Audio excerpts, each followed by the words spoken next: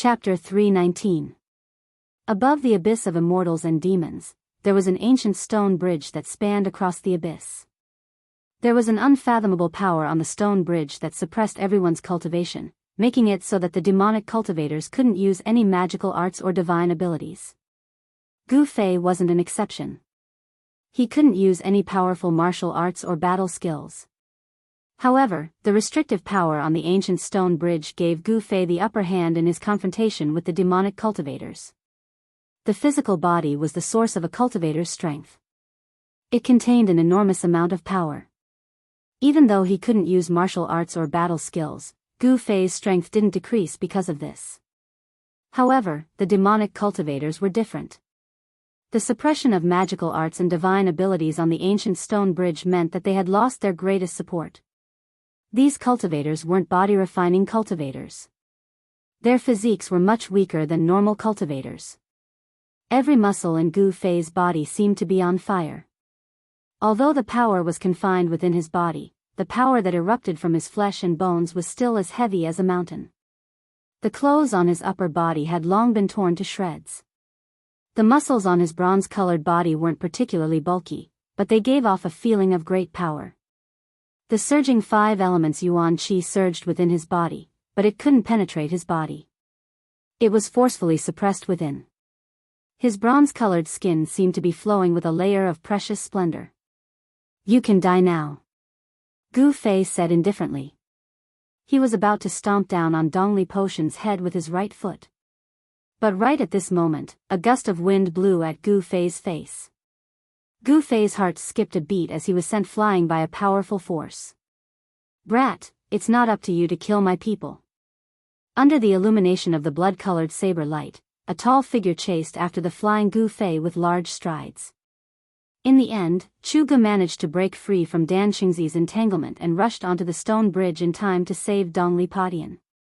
Otherwise, this outstanding disciple of his would have had his head crushed by Gu Fei. "A bunch of trash. There are so many of you, yet you can't kill this brat.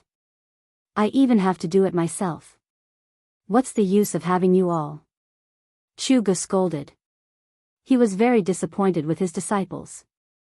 Dongli Potion crawled up from the ground, his body on the verge of collapse. His injuries weren't light at all. After hearing Chu Ji's words, his face was filled with shame. He was the most outstanding person in the younger generation of the Six Paths Devil Palace. He was known as the #1 expert of the younger generation in the Monarch City. He had never been in such a sorry state before. At this moment, Dongli Potion's hatred for Gu Fei had reached its peak. 2 beams of extreme hatred shot out from his eyes. He wanted nothing more than to tear Gu Fei into 1,000 pieces in order to vent the resentment in his heart and wash away the humiliation he had suffered. "Chu Ge, your opponent is me." At this moment, an angry roar came from the distant sky. Bang! With a loud bang, a mass of bloody light exploded, and a figure shining with golden light rushed out of the bloody light. Swoosh! A golden rainbow broke through the sky and shot towards the abyss of immortals and demons. As if it had shattered the void, a golden figure landed beside the abyss of immortals and demons like a meteor. Dan Qingzi broke through Chu Ji's blockade and arrived at the ancient stone bridge beside the abyss of immortals and demons. Without thinking, he rushed onto the ancient stone bridge.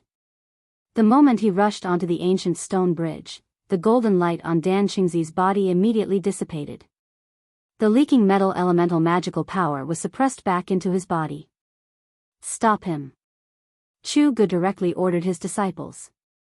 He himself waved the sky devil saber and fiercely slashed at Gu Fei. Preposterous. Gu Fei quickly dodged with the 8 desolation steps.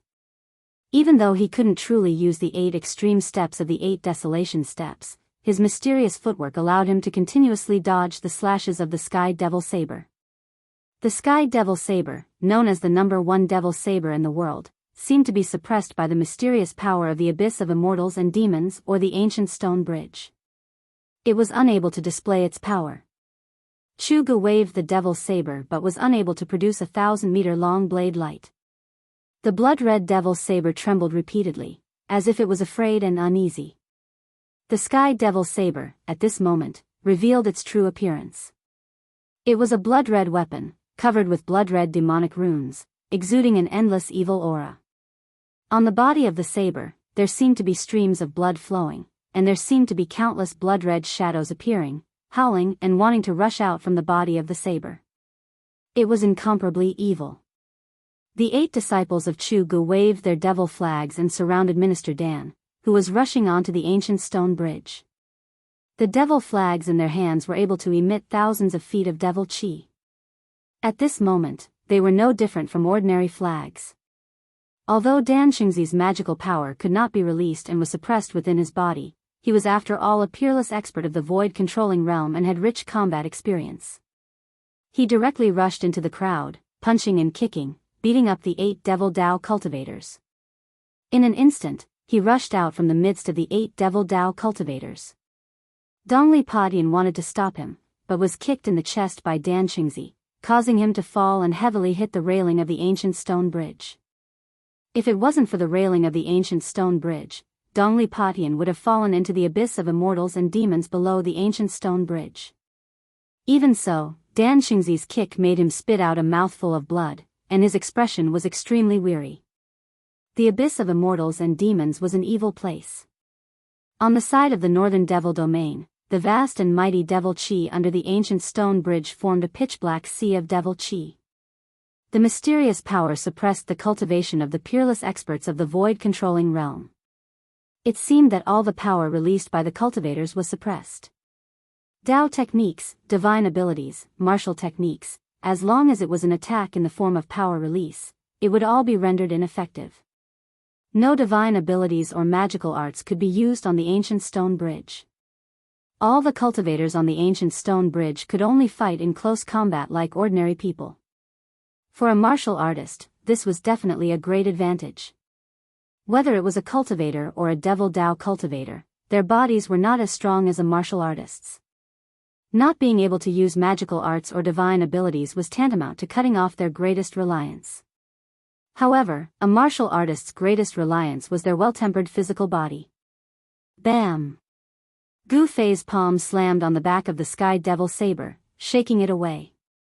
His right leg was like a divine whip, sweeping towards Chu Ji's waist. When he saw that Chu Gu couldn't use magical arts or divine abilities on the ancient stone bridge, Gu Fei immediately felt relieved and decisively counterattacked. Close combat was a martial artist's strength. Damn it! Chu Ji's knee struck Gu Fei's sweeping right leg. Gu Fei's right leg struck Gu Fei's knee. It was like 2 pieces of divine iron violently colliding, and the sound of metal colliding rang out. This was a collision of pure physical strength. Chu Ji's body had been transformed by the demonic god's blood from God Demon Island and had also become incomparably powerful. Gu Fei felt as if his right leg had struck an incomparably hard iron stone. The powerful recoil caused his right leg to go numb. Gu Fei decisively retreated. He was very surprised. Chu Ji's body was so strong that it didn't seem to be any weaker than his own. The power that erupted from Chu Ji's body seemed to be even stronger and more ferocious than his own. Just as Gu Fei was being forced back by Chu Gu, Minister Dan arrived. He took out an ancient sword from his magic treasure pouch, and with a chi sound, he directly stabbed it towards Chu Ji's back. Magic treasures were ineffective. On the ancient stone bridge, only such an attack could injure the other party. Chu Gu spun the heavenly devil saber and flipped it towards Minister Dan's ancient sword. He wanted to use the sharpness of the heavenly devil saber to break Minister Dan's ancient sword. Minister Dan knew that the ancient sword in his hand wouldn't be able to block the heavenly devil saber, so he hastily retracted his sword. Then his body moved along with the sword, stabbing it towards Chu Ji's dantian. The dantian was incomparably important to cultivators and Devil Dao cultivators. This was because it was where the Dao nascent and Devil nascent resided. It was the source of power for cultivators and Devil Dao cultivators. Chu Ji's Devil nascent had long since been devoured by a nameless devil god descendant on God Demon Island. He had spent a great deal of effort to use his second primordial spirit to cultivate a devil nascent again, and he viewed it as more important than his own life. Seeing Minister Dan's sword stabbing towards his dantian, Chu Gu couldn't help being infuriated. At the same time, his hands sank and the heavenly devil's saber slashed downwards, blocking Minister Dan's ancient sword. At the same time, he punched towards Minister Dan's face. Chu Ji's physique was incomparably strong, and his fist energy was even more ferocious by Gu Fei. Minister Dan only felt a sharp pain from the wind blowing against his face. He couldn't help but be startled and hastily jumped back to dodge. A peerless void-controlling expert in the cultivation world, on the ancient stone bridge, was like a warrior in the secular world. Punches and kicks were exchanged, and sword slashes were exchanged. If others were to see this scene, they would definitely be dumbfounded. One had to know that a void-controlling expert in the cultivation world was also an expert of a generation. They had the power to move mountains and seas, and they had great divine abilities. Once such a figure engaged in a battle, it would definitely be earth-shattering. Even a casual divine ability or spell technique would be able to destroy a forest or blast a mountain to pieces. However, on the ancient stone bridge, even a void-controlling expert could only be like an ordinary person, fighting in close combat. The abyss of immortals and devils was difficult for mortals and immortals. All spells and divine abilities were rendered useless here. This was the barrier between the northern devil domain and the central plains. Regardless of immortals or mortals, they could only cross the ancient stone bridge to travel between the northern devil domain and the central plains. Of course, if the Devil Dao cultivators of the extreme northern devil region wanted to enter the central plains, they didn't necessarily have to go through the abyss of immortals and demons. The extreme northern devil region's 9 great forces all had transmission arrays built in secret places in the central plains.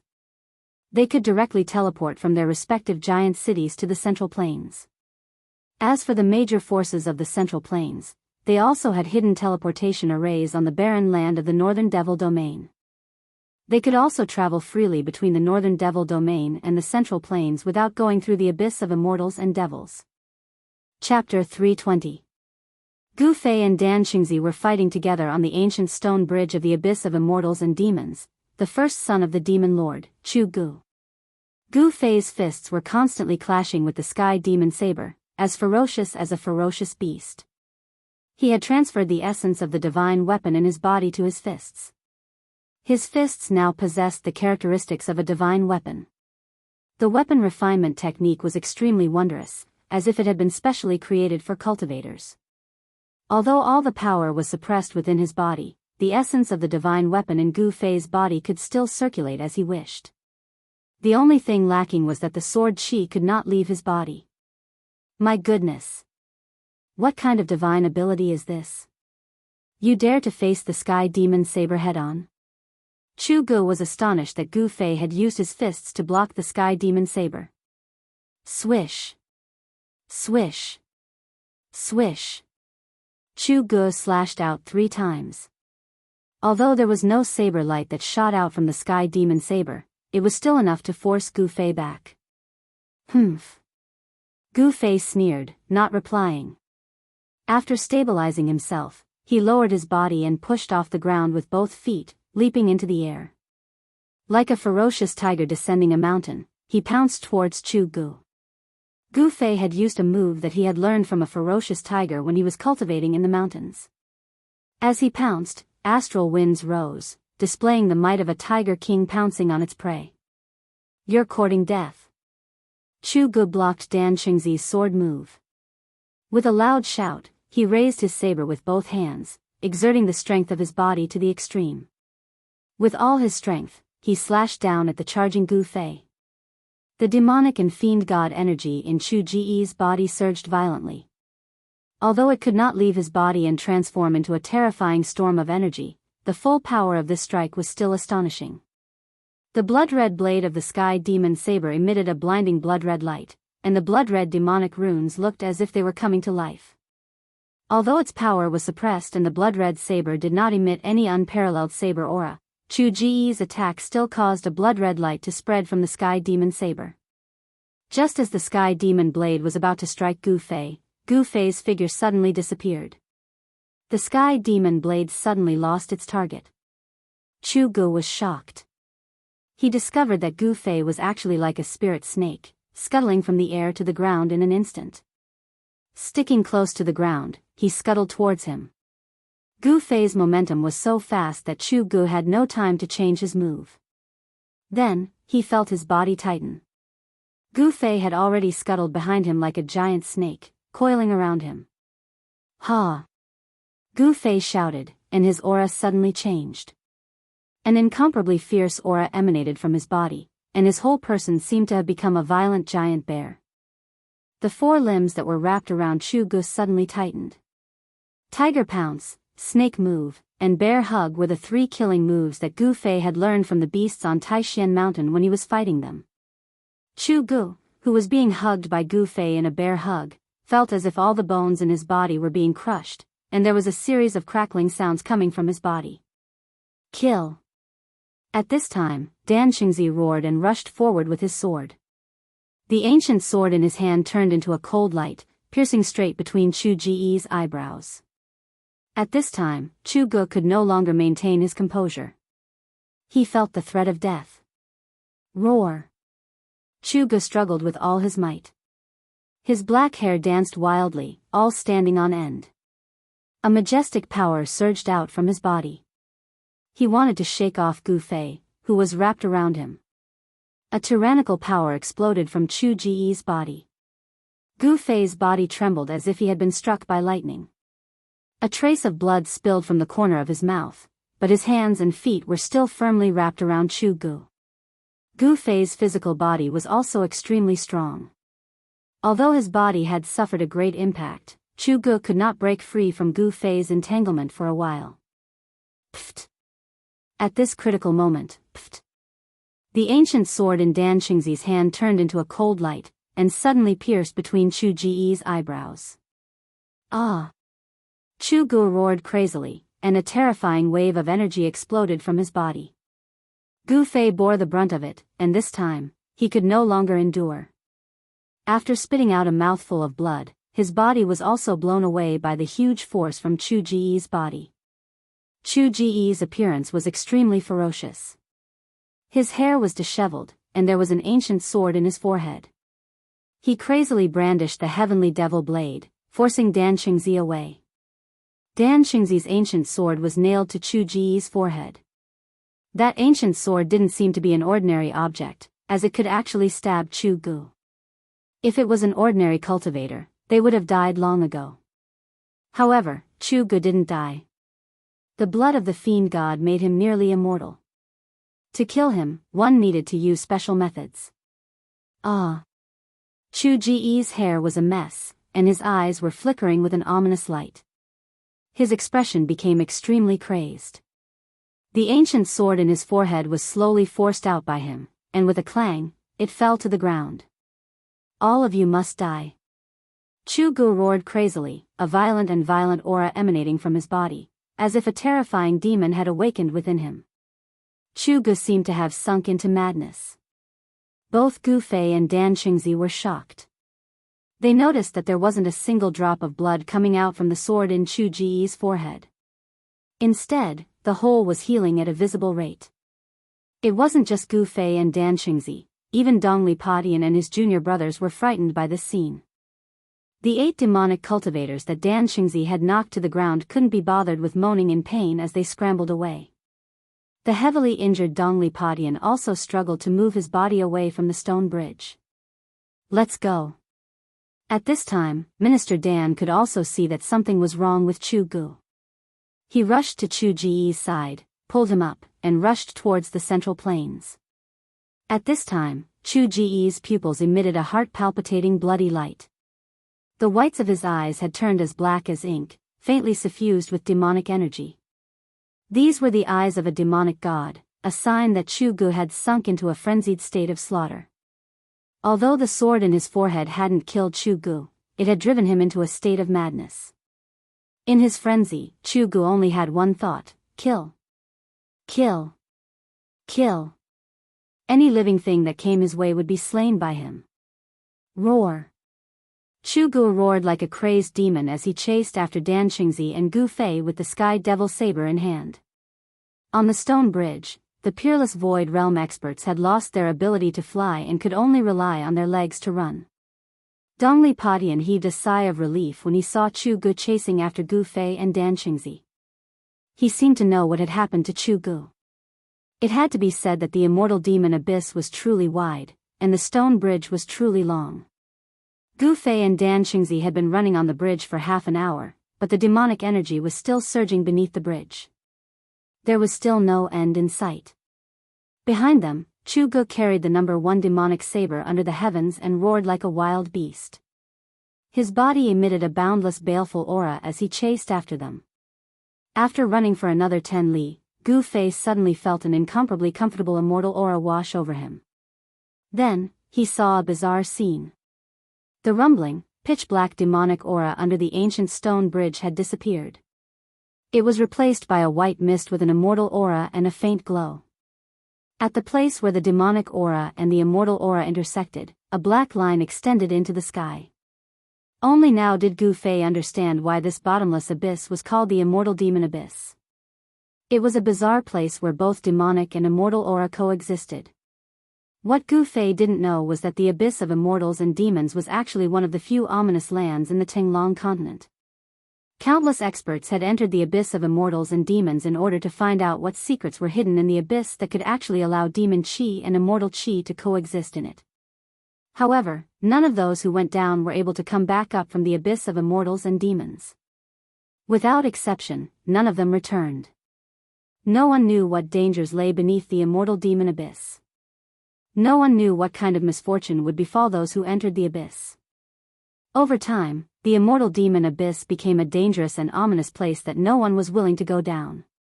Very quickly, Gu Fei and Dan Qingzi rushed from one side where the demonic energy surged to the side where the immortal aura lingered. The end of the stone bridge was still in sight. The power in his body was still forcefully suppressed within his body. He could not use any Dao techniques or divine abilities. They were still ineffective. The immortal chi below the ancient stone bridge was incomparably chaotic. It was difficult for him to use it. Oh no. Suddenly, Dan Qingzi's expression changed. Then, Gu Fei saw a group of people approaching from the bridge. Because it was far away, he couldn't see how many people there were. "Martial uncle, what's going on?" Gu Fei asked. Although he spoke, he didn't slow down at all. He was still running as if he was flying, closely following behind Dan Qingzi. Dan Qingzi naturally knew what Gu Fei was asking. He replied, "Those are traveling merchants from the Central Plains to the Northern Devil region. I didn't expect to meet a traveling merchant group at this time." What? They actually dare to do business with people from the Devil Dao? Gu Fei was taken aback when he heard this. Merchants chase after money. As long as there's money to be made, there's nothing they wouldn't dare to do. Dan Qingzi said disapprovingly. He seemed to understand merchants very well. Although their strength was suppressed by the mysterious power within their body, their running speed was still as fast as lightning. In just a short while, Gu Fei and Dan Qingzi were already close to the traveling merchant group. They saw that the traveling merchant group actually had about 200 to 300 people. Their carriages were filled with goods and they were slowly moving forward on the stone bridge. Someone in the caravan noticed something strange in front of them. A middle-aged man riding a tall horse waved his hand, and the caravan stopped. The middle-aged man was about to shout, but he didn't expect that the people in front of him didn't have any intention of stopping. Who? Who? Who? Two sounds were heard. Two silhouettes rushed past the middle-aged man, bringing with them a strong wind that caused his face to feel a faint pain. The middle-aged man was shocked. He was about to curse, but he swallowed it back into his stomach. He didn't dare to offend such an expert. Just at this time, a beast-like roar resounded in front of them. A fierce evil chi surged from the front, and all the horses in the traveling merchant group immediately neighed in fright. Before the middle-aged man who was clearing the path in front of the caravan could see what was happening, he saw a blood-red light infinitely magnifying in his eyes. His last consciousness was forever stuck on that blood-red light that had suddenly appeared. Pung! The middle-aged man and his horse were split into two halves. The horse's corpse and the man's corpse flew to the sides and fell into the abyss of immortals and demons. In an instant, they disappeared under the ancient stone bridge that was covered in white mist. A frightening demonic shadow rushed out from the exploding blood-red rain. It was like a crazy demon, and it roared as it pounced into the crowd. In an instant, blood and flesh flew everywhere, and miserable screams and wails filled the air. The crowd was in chaos, and the merchants and guards fled in panic. There were even some people who fell off the ancient stone bridge in the midst of the chaos, and their miserable screams echoed in the air. Chu Gu, who had fallen into a state of madness, only knew how to kill. He brandished the demonic blade, and as if he was chopping vegetables, he harvested the lives of these unlucky people. The people who were cut by him were quickly devoured by the demonic blade, and even their souls were absorbed into the blade, becoming nourishment for the demonic blade. Just as Chu Gu was slaughtering the merchants and guards in front of him to his heart's content, a figure suddenly approached Chu Gu.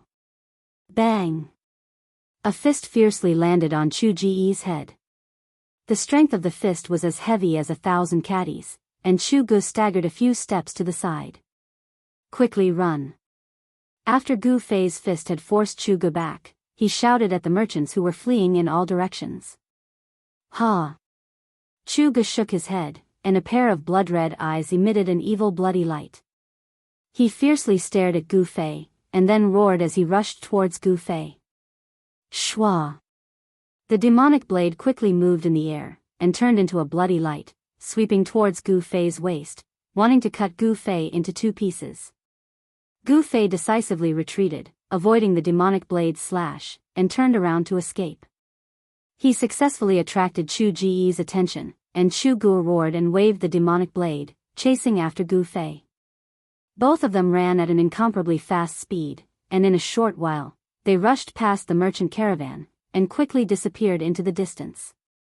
At this time, the merchants and guards still did not know what had happened. Everyone was stunned, and for no reason, a terrible disaster had befallen them.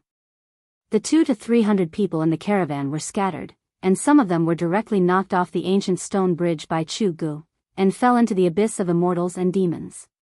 In the blink of an eye, the caravan had lost dozens of people. Fighting with Chu Gu, who had fallen into a state of madness, was full of uncertainties, especially on the ancient stone bridge of the abyss of immortals and demons. If they fell into the abyss of immortals and demons, they would die, but if they rushed to the other side, the situation would be different. Therefore, Gu Fei and Dan Qingzi rushed forward with all their might.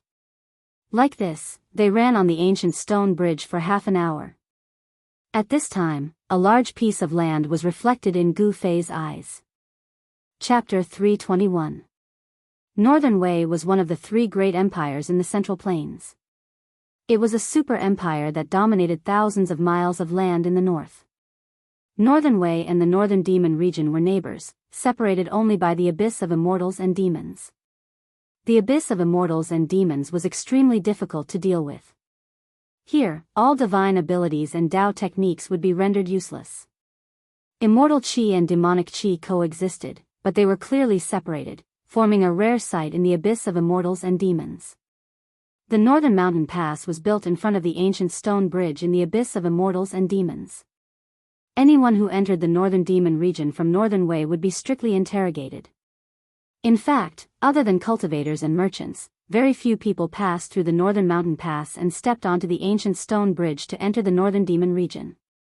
Other than the 9 great cities and the Lost Forest, the Northern Demon region was a barren wasteland covered in frost. It could be said that there was a shortage of resources. In order to make a huge profit, some large merchant groups or merchants would form caravans to enter the Northern Demon region from time to time. Although entering the extreme North Devil region was very risky, under the stimulation of high profits, taking a risk was also worth it. The Northern Mountain Pass was guarded by the Northern Wei elite soldiers. Of course, the soldiers of the mortal world, even if they were elites, would not be able to resist the demonic cultivators from the Northern Demon region. However, it was rumored that the Northern Mountain City, 30 miles behind the Northern Mountain Pass, was guarded by a peerless demonic cultivator. Gu Fei and Dan Qingzi rushed all the way from the ancient stone bridge. Behind them, Chu Gu, who had fallen into a state of madness, chased after them with the sky devil blade in hand. One in front, one behind, the two of them were as fast as lightning. When they got close to Biling Pass, the soldiers on top of the gate tower noticed them from afar. A horn sounded from the gate tower. Groups of armored soldiers armed with spears rushed out from all over Biling Pass. A group of archers lined up on top of the gate tower, nocked their arrows, and aimed at Gu Fei, Dan Chenzi, and the crazed Chu Gu who were rushing over from the ancient stone bridge. Halt! Otherwise, you will be killed without mercy. A mighty middle-aged man clad in battle armor, who looked like a general, stood on top of the city gate tower and shouted loudly. This man was full of energy, and his voice traveled far. Marshal Uncle, what should we do? Gu Fei asked Minister Dan with a frown when he saw the incomparably nervous soldiers on the city walls. Gu Fei and Dan Qingzi did not stop and continued to rush forward. Let's charge straight through, Minister Dan said. He completely disregarded the threat of the general on the city tower and continued to rush towards the city gate. The northern mountain pass stood beside the abyss of immortals and demons, and the ancient stone bridge faced the city gates of the northern mountain pass. If Gu Fei and Minister Dan wanted to pass through, they would have to break through the tightly shut city gates or directly cross the city tower. In the blink of an eye, Gu Fei and Minister Dan had rushed forward another 100 feet.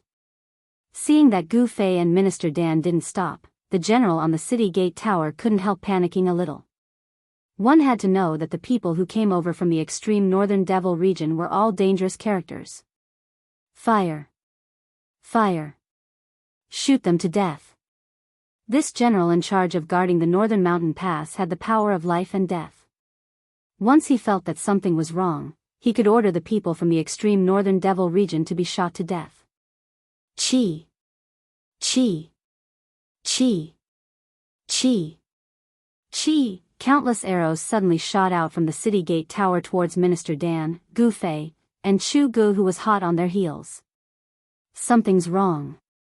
Gu Fei could see that the arrows that were shot at them from the city gate tower were not ordinary arrowheads. He noticed that the arrowhead of each arrow was glowing with a blue light. Don't touch those arrows directly, Minister Dan reminded. The arrows whistled through the air, and Minister Dan and Gu Fei bore the brunt of the attack. They did not touch the flying arrows, but used their movement skills to constantly dodge. Gu Fei used the 8 desolation steps, and like a phantom, he dodged the densely packed arrows.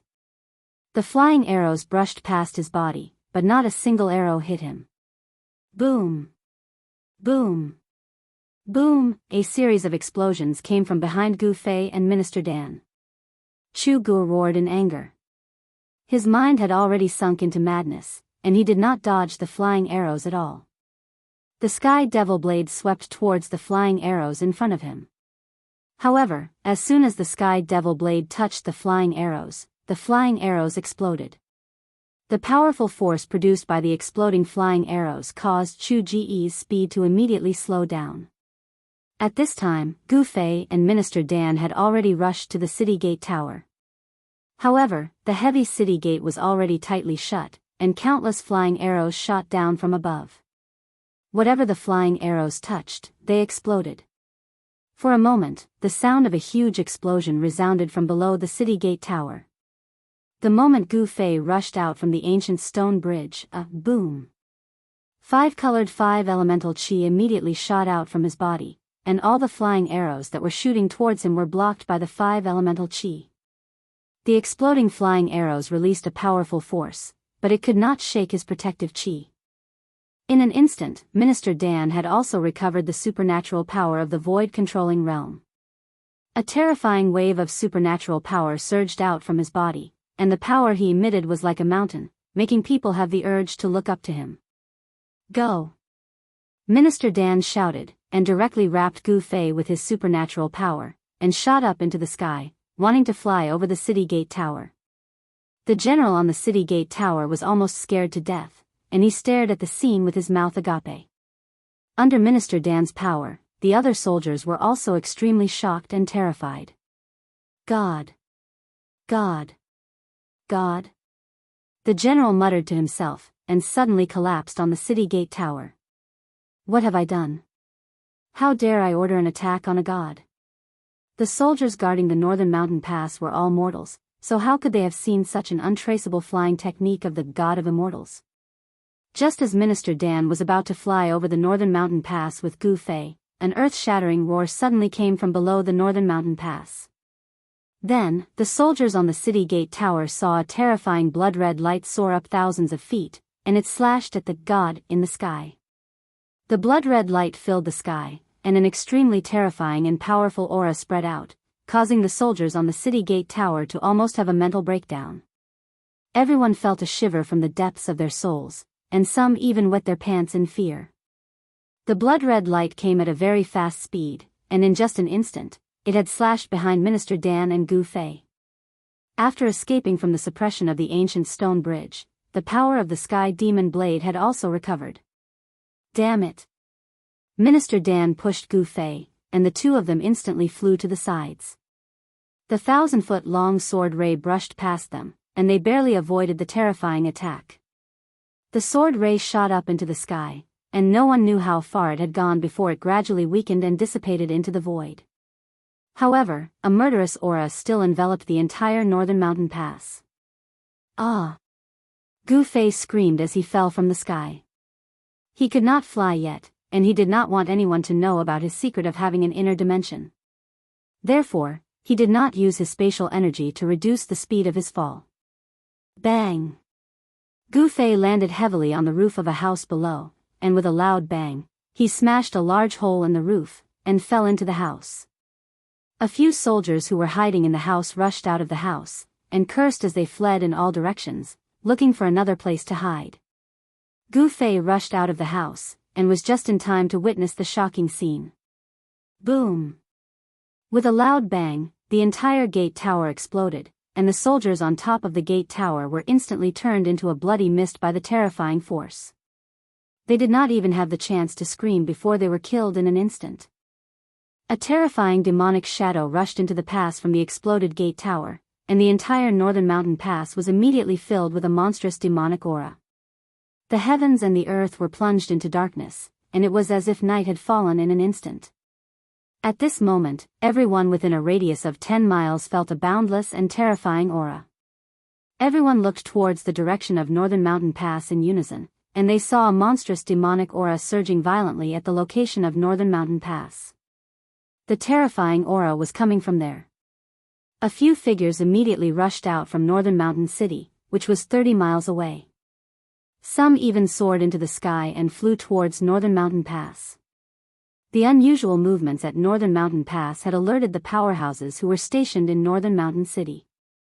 The terrifying figure shrouded in demonic aura had 2 spots of blood-red light coldly scanning in all directions. Then, a blood-red blade gleam appeared, and the blood-red light soared thousands of feet into the sky, slashing towards a golden figure in the sky. The mystical demonic aura rushed out of Chu Ji's body like a burning black demonic flame, and his blood-red eyes emitted an extremely crazy divine light. Chu Ji's expression was extremely ferocious, and he looked like a ferocious demon that had rushed out from hell. The target of the blood-colored saber light was Minister Dan. Even though Chu Gu was in a frenzy, he could sense a powerful aura from Minister Dan. Subconsciously, Minister Dan became Chu Ji's target to kill. Swoosh! Minister Dan was like a golden shadow, and he suddenly transformed into a dozen illusory figures. He dodged the slash of the heavenly demon blade's 1,000-foot blade gleam, and charged towards Chu Gu. Rumble! The blood-red blade gleam struck the ground, and the 1,000-foot blade gleam directly split Northern Mountain Pass into 2. Houses continued to collapse, and dust rose high into the sky. The soldiers in Northern Mountain Pass cried and screamed as they fled in all directions. It was a chaotic scene. At this moment, everyone had broken down. They only had one thought in mind, and that was to escape from Northern Mountain Pass. Gu Fei knew that a battle of this scale was not something he could intervene in. Moreover, if Minister Dan wanted to retreat, Chu Gu, who had fallen into a state of madness, would not be able to stop him. Since he could not help, Gu Fei decisively rushed out of Northern Mountain Pass that was shrouded in demonic aura. Boom! Just as Gu Fei rushed out of Northern Mountain Pass, a loud noise came from behind him. A vast wave of energy spread out, and the entire Northern Mountain Pass trembled, and houses continued to collapse. Chapter 322. Hee hee. I didn't think there would be something interesting to watch in this remote place. This is great. Suddenly, a crisp laughter that sounded like a silver bell was heard from afar. Gu Fei looked towards the direction of the laughter and saw a graceful green silhouette gliding across the snow-covered forest. In the blink of an eye, she was near. The north was a bitterly cold land.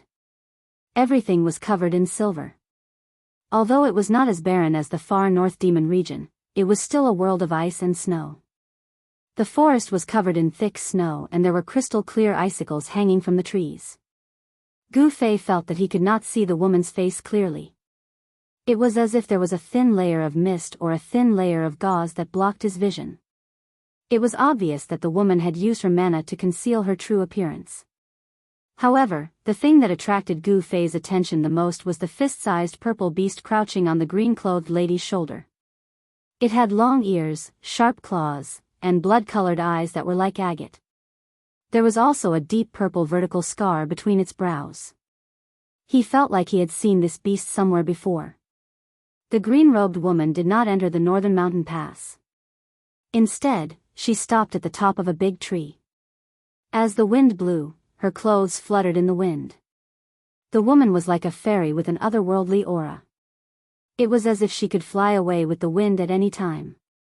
Although he could not see the woman's face, Gu Fei knew that she was definitely a beauty that could topple a city and could captivate even the birds and beasts. Suddenly, Gu Fei remembered something and exclaimed, "Three-eyed mink?" He remembered why the little beast crouching on the green-robed woman's shoulder looked so familiar. He could not help but be shocked. Back when he was on his way to the southern wilderness, he saw a green-robed woman. In order to capture the three-eyed mink, she did not hesitate to cover a part of the world with a fire net and destroy a part of the forest. Could this green-robed woman be the person from that day? I didn't expect you to know about the three-eyed mink." The woman turned to look at Gu Fei. Her tone was a little surprised. She then focused her attention on the Northern Mountain Pass in front of them. In the eyes of the woman, Gu Fei was covered in blood, his hair was disheveled, and his clothes were in tatters. He looked like a soldier who had just returned from the battlefield and was in an extremely sorry state.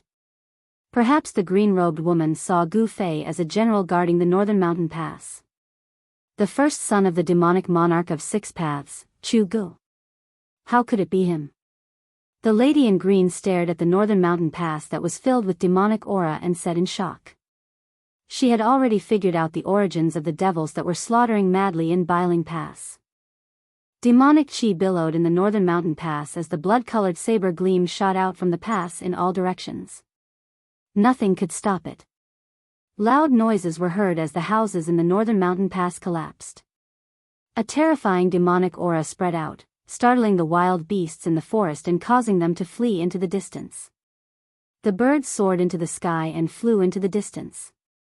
Amidst the demonic aura, a golden light flashed and a powerful wave that was not weaker than Chu Ji's spread out. Minister Dan and Chu Gu were engaged in a fierce battle. Who is that? How could he fight against Chu Gu, who has the Sky Devil Saber, and not be at a disadvantage? The green-robed woman seemed to be very knowledgeable. She could tell that there was an expert who was fighting against Chu Gu. Squeak squeak. Suddenly, the three-eyed purple mink that was crouching on the right shoulder of the green-robed woman stood up and squeaked excitedly as if something in front had attracted the little beast. Hee hee. Do you want to play too? The green-robed woman patted the little beast's head and said with a smile. Then you can go. The green-robed woman seemed to dote on the little beast. The little beast seemed to understand the green-robed woman's words and squeaked happily. It leaped down from the green-robed woman's shoulder and turned into a purple ray of light, charging into the Northern Mountain Pass. The green-robed woman had no intention of making a move. She quietly stared at the surging demonic aura in front of her. At that moment, a whooshing sound came from the sky. With a piercing sound, a green divine rainbow streaked across the sky like a meteor, shooting down towards the northern mountain pass. How dare you destroy the northern mountain pass? Aren't you afraid of stirring up a war between the righteous and the evil? The newcomer swept away the layers of demonic aura and charged into the northern mountain pass. The expert from the northern mountain pass had arrived. The loud voice could be heard from tens of miles away. It shook the snow in the snow forest and caused Gu Fei's blood to boil and his face flushed red. The peerless expert of the Imperial Void Realm was truly terrifying. His voice was like a bell that shook one's heart. The green-robed woman did not react. She seemed to have completely ignored the terrifying sound wave from the peerless expert. She stood calmly on the top of the tree. Chu Gu, is that you? A cry came from the northern mountain pass that was filled with demonic aura. The peerless expert who had just charged into the northern mountain pass seemed to be shocked. Chu Gu, have you lost your mind? The expert roared in anger. There was a flash of blood in the demonic aura. He seemed to be in great trouble. He really has lost his mind. Let's work together to take him down. Minister Dan's voice was heard. Minister Dan of the Taishian sect? Alright, let's work together to take down this demon, the peerless expert said. Boom! A terrifying wave of energy suddenly burst out from the northern mountain pass. It was like a huge wave of energy that spread out. The gate that connected the northern mountain pass to the northern mountain pass collapsed and dust flew into the sky. The peerless expert attacked with all his might. The power was earth-shattering. The 10-feet-tall city wall was like snow under the scorching sun. It was instantly pushed down by the surging energy storm. Dozens of figures rushed out from the northern mountain pass. The people who rushed out were the soldiers of the Yen Kingdom who were guarding the northern mountain pass. Most of them were affected by the battle between Minister Dan and Chu Gu. There were countless casualties, and less than 50 of them rushed out from the northern mountain pass. However, the dozens of soldiers who rushed out of the northern mountain pass were not able to escape their tragic fate. Wisps of black qi seeped out from their bodies. It was the Xian Yin demonic qi. The eyes of the soldiers turned blood red. Demonic tattoos appeared on their faces and hands. It was as if there were thousands of little insects crawling under their skin. It was extremely terrifying. Hee, roar. The soldiers who rushed out of the northern mountain pass screamed in pain as if they had gone mad. Their hands constantly scratched and tore at their bodies. Their heads and scalps were torn off, and their flesh was a bloody mess. Then, the dozens of soldiers began to fight in a frenzy on the snowy ground. These soldiers were just ordinary people. It was difficult for them to resist the invasion of the demonic aura. They had been demonized and lost their rationality. They had become demonic creatures that did not know pain or life or death. Ashes to ashes, dust to dust. Rest in peace. The green-robed girl flicked her hands and dozens of sparks flew out from her hands. They crossed a distance of hundreds of feet and accurately hit the bodies of the dozens of demonic soldiers. Boom! Almost at the same time, the dozens of soldiers were engulfed in flames. In the blink of an eye, the dozens of soldiers were turned into ashes. This. Gu Fei looked at the scene in shock. He was extremely shocked. What kind of fire was this? It was so domineering that it burned a person into ashes in an instant. Swoosh. Swoosh. Swoosh. Just as the green-robed girl killed the dozens of demonic soldiers, 5 or 6 figures rushed over from the main road to Northern Mountain City. A powerful aura immediately spread over. Gu Fei felt that none of these people's cultivation was lower than his. Where did so many masters come from? Gu Fei could not help but be shocked. He did not know that Northern Mountain City guarded the main road from the northern demonic region to the Central Plains. There were often masters standing guard in the city to deal with sudden incidents. Northern Mountain Pass and Northern Mountain City were the first checkpoints from the northern demonic region to the Central Plains. Not only did the Northern Yen Empire pay attention to them, but the cultivation world also paid close attention to them. Not only did they have to guard against demonic creatures from the northern demonic region, they also had to prevent large numbers of demonic cultivators from the northern demonic region from entering the Central Plains. The northern mountain city was filled with spies from various righteous forces. If anything happened at Northern Mountain Pass, the entire cultivation world would know immediately. The 5 or 6 figures that rushed over from the main road stopped in the distance. Everyone stared in shock at Northern Mountain Pass that was shrouded in demonic aura. No one dared to move forward. The battle within Northern Mountain Pass was no longer something they could interfere with. People continued to rush over from the main road. Soon, more than 10 people gathered in the snow forest. None of these people were weak. They were at least in the transcending mortality stage. Gu Fei felt that some of them had even reached the 8th or 9th heaven of the transcending mortality stage. These people were definitely the strongest among the transcending mortality stage cultivators.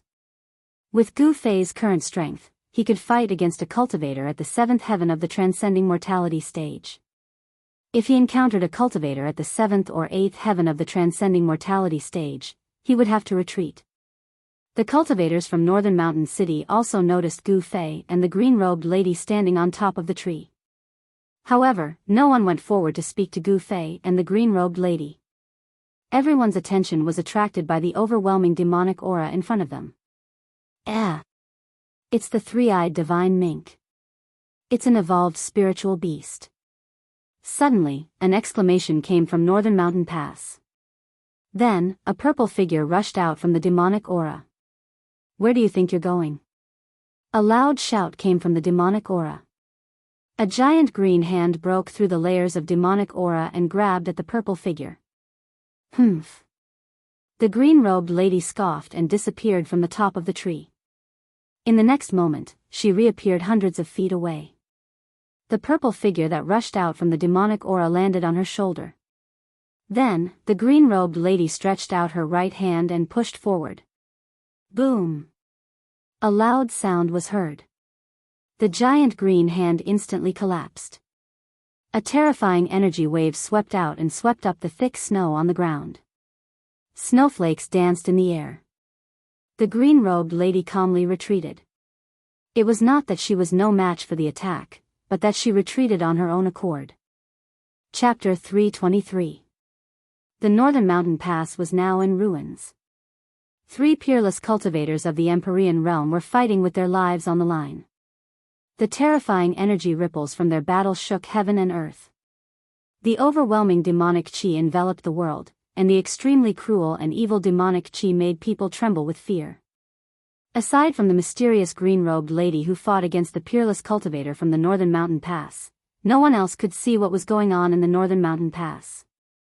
Chu Gu, who had fallen into a state of madness, seemed to have turned into a terrifying demon. He slashed at the 2 peerless cultivators with his saber. Thousands of feet-long saber rays shot out from the demonic aura from time to time. The saber aura from the heavenly demon saber was extremely terrifying. Everywhere the saber ray passed through, not only did it devour all the spiritual chi in the surroundings, but it also severed all vitality, causing the trees to wither. The cultivators who were watching the battle from hundreds of feet away were forced to retreat. Only the mysterious green-robed lady seemed unafraid of the saber aura from the heavenly demon saber. She stood at the top of the tree and watched the battle unfold before her. The three-eyed divine mink crouched on the lady's right shoulder. If it were not for the lady's timely intervention, the little beast would have been captured by the peerless cultivator. A demon? Gu Fei was shocked that the peerless cultivator had called out the mysterious woman's identity. Moreover, the mysterious woman did not deny it. The other cultivators who rushed over from the Northern Mountain Pass were also shocked when they heard the peerless cultivator's words. After all, the lady in green was in the form of a human. If she was truly a demon, then she was a demon that could shapeshift. A demon that could shapeshift would have a terrifying cultivation base. She would at least be at the Empyrean realm of the human race. Furthermore, due to the innate advantage of the demon race, they were usually much more powerful than human cultivators of the same level. The mysterious green-robed lady definitely had the strength to intervene in the battle. However, she had no intention of doing so. It was as if she was purely watching the show and had nothing to do with it. Gu Fei found it difficult to defend against the terrifying energy waves that were constantly spilling out from the front. He kept retreating until he was half a mile away from the battle before he felt a little better. The pressure from the peerless cultivator was truly shocking. It was as if a 1,000-pound boulder was pressing down on his heart. It was extremely heavy and oppressive. Gu Fei did not join the cultivators from Bailing City. Instead, he stood alone in the snowy forest, paying close attention to the battle before him. After all, Minister Dan was fighting Chu Gu together with that peerless expert. Gu Fei couldn't leave by himself. More and more cultivators appeared in the snow forest. The Northern Mountain Pass was not far from Northern Mountain City. The cultivators in Northern Mountain City had already sensed the abnormality at the Northern Mountain Pass and were heading towards the Northern Mountain Pass. Gu Fei sensed several powerful auras appearing in the snowy forest. At first, he did not care, but soon, he felt that someone was watching him. The few experts who exuded powerful auras approached Gu Fei intentionally or unintentionally. There was one person on each side, and they were actually surrounding Gu Fei. Who are these people? Gu Fei's heart trembled.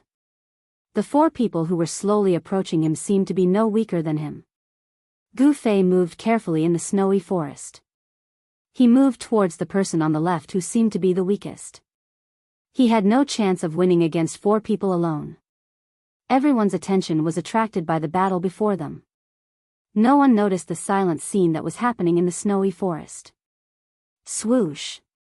Gu Fei suddenly pushed off with both feet on the snowy ground and flew towards the person on the left. While he was in the air, his right hand had already pressed forward. Rumble. There was a violent tremor. Surging golden yuan qi surged out from Gu Fei's right hand. The violent power shook the void. A large golden hand quickly appeared and pressed towards the person. The distance between the two was less than 300 feet. Gu Fei pounced like a tiger pouncing on its prey. In an instant, he pounced more than 200 feet forward, and then when he was less than 4 feet away from the person, he directly struck out with his palm. Gu Fei's movements were extremely fast. The other 3 didn't expect Gu Fei to suddenly be in trouble and were stunned for a moment. By the time they regained their senses, Gu Fei had suddenly launched a palm strike at the person on the left with the weakest cultivation. 1,000 blades and 10,000 swords. That person let out a soft shout. A dazzling golden light burst out from his body, like a sun had fallen into the snowy forest. His hands drew a mysterious trajectory in the void. A golden light spread out, like a golden wave, towards Gu Fei's palm of light. Amidst the surging golden waves, tens of thousands of saber and sword shadows quickly condensed. Like tens of thousands of saber and sword shadows, they fiercely slashed out. Boom! With a loud bang, the endless golden swords and sabers collided with the palm of light. The aftershock spread in all directions, and the trees near the 2 of them were directly shattered into splinters that flew all over the sky. The thick snow on the ground was rolled up by the mighty waves of air, revealing the soil under the snow. 5 elements magical power, you are from the Beitang clan. Gu Fei recognized the terrifying magical power of this person at a glance. He did not retreat, instead, he strode forward. He sent out another palm strike, and the man was pushed back by the violent force of the palm strike. His mask was wet, and it was obvious that he had suffered internal injuries. These 4 masters did not show their true faces. Their faces were covered with black scarves. Gu Fei could already see that among these 4 people, there was a graceful young woman dressed in white. Just as Gu Fei was about to charge out of the encirclement after forcing that person back with an absolute advantage, the masked woman moved. Swoosh! She directly disappeared on the spot. The next moment, she directly crossed a distance of tens of feet and appeared behind Gu Fei. Without saying a word, the veiled woman waved her hand and a dazzling golden blade of light shot out. It was like a golden heavenly blade that slashed down on Gu Fei Li. The terrifying power of the divine ability seemed to draw in the power of the metal element between heaven and earth. The nearby spiritual qi seemed to be sucked dry in an instant and gathered on the golden blade of light. Roar! Gu Fei shouted angrily. A powerful force suddenly burst out from his body. He used the 8 desolation steps. It was as if he had teleported. In an instant, he rushed forward more than 300 feet. Bang! The unparalleled golden light blade fiercely struck the ground. The snow mixed with the soil was sent flying, and a 10 feet deep trench appeared on the ground. At this moment, the other cultivators in the snow forest had already sensed that something was wrong. However, no one cared about the battle between Gu Fei and the four people. Battles between cultivators were too common. However, a battle between peerless masters was rare. No one would miss it. It was very beneficial for cultivators in the transcending mortality realm to be able to watch a battle of this level. They might be able to comprehend many things from it, which would be very helpful for their cultivation to have a breakthrough, especially for cultivators in the 8th or 9th heaven of the transcending mortality realm. Just as Gu Fei dodged the masked woman's slash, a tall man who was approaching Gu Fei from the right took out a black bow that was surrounded by a black aura. It was a ghost bow that was refined with black bones. The entire bow looked like a spine. The black aura was not devil chi, but the eerie and terrifying occult ghost chi. The tall man in black pulled the bowstring of the black bone ghost bow in his hand. The pitch-black ghost bow glowed with a faint black light. The spiritual energy of heaven and earth surged towards the ghost bow. A faint black arrow appeared as the ghost bow was pulled. A powerful wave of energy spread in all directions with the tall man as the center. The tall man was immediately surrounded by a dense ghost chi, as if he had turned into the 9 serenities of hell. Gu Fei felt the danger. All the pores on his body opened. He did not dare to stay any longer. He rushed into the depths of the snow forest as if he had turned into a phantom. At this moment, the tall man had already pulled the ghost bow and shot an arrow at Gu Fei's back. The faint arrow's shadow was extremely fast. It caught up to Gu Fei in an instant. A gloomy aura enveloped Gu Fei. The ghost arrow, which was surrounded by black aura and seemed to be possessed by thousands of evil spirits, had already shot behind Gu Fei. Gu Fei was shocked. He tried his best to dodge to the side, but he only managed to avoid the vital parts of his back. Gu Fei only felt a chill on his shoulder. Then, he felt an extremely cold and evil energy shooting into his body. The black arrow did not penetrate Gu Fei's shoulder. Instead, it sank into Gu Fei's shoulder and entered Gu Fei's body. In an instant, Gu Fei's skin turned purplish black. Wisps of black aura seeped out of his pores. Then, faint and illusory ghost shadows appeared on Gu Fei's body. He seemed to be haunted by thousands of evil spirits. He looked extremely ferocious and terrifying. Roar! Gu Fei howled in pain. He felt as if there were countless ants gnawing at his internal organs and flesh. It also felt as if there were countless evil spirits tearing at his body. He was in extreme pain. The profound En ghost chi almost froze Gu Fei's blood. Gu Fei's vision darkened. He staggered forward for dozens of feet and almost fainted. When the 4 masked men saw that Gu Fei had been hit by that extremely evil arrow, they did not seem to be in a hurry to attack. Instead, they slowly surrounded Gu Fei. Humph. No one who has been hit by the 9 nether black bone bow's 9 nether black bone arrow can survive, the tall man said as he held the ghost bow that was surrounded by black aura. Wah! Gu Fei roared. Suddenly, a powerful sword chi exploded from his body. 2 rays of purple light shot out from his eyes like 2 sharp swords. The ghost chi all over his body was suppressed by the sword chi. Not good. The tall man was shocked. He retreated and drew his bow. He wanted to shoot another arrow and kill Gu Fei once and for all. However, Gu Fei rushed into the depths of the snow forest like a madman. Chapter 324. Inside the Northern Mountain Pass, the demonic chi that shrouded the entire Northern Mountain Pass had mostly dissipated. With Minister Dan and the peerless expert joining forces, they gradually gained the upper hand. However, even though Chu Gu was in a frenzy, the sky demon saber in his hand was still extremely powerful. The saber radiance soared thousands of feet into the sky, as if it was going to split the heavens and the earth. Nothing could stop it, and it was still difficult to determine the victor. No one was interested in the battle between Gu Fei and the 4 mysterious men. Compared to the battle between the peerless experts, Gu Fei's battle was child's play. No one interfered with the battle between Gu Fei and the four mysterious men. Gu Fei was hit by the arrow shot by the tall man with the demonic bow. The ghostly arrow sank into Gu Fei's body, as if countless evil spirits had followed the arrow and rushed into Gu Fei's body. It made Gu Fei feel as if thousands of evil spirits were chewing on his flesh and blood, destroying his consciousness. The pain almost made Gu Fei faint. However, he gritted his teeth and endured it. He could not faint. If he did, the four people behind him would definitely catch up to him and his life would be in danger. At the crucial moment, the mysterious essence of the divine weapon that Gu Fei had refined into his qi and blood seemed to be stimulated by the Xian Yin ghost qi that rushed into Gu Fei's body. It automatically released a powerful sword qi that protected Gu Fei's organs and consciousness, allowing him to temporarily stay awake. Gu Fei unleashed the extreme 8 steps with all his might and rushed forward in the snow forest. He had no idea where he was going, nor did he know how long he had been running in the snow forest. He no longer cared about anything in the outside world. There was only one thought in his mind, and that was not to die. If he died, there would be nothing left.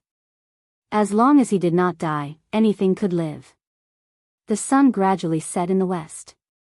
Gu Fei ran for his life in the snow forest for 6 to 10 hours, from noon to dusk, and from dusk until the stars appeared in the sky. 8th step extreme. Among the cultivators of the same level, there was absolutely no one who could match him. The four mysterious experts behind him were left far behind by Gu Fei. Under the erosion of the Xian Yin ghost qi, Gu Fei's consciousness gradually began to become drowsy. He did not even know that he had rushed into a jungle. Finally, when he was exhausted, he collapsed in a patch of grass. Preposterous. That kid was struck by the netherworld blackbone arrow, so how could he still run for so long? Within the snow forest, 4 figures were following the tracks that Gu Fei had left on the snow. They were moving at an incomparably fast speed on top of the thick snow. Boss Dongfang, your 9 nether black bone bow can't be an imitation, right? The 4 of them stopped under a big tree. The masked woman in white glanced at the bone bow in the hands of the tall man and said indifferently, "Beitang Yu, do you want me to shoot an arrow at you?" The tall man said unhappily. As he spoke, he actually pulled the string of the black bone bow in his hands. It was as if a ferocious spirit was vaguely roaring within it. "All right, can the 2 of you work together peacefully for once? I don't care if you kill that kid or not. However, if that kid doesn't die, you won't have a good life." A middle-aged man in purple with a black saber on his back said impatiently. He was also masked and had a strand of silver on his forehead. "Humph." The tall man that the masked woman called Boss Dongfang coldly snorted and put down the black bone bow in his hands. The tracks that Gu Fei had left behind on the snowy ground were very obvious. Therefore, these people were not in a hurry to chase after him. This was because Gu Fei had been struck by the netherworld black bone bow. Boss Dongfang was right. Ever since the netherworld black bone bow had been refined by that powerful ghost cultivator, no one had been able to escape with their lives from the netherworld blackbone arrow. The netherworld blackbone bow was not very famous in the cultivation world of the Tinglong continent. However, in the ghost palace of Plentiful City, it was an extraordinary ghost cultivator magic tool. Legend has it that when the netherworld blackbone bow was refined, the powerful ghost cultivator did not hesitate to slaughter the people of an entire town. He extracted the souls of tens of thousands of people and smelted them into the ghost bow. Network, the souls of those people were smelted into the ghost bow. Not only did they never come back to life, they were also used to slaughter living beings day and night. Over time, the resentment, baleful energy, and death energy of the ghost bow gathered and became a murderous weapon. Only an expert at the 7th or 8th heaven of the transcending mortality realm could pull the bow and arrow. If it was an ordinary person or a cultivator at the awakening self realm, as long as they touched the black bone bow, their soul would be instantly extracted by the black bone bow and then devoured. The Dongfang clan used countless manpower and resources and paid a great price to obtain this netherworld black bone bow. Let's continue. Before I see that brat's corpse, I will always feel uneasy. Another middle-aged man with white hair said. As he spoke, he pulled off the black cloth covering his face. The middle-aged man who was hit by Gu Fei's 2 palms and vomited blood was Beitang Yi, who had not been seen for a long time. That day outside the Dragon Emperor city of the southern wasteland, Gu Fei fought with Beitang Ao and Beitang Yi. Although he was seriously injured, he also injured Beitang Yi, who was at the transcending mortality realm, with his martial arts battle skills. That battle could be said to be extremely dangerous and unbelievable. Gu Fei, with his awakening self-realm cultivation base, had injured Beitang Yi, who was at the transcending mortality realm. There was a huge gap between the two of them. Everyone who paid attention to that battle thought that the Supreme Mystery Sect had produced a disciple with unlimited potential. They were already in the depths of the snow forest, far away from Biling Pass. They could no longer sense the fluctuations of energy coming from Biling Pass, so there were definitely no outsiders here. The other 3 mysterious experts also pulled off the masks covering their faces. The tall Dongfang clan's eldest brother was a rugged man. Beitang Yu was a beautiful woman with a cold expression. She seemed to be around 27 or 28 years old. As for the middle-aged man with a black saber on his back and a strand of silver hair floating in front of his forehead, his appearance was not outstanding. His face was a bit pale, as if he had not seen the sun for a long time. Age didn't mean anything. In the cultivation world, the most unreliable thing was a cultivator's appearance. Often, a young man with white teeth and red lips was an old monster who had cultivated for hundreds of years. Obviously, the Beitang clan and the Dongfang clan already knew that not only did Gu Fei not die in the virtual sky world, but he had also come out. The 2 experts of the Beitang clan, the eldest brother, and the middle-aged man with the saber continued to follow the traces left by Gu Fei. After walking for hundreds of miles, they noticed that the ice and snow around them gradually decreased.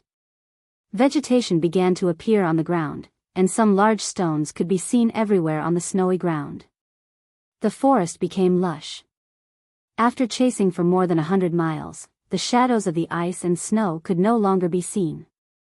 Beitang Yu and the others entered a dense forest where ferocious beasts could be seen everywhere. What's going on? Dongfang clan's eldest brother and the others became cautious. Something's wrong. Beitang Yu glanced around, her cold face revealing a solemn expression. She faintly felt that there seemed to be something wrong in this forest. The 4 of them gradually slowed down, and the traces left by Gu Fei in the forest gradually decreased. If it weren't for the 9 nether black bone bow in Dongfang clan's eldest brother's hand, which could sense the mysterious Een ghost aura in the air, they would have long lost the direction in which Gu Fei escaped. We're not going south.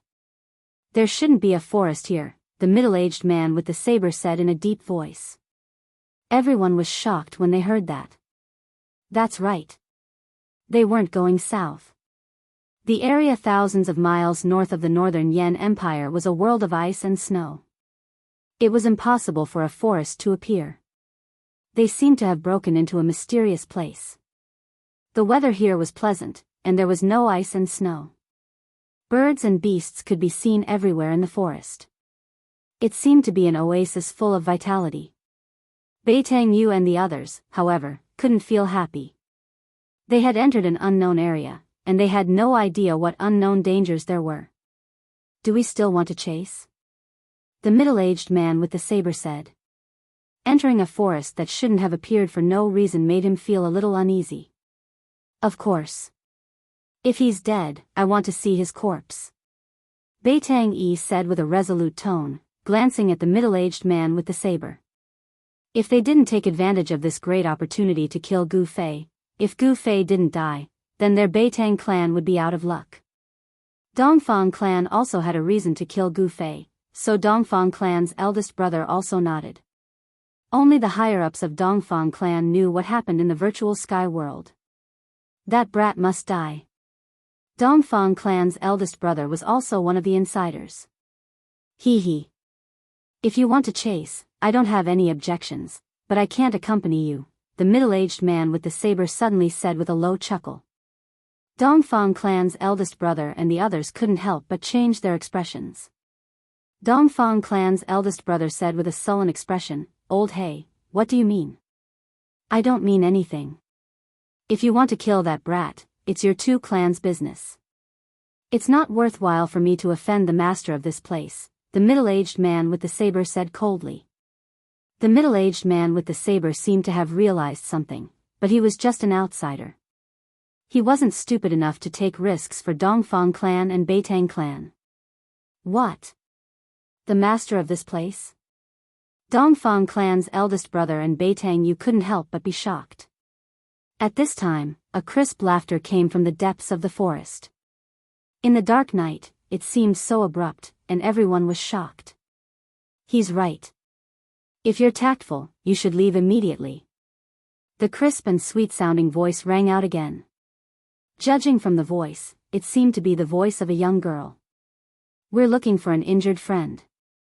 After we find him, we'll naturally leave," Beitang Yu said.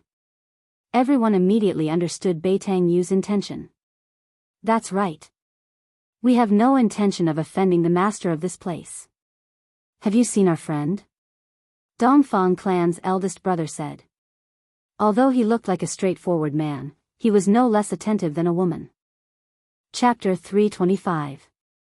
Under the night sky, the northernmost city of northern Yen, Bailing City, was brightly lit. Cultivators were constantly entering and exiting the city gate. The atmosphere in Bailing City was oppressive. It was as if a storm was brewing, shrouding the entire city. Bailing City had not been so lively for many years. The battle during the day had attracted the attention of the entire cultivation world of the Tinglong continent. Cultivators who received the news gathered at Bailing City from all directions. The news of a demon coming out from the far north demonic zone had not only killed all the guards at Bailing Pass, but also completely destroyed Bailing Pass. The news of him fighting with two peerless experts had already spread throughout the city. At night, the inns and restaurants in Bailing City were bustling with activity. A large number of cultivators had rushed into Bailing City and almost all the inns in the city had been booked. Some of the big sects and forces even spent a lot of money and booked the entire inn. The happiest people in Bailing City were probably the innkeepers. It was easy to earn money from cultivators. After all, cultivators were pursuing the path of immortality. They did not care much about money. In the bustling eastern area of Bailing City, there was the largest, tallest, and best restaurant in the city. Every floor of the restaurant was fully occupied. Everyone was toasting and chatting about the past and present. The atmosphere was extremely lively. However, the most popular topic was the battle between the three peerless experts at Bailing Pass during the day. "Elder Chen, have you heard? The demon from the other side of the abyss of immortals and demons is coming out." "No way. I heard that the demons from the other side of the abyss of immortals and demons have an agreement with the cultivation world of the Central Plains. They are not allowed to come out at will. Would the demons from the far north demonic zone dare to break the agreement?" "Hee, didn't you see? The number of cultivators in the city is several times more than during the day. It seems that all the major forces of the cultivation world of the Central Plains are here. I'm afraid they are going to start a war with the demons from the far north demonic zone." "It can't be." The ones who spoke were two middle-aged cultivators in green robes. Most of the people outside the hall were cultivators. Although they spoke very softly, many people still heard them. "Miss, is what they said true? If you bring this servant along during the day, this servant can also experience those so-called peerless experts." In the private room, a green-clothed woman was drinking by herself. Beside her stood a young maid. This little maid was wearing a light green dress. She looked very cute, especially her pair of black eyes, which were full of spirituality, like two shiny black gems. However, she did not seem to be human. She had a pair of long, furry ears. Those were the ears of a beast. She was a demon that could already transform. If others were to see that someone was actually able to order around a greater demon that had taken human form as a maidservant, it would surely cause them to be extremely dumbstruck and shocked. One must know that a demon that could take human form could already be called a great demon. This kind of a great demon's strength was extremely terrifying, and it was sufficient to be mentioned in the same breath as the human peerless experts of the void-resisting realm. Cultivators of the royal void realm among the humans were peerless experts who could soar into the sky without the help of any external objects. They were people who stood at the pinnacle of the cultivation world's pyramid. If I were to bring you along, then the world would really be in chaos. The mysterious woman said. On her right shoulder was a fist-sized purple beast. It was the three-eyed sable. This three-eyed sable was currently holding a pigeon egg-sized, fiery red crystal in its claws and chewing on it. Crunch. Crunch. The incomparably hard crystal was actually chewed off by the little beast in small bites and swallowed into its stomach. In just a short while, the pigeon egg-sized fiery red crystal was more than half eaten by the little beast. Unfortunately, this servant came a bit too late. The little maid said with disappointment. It's not too late. Something seems to have happened to that demon Chu-gu. He has fallen into madness and fled into the depths of the snow forest. If you want to find someone to fight with, you should still be able to find him. The green-clothed woman said indifferently. Network, really? Then I'm going. When the little maid heard this, her eyes immediately lit up. She seemed to be extremely excited. Then, the space distorted and the little maid disappeared from the private room. This little girl's ability to control the void is becoming more and more proficient. It doesn't seem to be a bad thing to let her play with those experts. The green-clothed woman said. Even in the private room, her face was still a blur. She still used her magic power to conceal her true appearance. At this time, she suddenly put down the wine jug in her hand. The faint conversation in the private room next door had attracted her attention. In the private room next door, someone had used a small spell to block out sound. However, this small spell was completely useless against the green-clothed woman. As long as she wanted to, she would definitely be able to hear everyone in the private room. Why haven't Uncle and the others returned yet? Could it be that even the four of them couldn't kill that brat Gu Fei? A voice sounded from the private room next door. Brother, don't worry. With Uncle and the others here, even if that brat has 3 heads and 6 arms, it will be difficult for him to escape with his life. Another voice sounded, as if comforting the person who had just spoken. The green-clothed woman could hear that although the tone of the second person was calm, it was also slightly nervous. What's going on with you two brothers? My aunt is the person in my Beitang clan who has the highest hope of breaking through to the void-controlling realm in the past 100 years. With her cultivation, could it be that she's still able to let that kid escape? Another person spoke out. Beitang Ao, you should know that if that person doesn't die, our 2 families won't have a good life. The first person who spoke seemed to be a little displeased with the other person's disapproval. Hee, Dongfang Chen, you 2 brothers seem to have formed an irreconcilable enmity with that brat. When he comes back, I'm afraid the first thing he will do is to settle the score with you. It's not my turn yet. Beitang Ao said with a sneer. If it wasn't for the Dongfang brothers adding fuel to the fire, in fact, the enmity between Beitang Ao and his nephew and Gu Fei was not irreconcilable, and it would not have become so irreconcilable. The 3 young cultivators in the private room next door were the Dongfang brothers and Beitang Ao. What do you mean by that? Dongfang Chen said in a deep voice. His tone was frighteningly cold. He seemed to have been angered by Beitang Ao's words. Alright, all of you talk less. Right now, we should unite and solve this big problem in front of us. Dongfang Long advised. Humph. Beitang Ao sneered and no longer spoke. You. Dongfang Chen was furious. This Beitang Ao was looking down on others too much. Everyone's strength was about the same, but Beitang Ao was as arrogant as his name suggested. This made Dongfang Chen very unhappy. Brother. Dongfang Long said again. I know. I won't lower myself to the same level as some people. Dongfang Chen said. The people in the private room next door seemed to be very unhappy. Everyone was silent. After a while, the 3 young cultivators left the restaurant on bad terms. The human world is really complicated. You and I are deceiving each other. It's not like us demon race, where everything is based on strength. It's much simpler. The green-robed woman reached out her hand and touched the small head of the purple marten on her shoulder and lightly said.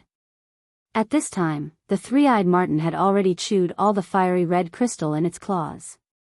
Its eyes were half closed, and it leaned comfortably on the neck of the green-robed woman. It was certainly not a coincidence that the Dongfang brothers and Beitang Ao came to Bailing City.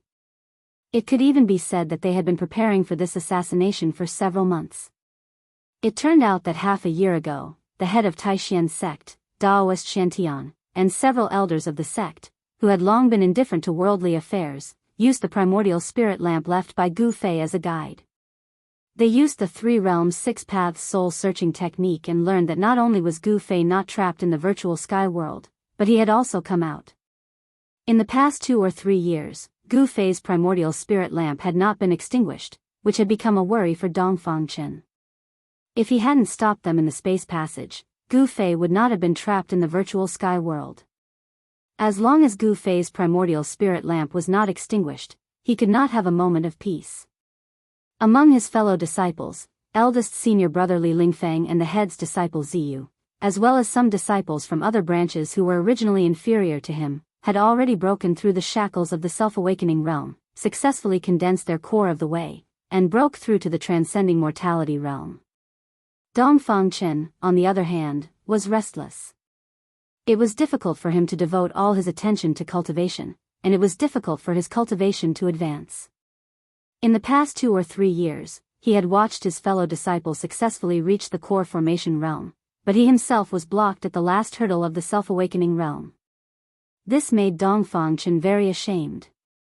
If Gu Fei did not die, his worry would not go away. His cultivation would probably always be shackled at the self-awakening realm, unable to advance even an inch. When he learned that Daoist Shantian had sent Dan Qingzi with the primordial spirit lamp to go down the mountain to find Gu Fei, Dongfang Chen immediately took action. He absolutely could not let Gu Fei return to Taishien's sect. If Gu Fei returned to Taishien's sect alive, he would die without a burial place. The crime of murdering a fellow disciple was enough for him to pay with his own life, and it would also bring shame to the Dongfang family. This kind of thing absolutely could not happen. That was how the 4 mysterious experts had ambushed Gu Fei and killed him outside Bailing Pass. However, the 4 experts of the older generation were now in big trouble. In order to chase after Gu Fei, they inadvertently broke into a jungle that was impossible to appear in the snow-covered northern region. Ask the owner of this place to come out and talk. Beitang Yu's eyes shone brightly, sweeping in all directions, but she could not find any trace of the mysterious girl in the forest. I know where the friend you are looking for is. In the forest, it suddenly became incomparably quiet. Other than the voices of the crowd, there was no other sound. Thank you so much, Boss Dongfang said. They didn't expect things to be so simple. But the mysterious girl in the forest seemed to be a little hesitant. When Boss Dongfang and the others heard this, their hearts jumped. Beitang Yu quickly said, But what? But just now, I seemed to hear you saying that you wanted to kill the friend you were talking about. I am very curious, since it is your friend, why do you want to kill him? The mysterious girl's clear voice sounded in the forest. Chapter 326. You want to deceive me? I'm not that easy to deceive. In the darkness of the night, the girl's clear and melodious voice resounded from within the forest. She seemed to be angry. This, please don't misunderstand, Dongfang first brother hastily said. At the same time, he signaled to the 3 people standing beside him with his eyes. However, Beitang Yu and the others shook their heads. It was difficult for them to detect the location of the mysterious girl in the forest. The mysterious girl's voice seemed to come from all directions. It was erratic, but it was clearly transmitted to the 4 people's ears. It was as if she was speaking right next to their ears. This was obviously a profound sound technique. The mysterious girl didn't want Dongfang first brother and the others to know where she was. There was no doubt that she was secretly watching Beitang Yu and the others' every move. I didn't misunderstand. The bow in your hand is enough to explain everything. The girl said. I don't welcome you here. You should leave quickly, or else what? Beitang Yu coldly said. She was a proud person and couldn't tolerate others threatening her. Hand over that boy and we will naturally leave. Dongfang first brother couldn't help but tighten his grip on the ninth secret black bone bow. He vigilantly observed the surrounding movements. The Beitang and Dongfang families didn't want to leave because this matter involved too many people. If they didn't handle it well, it would bring great trouble to their families. They couldn't feel at ease until they saw Gu Fei's corpse. Beitang Yu and the others were also on guard. The middle-aged man with the black saber on his back had already stretched his right hand to his back and grasped the hilt of the black saber. He could unsheath the saber at any time. Hee, very good. Since you don't want to leave, then you can play with my pet. As soon as the girl finished speaking, a whistling sound resounded in the forest. This whistling sound seemed to follow a certain rhythm. It was sharp, but not ear-piercing. Listening to it gave people a comfortable feeling. Roar! Roar! As the whistle rang out, a deafening roar immediately rang out in the originally quiet forest. The roar was so close that it sounded like it was about to explode. An intense baleful aura suddenly erupted from all directions, sweeping towards Beitang Yu and the others. They seemed to have been surrounded by countless ferocious beasts. Sensing the aura of the ferocious beast that suddenly appeared, everyone's expression changed greatly, and they were extremely shocked. They were unable to understand how the young woman in the dark was able to do all this. Why was she able to hide so many fierce beasts in the nearby forest, but they couldn't sense any of them at all? This seemed to be an impossible thing. The surrounding beasts seemed to have appeared out of thin air. Pung! A golden light suddenly shot out from the forest in front of them. A giant golden wolf with wings on its back rushed out. The wolf's body was about 2 zhang long and nearly 1 zhang tall. Its entire body was flashing with a golden light, and a pair of golden wings that were about 4 to 5 zhang long spread out, stirring up gusts of wind. The golden fur flickered with a sparkling luster, as if it was cast out of gold. A bizarre energy fluctuation flowed on it, and a terrifying ferocious might spread out from the giant wolf's body. After the golden divine wolf rushed out, its pair of ferocious and flickering bloody eyes never left Beitang Yu and the others. Danger shrouded them. Humph. Beitang Yi sneered, then he took a step forward and directly threw a punch forward. A golden spiritual light surged out from his fist and rushed towards the golden divine wolf. At the moment when Beitang Ao threw his punch, the grass and trees beside him were instantly crushed by the powerful force. Although everyone was unwilling to fight with the mysterious young woman who had not shown herself since the beginning, the current situation didn't allow them to do nothing. Awoo! The golden divine wolf let out a long howl towards the sky, then it turned into a golden light and soared into the sky, avoiding Beitang Yi's golden fist. The forest below was destroyed in an instant, and branches and leaves fluttered in the air. The golden divine wolf in the sky opened its mouth and fiercely spouted a dazzling golden light towards Beitang Yi below. The golden light emitted a powerful energy fluctuation. When Boss Dongfang and the others saw this, they were immediately startled. Quickly disperse. Swish. Swish. Swish.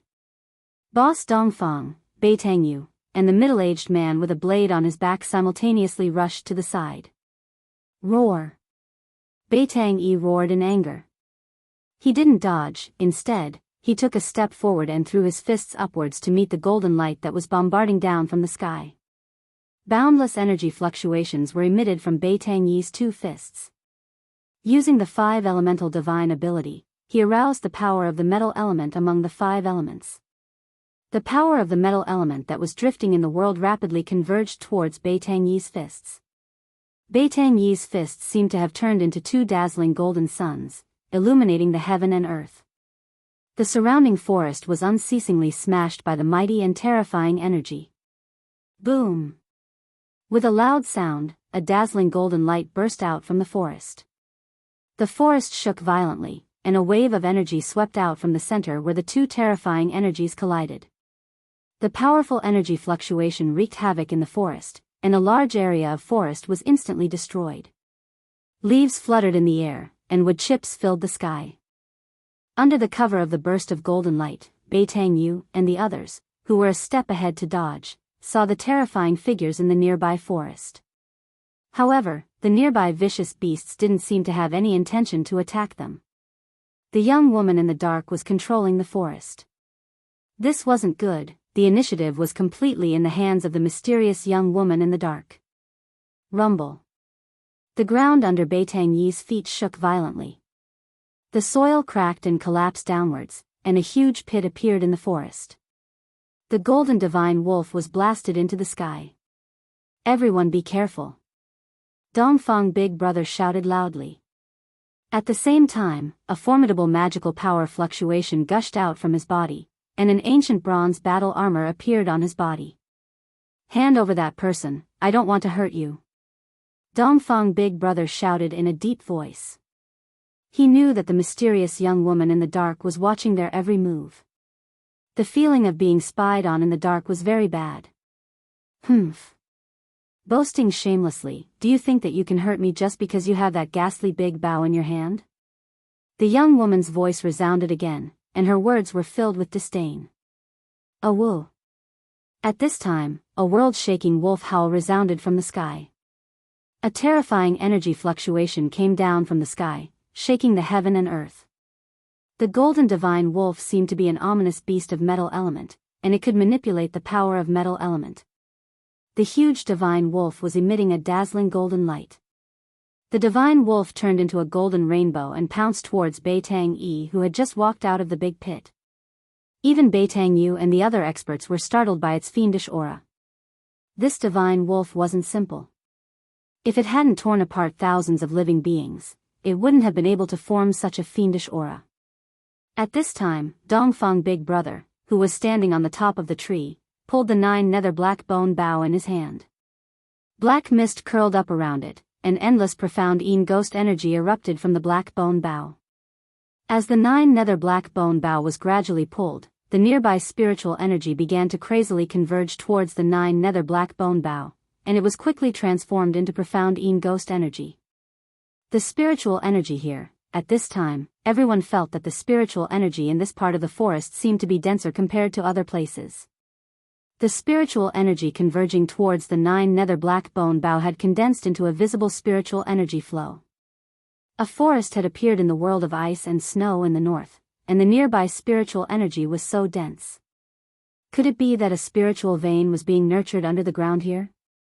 Endless spiritual energy converged towards the 9 nether black bone bow, and was transformed into endless profound ghost energy. A black arrow condensed on the bowstring. Black mist lingered around Dongfang Big Brother's body, and it seemed as if there were thousands of ghosts and evil spirits faintly appearing. The ghostly shadows collided, and the entire 9 nether black bone bow emitted a jet-black radiance. The pitch-black bone body emitted a frightening fluctuation that caused one's heart to palpitate. At this time, Beitang Yi's loud shout came from the side. The golden divine wolf had already descended from the sky like a golden meteor, and fiercely pounced towards Beitang Yi. Die! Beitang Yi threw a wild punch towards the golden divine wolf that was pouncing down from the sky. The wind was vast and mighty, and the golden radiance was like a wave that soared into the sky. The imposing manner was vigorous and unstoppable. The golden divine wolf that was pouncing down fiercely flapped its wings forward.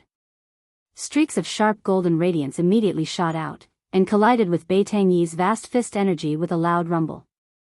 A ball of golden radiance like the scorching sun burst out in the sky, and illuminated the entire mountain forest in a golden color. Beitang Yi's feet fiercely stomped on the ground, and at the same time, he shattered the ground. His figure transformed into a streak of golden light, and directly pounced towards the golden divine wolf that was flying backwards in the sky. His right arm was like a heavenly blade, and a several-meter-long golden radiance swept across the sky diagonally towards the golden divine wolf. A woo! The golden divine wolf let out a long howl, and dodged the several-meter-long golden radiance with lightning speed. A pair of golden and dazzling claws fiercely clawed towards Bei Tang Yi's chest. Bei Tang Yi didn't dodge, and directly chopped towards the wolf's head with a knife hand. Screech! The golden divine wolf's sharp claws instantly tore the clothes in front of Bei Tang Yi's chest to shreds, and Bei Tang Yi's knife hand also blasted on the wolf's head without any fuss, and actually emitted the sound of metal colliding. Bei Tang Yi only felt that his knife hand had chopped on a piece of godly steel, and was unable to cause any substantial damage to the golden divine wolf.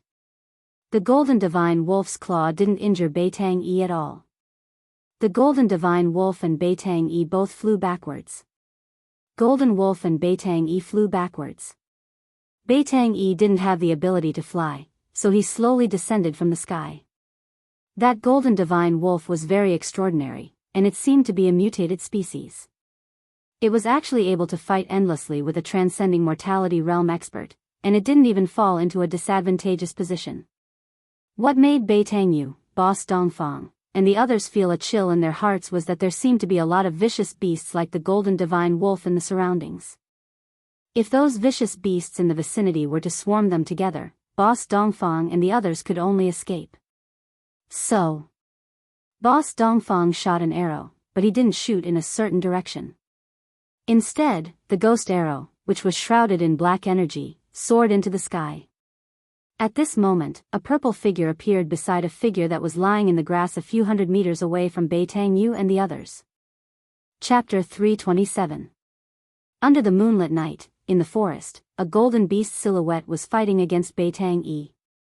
The winged golden divine wolf was incomparably valiant. Its body, which seemed to be cast from gold, was emitting waves of incomparably fierce baleful aura. The golden battle wolf could also control the power of metal between heaven and earth. Its physical body was extremely powerful, and as it constantly bombarded Bei Tang Yi, a large area of the forest was constantly being destroyed by the powerful explosion. The golden light illuminated the heaven and earth.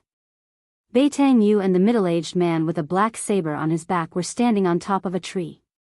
They nervously swept their eyes over their surroundings. The shadows of the beasts in the forest were emitting powerful fluctuations, which made them feel uneasy. The whistle only rang for a while before it stopped. The shadows of the beasts in the nearby forest didn't attack Bei Tang Yu and the others, as if they were waiting for an order. At this time, the tall and big boss Dongfang had already pulled open the 9 nether black bone bow.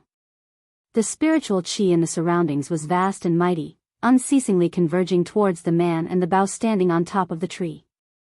The spiritual chi here seemed to be very dense. The spiritual chi that was converging towards the man and the bow had even formed a visible spiritual chi flow. When the endless spiritual chi converged on the 9 nether black bone bow, it was instantly transformed into profound Yin ghost chi. Around Boss Dongfang's body, ghost chi lingered, gloomy and terrifying, as if he had turned into a ghost domain. The endless profound Yin ghost chi condensed into a ghost arrow with black chi lingering around it. Boss Dongfang let go of the arrow. Whoosh! The ghost arrow soared into the sky, emitting a dreadful whistling sound like the wailing of ghosts. It flew towards the southeast corner, leaving behind a black shadow in the void. Although Boss Dongfang didn't know the exact location of the girl in the dark, the profound Yin ghost arrow was able to sense the ghost chi on Gu Fei's body. Boss Dongfang didn't want to make a move against the mysterious girl in the dark. His arrow wasn't used to deal with the mysterious girl, but to kill Gu Fei. A purple figure appeared next to Gu Fei, who had fainted in the grass when eldest brother Dongfang shot the arrow. Just then, a sharp, ear-piercing sound that sounded like the howls of thousands of ferocious spirits rang out from the sky. What is that? The purple figure hurriedly looked in the direction of the voice. The moonlight shone on this person's face. Her skin was creamy white, her eyes were like autumn water, her nose was straight, and her lips were red and moist. This was a young girl dressed in purple, so beautiful that it was suffocating. She was slender and elegant, her dress swaying gently in the night wind, and 2 purple hair ribbons hanging down her back. She was like a fairy from the 9 heavens who had descended to the mortal world. A trace of astonishment flashed in her limpid eyes. She saw an arrow wrapped in black chi flying towards the young girl. Humph!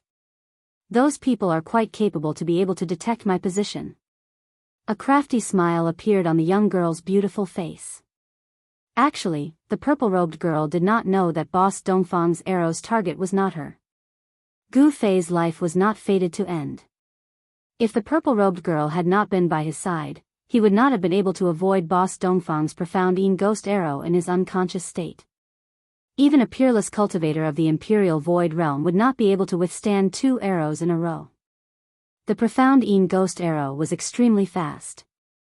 In an instant, it had flown close to the young girl. An eerie and terrifying aura rushed towards them, blowing the young girl's beautiful hair like a waterfall. The purple-clothed girl pointed a finger and a golden light immediately shot out from her slender jade-like finger. Bang! A muffled sound rang out and the golden light instantly collided with the profound ghost arrow that was shot out. The profound ghost arrow exploded in an instant. The terrifying profound ghost chi, in an instant, condensed into thousands of faint and illusory arrow silhouettes and shot towards the purple-robed girl and Gu Fei. One arrow silhouette had split into thousands of arrow silhouettes. This Boss Dongfang was quite impressive. The arrows that he had shot were not simply energy arrows that contained powerful profound ghost chi. Without a doubt, this arrow had been infused with his arrow will. Damn it! The purple-robed girl frowned and a trace of displeasure flashed across her face. Then, she formed a seal with her hand and a large green net flew out from her body.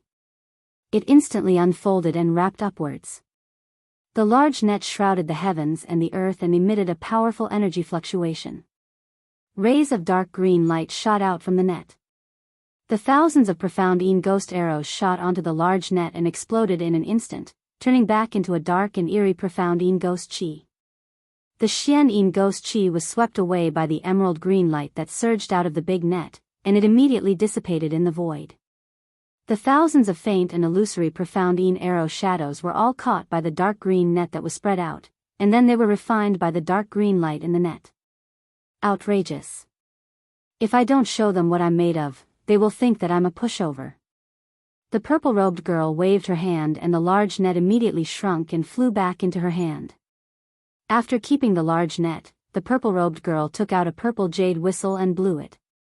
Roar! Roar! When the fierce beasts in the forest heard the whistle, they immediately roared. The sound was deafening, and terrifying beast shadows rushed out from all directions. Not good. Beitang Yu and the others were shocked. Roar! A furious roar came from behind Beitang Yu. A huge black ape rushed over from the distance and slapped the tree trunk that Beitang Yu was standing on. Bang! The sound of wood splashing was heard. The large tree that needed several people to wrap their arms around was broken by the black ape's slap and fell down from the sky. Rumble. The large tree smashed into the forest, causing the ground to tremble. Branches and leaves fluttered in the air and the forest became chaotic. Swish. Beitang Yu leaped to the top of another big tree the moment the tree fell.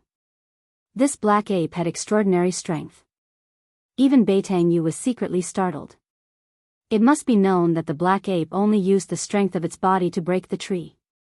The middle-aged man with the black saber on his back had his right hand fixed on the saber hilt the moment the fierce beasts appeared. At this time, a big golden bird was staring at him. This big bird looked like the legendary divine beast, the golden-winged roc. It had golden feathers, golden claws, and even its eyes seemed to be golden. Of course, if it really was a golden-winged roc, Beitang Yu and the others would have already been torn to pieces. The huge golden bird flew like a bolt of golden lightning, moving quickly in the sky. Shwa! The big golden bird instantly approached the middle-aged man and a pair of sharp claws directly grabbed the top of his head. The claws looked like they were cast from gold and were suffused with a layer of golden light. If the claws hit him, it would definitely leave a few bloody holes on the top of the middle-aged man's head. Evil beast! The middle-aged man cursed and quickly dodged to the side. Clang! The black saber was instantly unsheathed and slashed towards the flying big golden bird. Pung! The air in front of the middle-aged man instantly exploded. A black saber light rushed out from his hand for hundreds of feet, as if it wanted to split the world into two halves. Under the black saber light, the trees collapsed one after another. Gwa! The big golden bird let out a cry and its flying speed suddenly increased to the limit. It rushed out from under the middle-aged man's terrifying saber light. Boom! The black saber light slashed down on the forest below. The earth shook, the soil suddenly rushed into the air, and the trees collapsed one after another. A hundreds of feet long saber mark appeared in the forest. A few golden feathers floated down from the sky. The big golden bird seemed to be frightened by the middle-aged man's heaven-shaking saber light and fled far away. Hurry up and leave. At this time, everyone heard the anxious voice of Dongfeng Big Brother. Right at this moment, a few incomparably powerful and ferocious auras surged out from the depths of the forest. Boom! Boom!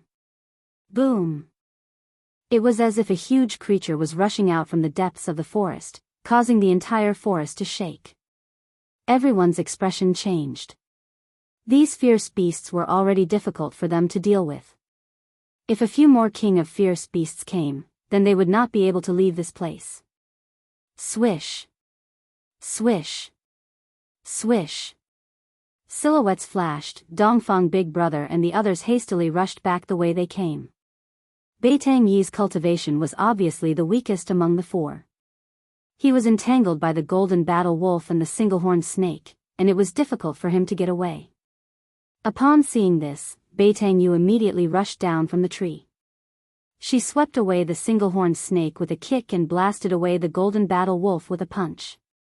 Then, she grabbed Beitang Yi and rushed out. Under the moonlit night, the four human cultivators were running on top of the trees in the forest as fast as the wind and lightning. Countless terrifying beast shadows were chasing from behind. The beast roars shook the entire forest. The other birds and beasts in the forest were frightened and fled in panic. Wherever they passed, the forest was in chaos.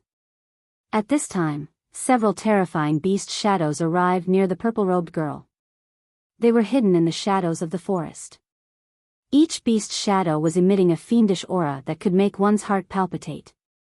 This was the frightening fiendish aura that could only be formed by slaughtering thousands of creatures. In this forest, there were obviously several terrifying vicious beast kings. And these vicious beast kings seemed to have been summoned by the purple-robed girl's whistle. The purple-robed girl stopped whistling. Then, she turned her head to look at Gu Fei who had fainted in the underbrush. She saw that Gu Fei's body was shrouded in a black aura. His skin had turned into a purple-black color. If one looked carefully, they could see that there seemed to be something moving under Gu Fei's skin. Faint and illusory ghost shadows constantly appeared on Gu Fei's skin. His body was emitting a gloomy aura.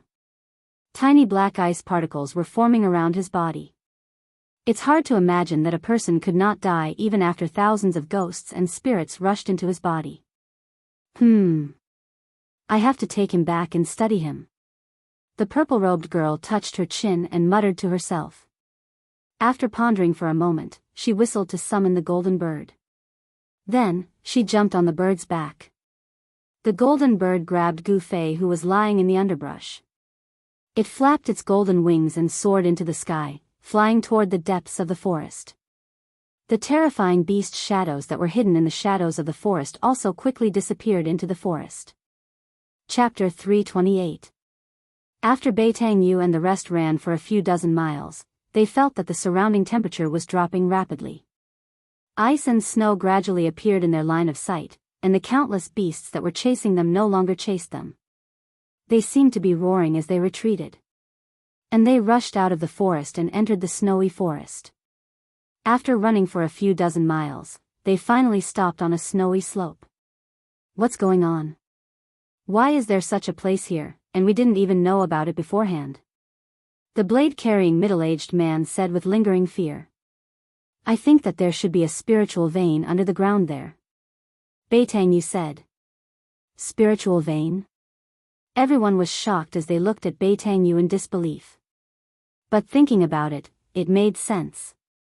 In the northern part of the Northern Wei Empire that was covered in snow, there was a forest that could only be found in a warm climate. Thinking about this, the eyes of Dongfang first and the rest lit up. Spiritual veins. Places with spiritual veins were all spiritual lands with abundant spiritual energy. Cultivating in such a place would definitely yield twice the results with half the effort.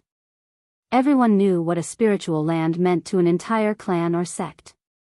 One had to know that spiritual lands with spiritual veins in the Tinglong continent had long been occupied by the major powers. Some of the highest grade spiritual lands even had caves opened up in them. Spiritual lands or caves were the foundation of a sect, a family, or a power. Only with a foundation could one develop. Furthermore, cultivating in a spiritual land or cave with abundant spiritual energy was definitely faster than cultivating in other places. As a result, the sects and forces with spiritual lands or grotto heavens had an absolute advantage over those without. Cultivators who came from spiritual lands or grotto heavens were often stronger than their peers. Let's go back and think about it. Dongfang first looked at the other three and said. Although his tone was calm, it was difficult to conceal the excitement in his heart. There was no power that would not be tempted by a newly discovered spiritual land. All right. Beitang Yu and the rest nodded their heads and quickly disappeared into the snowy forest. At this time, what they needed to do was to send this news back to their families. The situation had already developed beyond their control, but there was no doubt that the Dongfang and Beitang families, as well as the forces behind the blade-carrying middle-aged man, would all send their true experts here. With the appearance of the spiritual land and Chu Gu slaughtering his way out of the far north demonic domain, it was destined that the Northern Wei Kingdom would no longer be peaceful. The truly powerful experts would gather in the northern reaches, and the competition between them would be incomparably intense. However, everything that was about to happen seemed to have nothing to do with Gu Fei for the time being. Gu Fei, who had fallen into a coma, was in a daze. Sometimes, he felt that he was riding on the clouds and roaming in front of the Nine Heavens Palace. Sometimes, he felt that he had fallen into an abyss. He was surrounded by ghosts and ghosts, as if there were countless devils and ghosts wandering around him, as if they wanted to swarm him and tear him to pieces. After an unknown period of time, Gu Fei felt that his consciousness seemed to have returned. There seemed to be a mysterious force that pulled his wandering divine sense back. He slowly opened his eyes and felt a piercing pain in his eyes. He hurriedly closed his eyes. He knew that this was because he had not seen light for a long time, and his eyes were stimulated by the light. After his eyes adapted for a while, Gu Fei could see a blurry scene in front of him. A slender figure appeared in his eyes. You're finally awake. It seems that my method was effective. A crisp voice sounded in Gu Fei's ears. It was like the song of a lark, pleasing to the ears. Gu Fei could hear the joy in the girl's voice. He finally saw the person in front of him clearly. It was a beautiful girl dressed in purple. Her features were exquisite to the extreme. She didn't seem to be very old, not even 20 years old. However, in the eyes of cultivators, being young or old meant nothing. Only having great strength was the most practical. Who are you? Why am I here? Gu Fei's voice was hoarse. It was as if he was walking in the desert and was extremely thirsty. Hee, my name is Yenner. This is the secret realm of the Dan Ding. When the girls saw that Gu Fei had regained consciousness, she seemed to be very happy. It was as if she had done something very interesting. Secret realm of the Dan Ding? Where is this place? I've never heard of it. Gu Fei quickly searched his mind. However, he couldn't remember such a place in the Tinglong continent. Hee. I already said it's a secret realm. If everyone knew about it, it wouldn't be a secret realm. The girl dressed in purple, Yenner, said as she sat on a chair at the side. When Gu Fei saw the chair she was sitting on, he couldn't help but show a hint of surprise in his eyes. This was because he felt that the chair that the girl dressed in purple, Yenner, was sitting on, was actually carved out of the highest grade purple jade. The entire purple jade chair was flowing with a faint layer of purple light. It seemed to contain an endless amount of spiritual energy. It was very extraordinary. Gu Fei looked around again. He felt that the place he was in seemed to be a cave that was built out of jade. As far as his eyes could see, there were all kinds of jade that were flowing with a crystal clear light. The space wasn't big. It was only 5 or 6 feet in circumference. However, the walls seemed to be built out of a whole piece of white jade. Moreover, there were no cracks on the white jade walls. It was so smooth that one could see one's reflection. The jade chair, the jade table, and the bookshelf by the wall were all made out of the highest grade jade. Only in the middle of the room, there was a huge bronze cauldron that was more than 10 feet tall. In the entire room, it seemed that the bronze cauldron, which was still emitting traces of green smoke, was the only thing that wasn't made out of jade. Gu Fei couldn't help but exclaim at the generosity of the owner of this place. The highest grade jade usually contains spiritual energy. This was common knowledge in the world of cultivation. Jade that contained spiritual energy was very rare. However, the room in front of him seemed to be built entirely out of jade that contained spiritual energy. The spiritual energy in the entire room was very abundant. Sometimes, one could even use the naked eye to catch traces of spiritual light that were emitted from the spiritual energy. Now it's my turn to ask you. Who are you? Why are those guys chasing after you? The clear and melodious voice of the purple-clothed girl, Yenner, rang in Gu Fei's ears, causing him to come back to his senses. My name is Gu Fei. It's a long story. I have a grudge against those people. Gu Fei said. In front of this innocent girl, he didn't want to lie. Then I'll call you Old Gu. Yenner smiled. Gu Fei only felt that his eyes lit up. This purple-clothed girl named Yenner was like a little fairy that didn't eat the food of the mortal world. When she smiled, it was like 100 flowers blooming at the same time. It was breathtaking. At least, that was what Gu Fei thought. However, he didn't have the slightest bit of blasphemy in his heart. Old Gu? Gu Fei smiled bitterly and asked, Am I very old? Hee, you're not old. In fact, you're very old. Do you want to see what you look like now? The purple-clothed girl's face revealed a sly smile. Ah. Upon hearing this, Gu Fei couldn't help but be shocked. He only now realized that he didn't seem to notice anything strange about his body after he woke up. At this time, when the purple-clothed girl, Yenner, said this, his whole body became cold. He felt that he couldn't see inside his body. His divine sense seemed to be completely imprisoned by some kind of power. What's going on? He hurriedly looked at his body, and when his gaze landed on his arm, he was shocked. The skin on his arm was shriveled like the skin of an orange that had lost all of its moisture. It was wrinkled and shriveled. Not only his arms, but even his body was in the same condition. He was like an old man who was about to die. His body seemed to have aged to the extreme.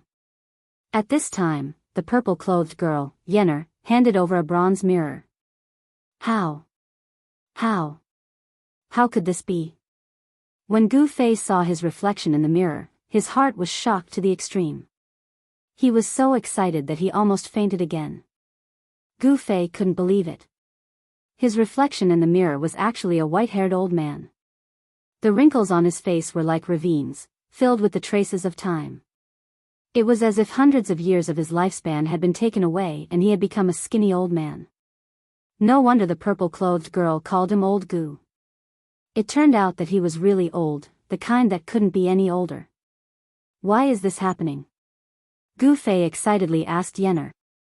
This girl in front of him definitely knew what had happened to his body. He wanted to know the reason. Only by knowing the reason could he solve the problem. Yenner said, There are countless evil spirits rushing into your body.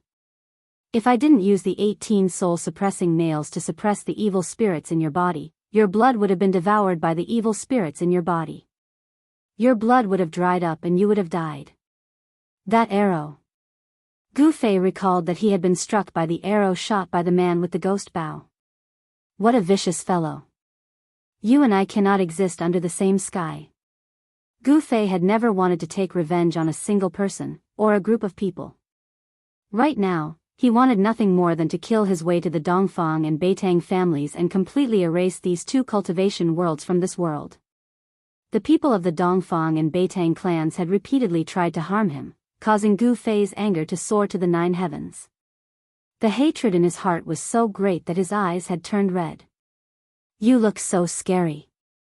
Yen'er couldn't help being alarmed when she saw Gu Fei's current appearance. "I'm sorry." Gu Fei realized he had lost control and slowly calmed down. But he swore to himself that he would definitely take revenge for this. Only then did Gu Fei realize that his body was actually pierced by 18 pitch-black iron nails. Each iron nail was the size of a chopstick and was deeply embedded in his body. Only a very short section of it was exposed outside his body. Gu Fei felt as if his body had become numb. He couldn't feel any pain, and he didn't even know what 18 soul-suppressing nails were. It was clear that the 18 soul-suppressing nails had suppressed the evil power of the profound Yin ghost arrow, but at the same time, they had also completely sealed his divine sense. "Actually, you don't need to be too sad. You still have a chance to recover," Yen'er said. Chapter 329. Danding School was a sect that had long disappeared from the world of cultivation. It was a branch of Taoism. Legend had it that after the Great War between Taoists and demons 1,000 years ago, Danding School began to decline until it completely disappeared from the world of cultivation. From then on, Danding School became history. No one knew that Danding School would discover a spiritual land in the Northern Land. Later on, they moved to the Northern Land and established a Danding Paradise. Danding School became a secluded sect. During his conversation with Yen'er, Gu Fei learned some things about Danding School. Danding School was a sect that entered the Tao through pill cauldrons. This sect was best at alchemy. Using elixirs, they refined miraculous elixirs that could help cultivators increase their cultivation and help them break through the shackles of cultivation. Elixirs could allow people to be reborn. It could allow those who could not cultivate to enter the ranks of immortal cultivators. It could allow the stupid to become smart, and it could allow the dying to be reborn. The Tao of Pill Cauldron was a heaven-defying technique. Elixirs and elixirs could make the impossible possible. According to Yen'er, she was already the last successor of the Pill Cauldron Gate and also the owner of the Pill Cauldron Heavenly Abode. Her cultivation shocked Gu Fei as she was about to break her core and condense her nascent soul. Moreover, Yen'er's real age was only in her early 20s. Due to the help of the elixirs left behind by her master, her cultivation base had increased very quickly. However, the result of this increase in cultivation base was that her realm was not very stable. Apart from Yen'er, there was no one else in Danding Paradise. On this day, after Gu Fei took a qi-gathering pill refined by Yen'er, he immediately felt relaxed. He could even feel the qi-gathering pill turning into a stream of heat in his dantian and flowing throughout his body. The spiritual energy transformed from the qi-gathering pill was nourishing his old body. However, Gu Fei's body was like a leaking ball. Before long, the spiritual energy transformed from the qi-gathering pill would be devoured by the countless souls imprisoned in his body. The 9 nether blackbone bow was definitely an incomparably evil and terrifying ghostly weapon. Even though Gu Fei's life force was incomparably vigorous, and he had the essence of the divine weapon refined into his blood and qi, the blood and qi in his body were still drying up day by day. The evil spirits and ghostly aura were devouring his life force, causing his life force to fade away at every moment. The qi-gathering pill could only replenish the lost life force in Gu Fei's body, so that Gu Fei could continue to live, and not die of his blood and qi being devoured by the Yin spirits and ghost qi. Actually, this was also a risky move. Gu Fei taking the qi-gathering pill was undoubtedly equivalent to using the spiritual energy of the pill to feed the ownerless spirits in his body. Those ownerless Yin souls would continue to devour the spirit qi transformed from the qi-gathering pills, and the Yin soul ghost qi would gradually become stronger. When the 18 soul-subduing nails on Gu Fei's body could no longer suppress those Yin souls, there would only be one outcome for Gu Fei, and that was death.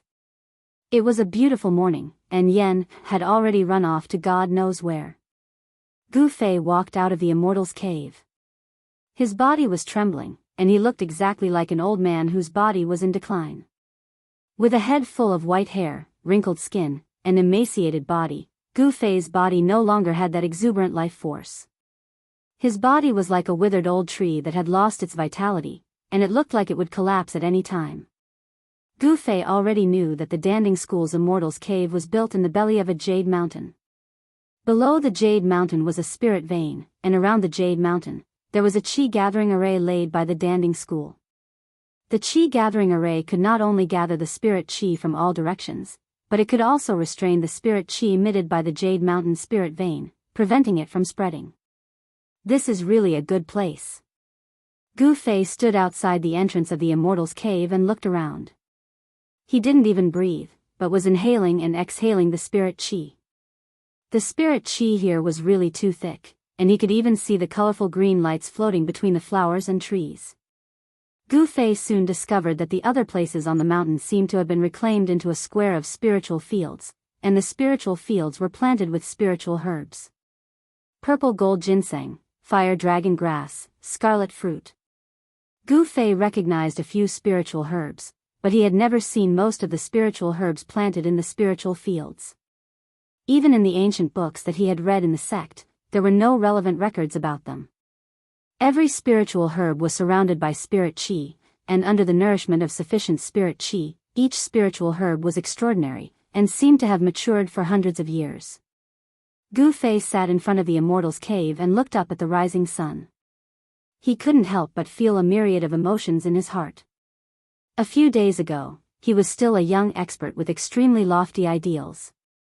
He was thinking about how to revitalize the Green Spirit Peak, and how to pass on the Green Spirit Peak's orthodoxy. But now, with his deteriorating body, it was difficult for him to even walk down the mountain.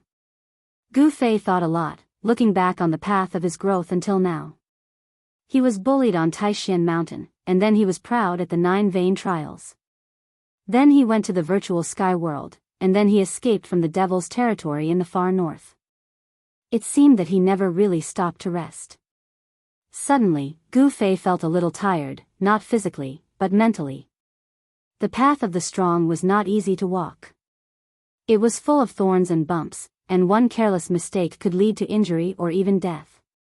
Looking at the beautiful scenery in front of him, the floating clouds in the sky, and the red-crowned cranes and spiritual birds soaring in the sky, Gu Fei felt an unprecedented peace in his heart.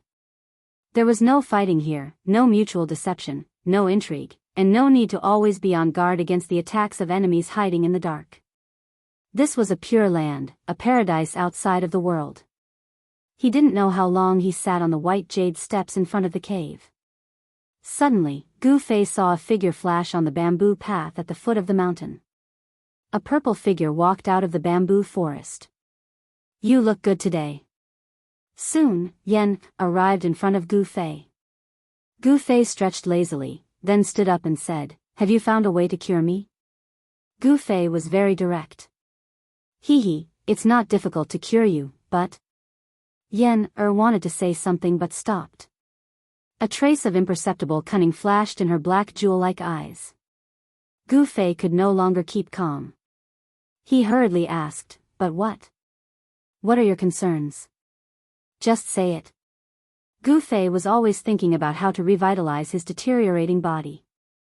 However, he knew that unless he could dispel the Yin and ghost aura in his body, there might be a glimmer of hope. Hee. Why are you in such a hurry? I will definitely cure you. Don't worry. Yen patted Gu Fei's shoulder and said. In fact, she was already calculating in her heart.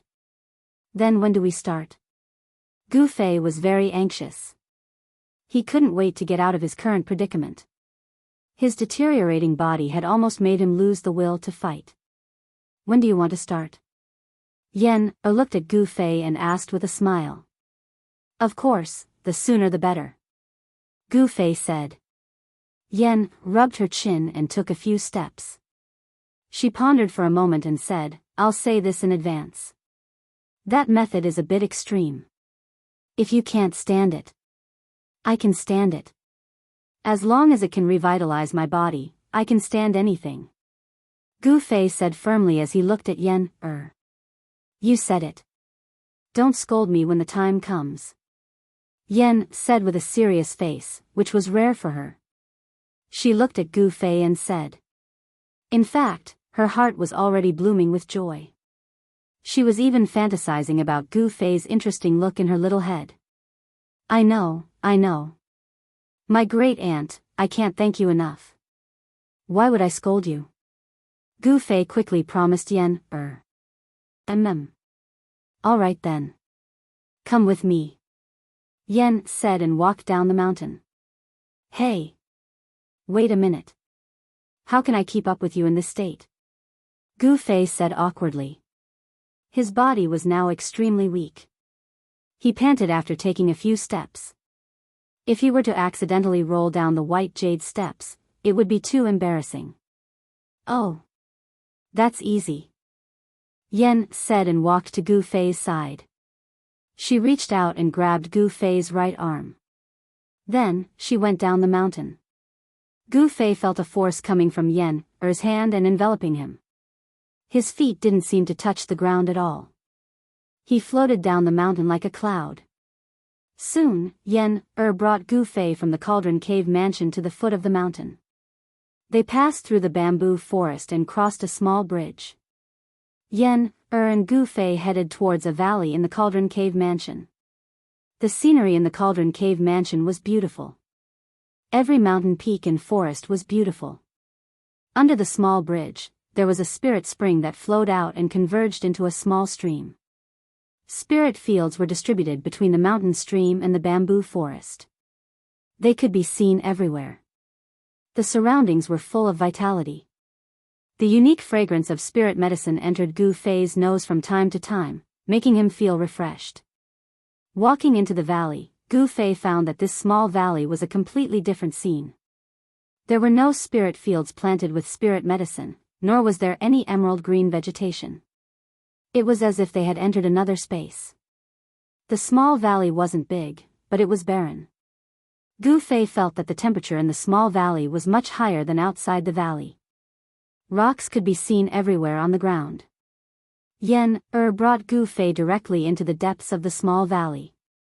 There, Gu Fei finally understood why there was such a barren land in the Cauldron Cave mansion. In the depths of the valley, there was a high platform made of white jade. On the high platform, there was an ancient bronze cauldron. The ancient cauldron was more than 6 meters tall. There were ancient patterns carved on it. The entire ancient cauldron emitted a simple and ancient aura. Yen brought Gu Fei up the white jade high platform to the front of the ancient bronze cauldron. She waved her hand and the ancient cauldron's lid immediately flew up. Chapter 330. Plop. With a sound, Gu Fei fell into the water.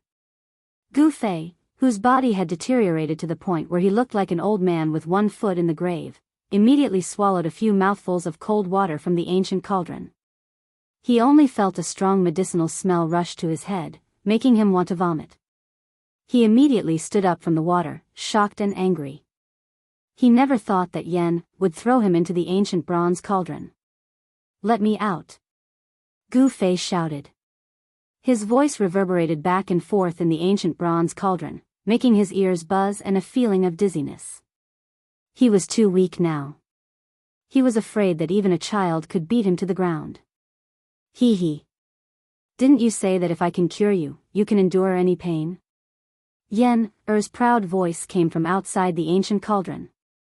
What do you mean by this? Gu Fei quickly calmed down.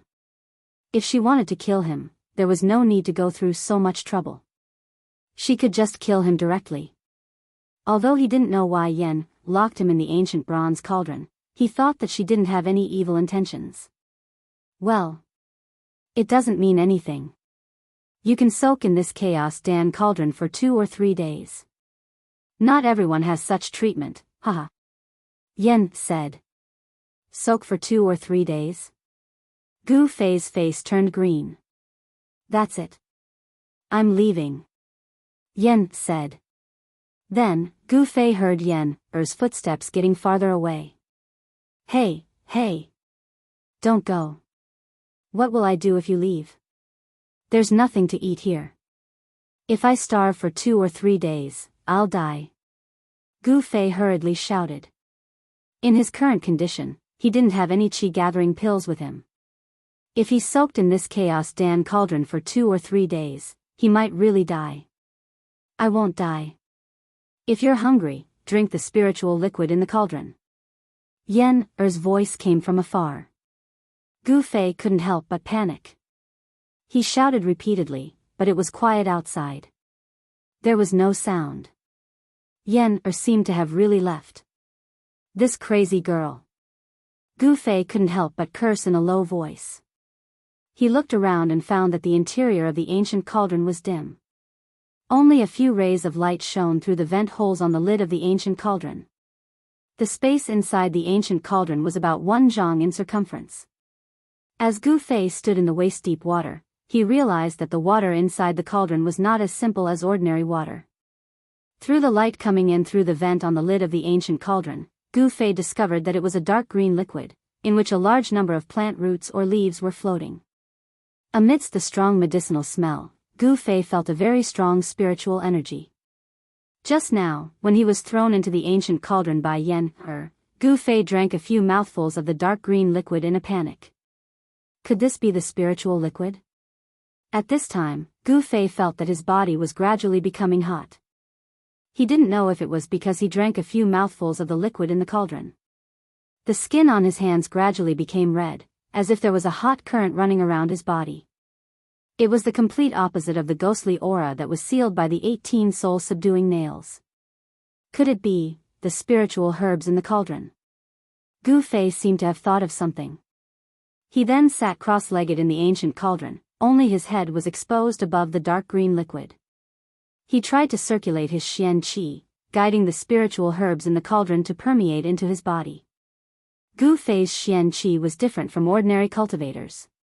His strength came from his body. As long as there was spiritual energy in his body, he could circulate his Xian Qi. As time passed, Gu Fei gradually entered a deep meditative state. The medicinal energy in the surrounding liquid began to seep into Gu Fei's body through the pores of Gu Fei's body. The top of Gu Fei's head gradually emitted steam, and his face gradually turned red. In one of the rooms in the Cauldron Immortal's cave, Yen was sitting on a purple jade chair. In her hand was the storage bag from Gu Fei's body. To be more accurate, it was an unremarkable little black bag. The bag was a little old, but it wasn't sealed by spiritual energy. Even an ordinary person could open it. This guy actually didn't seal the magic treasure bag. He saved me a lot of effort. I want to see what's inside, Yen said as she opened the bag. The moment the bag was opened, Yen felt a wave of spiritual energy rush towards her. But she immediately frowned. This was because the spiritual energy was mixed with a fiendish aura. This was the aura of devil qi. Yen was very clear. The Cauldron Immortal's cave was not far from the abyss of immortals and demons. Moreover, she often went to the abyss of immortals and demons to pick herbs. The abyss of immortals and demons was close to the Northern Wei Empire. Immortal spiritual energy was extremely chaotic and unstable, making it difficult for cultivators to absorb and use. However, it was still immortal spiritual energy. Places where immortal spiritual energy gathered could often breed rare spiritual herbs and even heavenly treasures. Yen had walked on the ancient stone bridge before, and had seen the surging demonic energy on the other side. What's going on? Yen was a little surprised. However, following that, Yen Er's gaze stopped at a corner of the storage bag. She could no longer move her gaze away. Her face froze for a moment, and then gradually revealed an expression of surprise and joy. Unbelievable, such a thing actually exists in this world. Yen Er's voice trembled. She seemed to be very excited. Then, she reached into Gu Fei's storage bag and carefully took out 3 stalks of grass. They were not ordinary grass, but immortal grass that was surrounded by 9 colored lights. The immortal grass did not seem to have any color, as if it was transparent. However, there were 9 colored lights flowing on top of it. Longevity grass, it really is the longevity grass. It's exactly as described in the ancient records. 9 colored lights. This is a phenomenon that only occurs when an immortal grass matures. Yen muttered to herself. The Dan Ding sect was a sect that cultivated alchemy. There were countless records of all kinds of spiritual essence in the sect. Yen was the last descendant of the Dan Ding sect. Of course, she knew about the 9-colored longevity grass. If a mortal consumes it, they will live for 200 years. Moreover, they will be immune to all kinds of diseases. If they consume it, they will be able to solidify their soul and extend their lifespan by 200 years. Yen muttered to herself as she looked at the 3 stalks of 9-colored grass in her hands. The reason why she had her current cultivation base was completely due to the help of the medicinal pills. Of course, it was also related to her talent. However, there was a fatal flaw in the cultivation base that relied on medicinal pills. That was that the state of mind could not keep up with the cultivation base. Although Yen was at the peak of the 9th heavenly layer of the transcending mortality realm, her state of mind was not proportional to her cultivation base. The power of the 9th heavenly layer had to be controlled by the state of mind of the 9th heavenly layer. Yen was very clear about her own situation. The reason why she did not dare to take that step was because she was afraid that she would follow in the footsteps of the seniors of the Dan Ding sect. She was afraid that her Tao core would shatter and her soul would dissipate. For cultivators, breaking through from the transcending mortality realm to the ascending void realm was not a guaranteed success. There was no danger involved. In fact, the situation was the exact opposite. The higher the cultivation base, the greater the risk one would have to face when breaking through to the next realm. For cultivators at the peak of the 9th heavenly layer of the transcending mortality realm, if their Tao core was shattered but they could not condense their nascent soul, it meant that they had failed to break through. There was only one outcome for those who failed to break through, and that was death. The terrifying power that erupted from the shattering of the Tao core could not condense a nascent soul. Once that power went out of control, it would destroy the cultivator's physical body and primordial spirit in an instant. Those who were lucky might be able to return to the heavenly Tao and be reincarnated as a human. Those who were unlucky would have their souls scattered and their life imprints completely erased. The longevity grass had another effect, which was to condense the spirit and solidify the soul. It could eliminate the hidden dangers left behind by consuming spiritual pills to increase one's cultivation base. This was what Yen urgently needed now. With the longevity grass, she could try to take that step. I didn't expect that kid to have such a spiritual herb of heaven and earth. Where did he get it from? Yen was shocked and couldn't help but be astonished. The longevity grass was a legendary item. For thousands of years, the cultivators of the Dan Ding sect had walked through the endless mountains and rivers of the Tinglong continent, but they had not even seen the shadow of the longevity grass. One could imagine that it was not easy to obtain this kind of spiritual herb of heaven and earth. It seems like there is a need to find out where this kid came from. Yen thought to herself. However, the longevity grass was in her hands now. It was impossible for her to hand it over. She was already thinking about how to take the longevity grass for herself. Kill Gu Fei? That doesn't seem possible. I have no enmity with him. How can I kill him for no reason? Yen shook her head. Actually, she had always been cultivating in the Dan Ding cave and rarely went out. She had never killed anyone before. Otherwise, Boss Dongfang, Bai Tangyu, and the others who broke into the outer area of the Dan Ding cave would have been torn into pieces by the countless ferocious beasts she controlled. How could they escape so easily? Actually, with Yen's cultivation base at the 9th heaven of the transcending mortality realm, it was easy for her to kill Boss Dongfang and the others. Sigh. So annoying. How can I get the longevity grass from that kid legitimately? Yen stood up from the purple jade chair irritably. I got it. After I cure him, this longevity grass will be my reward. Haha. Yen laughed happily. She then carried the 3 9-colored longevity grass and walked into the depths of the cave. The depths of the cave was connected to the underground spiritual vein. It was the place with the densest spiritual energy in the entire Dan Ding cave. The ancestors of the Dan Ding sect had opened up a medicinal herb field there. The real heaven and earth spiritual essence was planted in the medicinal herb field in the depths of the cave. Yen moved the 3 9-color longevity grasses into the medicine field. Spots of spiritual light immediately gathered toward the 9-color longevity grasses. The 9-color glow that lingered around the 9-color longevity grasses became brighter. There's a 9-leaf mysterious ginseng. All right. This is mine too. Yen took out the 9-leaf mysterious ginseng from Gu Fei's storage bag and planted it in the medicinal herb field. Mysterious sky vine, Zhuxian fruit, yin yang lotus.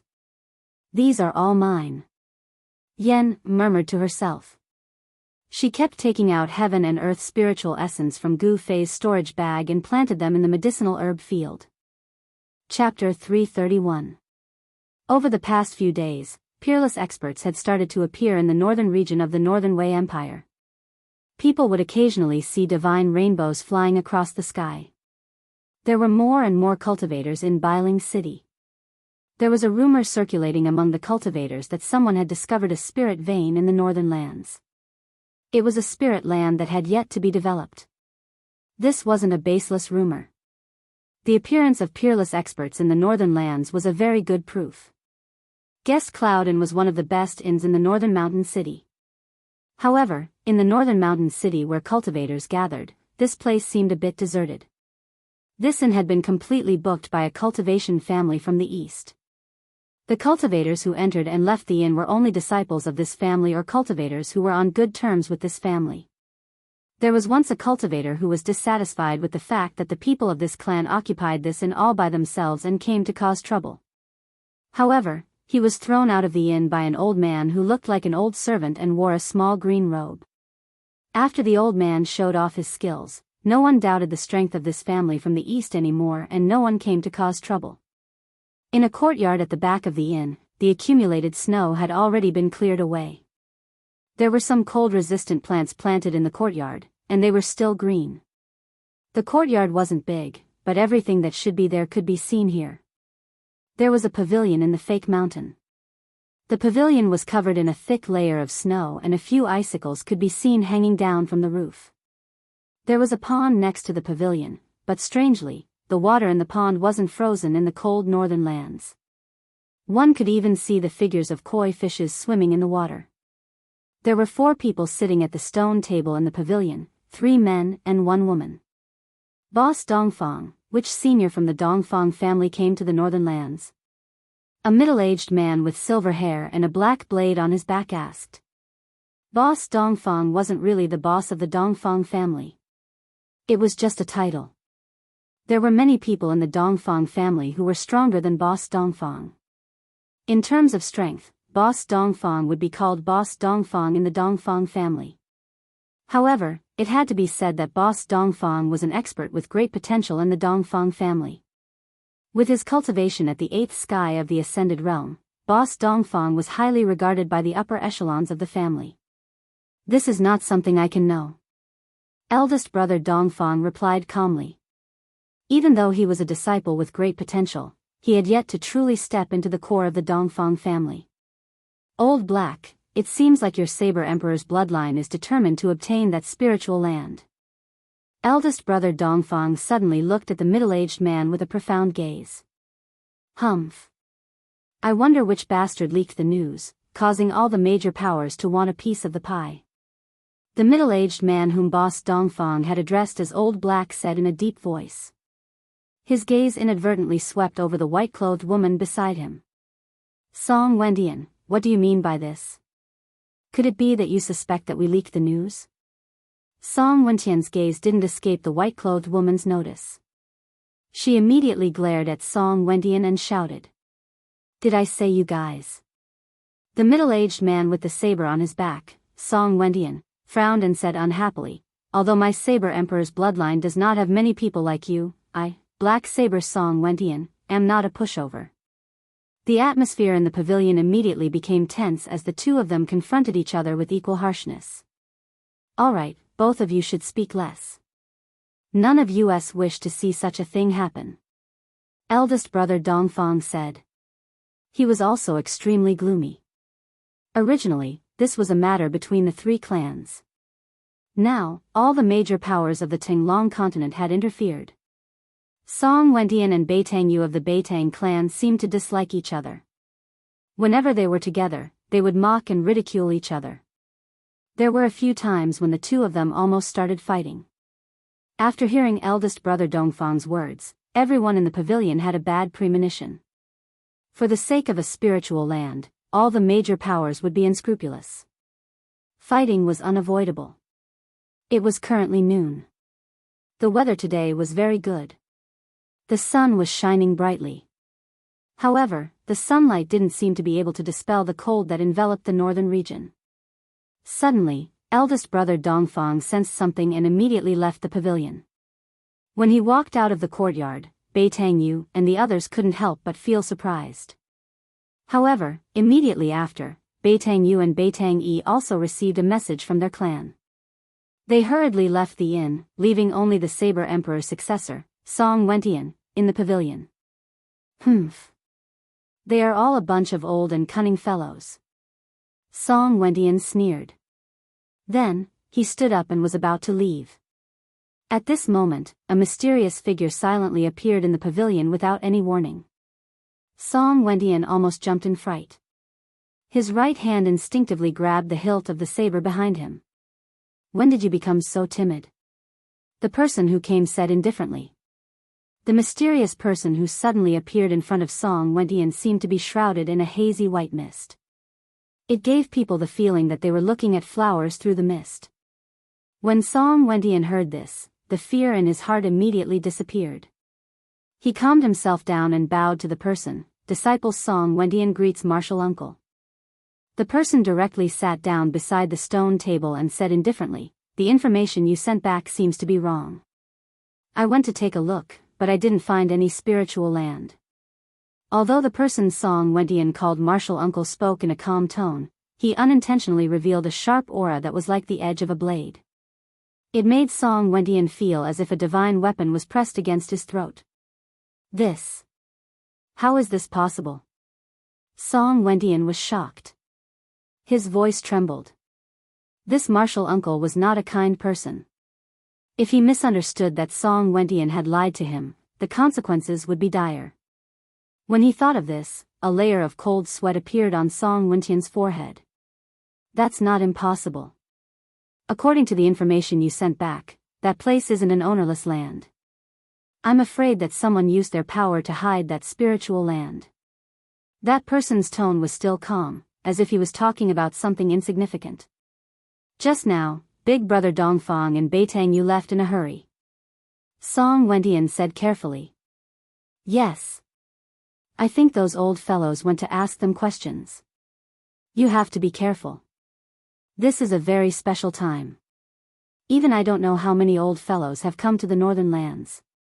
If you offend those old fellows, even I won't be able to save you. The mysterious person said. Thank you for the reminder, martial uncle. Song Wentian replied respectfully. The mysterious person did not say anything else. His figure immediately disappeared from the pavilion. Just like when he had first appeared, he had left without a sound. Song Wentian wiped away the cold sweat on his forehead. His entire body seemed to collapse as he slumped onto the stone bench. This martial uncle of his was a temperamental person. Every time he saw him, he would have to be extremely careful when dealing with him. Just as the mysterious person left, a blurry figure charged out from another courtyard behind the inn. He stood high up in the sky and looked in all directions with a pair of eyes. I seemed to sense the old saber monster's aura. The person scanned his surroundings but did not find any trace of the mysterious person. He then rushed down to the courtyard below. A faint and illusory figure stood in the sea of clouds in the distance, watching the scene coldly. I didn't think that the old saber monster and Dongfang Lai would also come to Bailing City. The person murmured to himself. Then, his figure disappeared into the sea of clouds. The bitter cold northern lands was no longer peaceful. Bailing City was no longer deserted. At this moment, the entire northern lands was filled with turbulent undercurrents.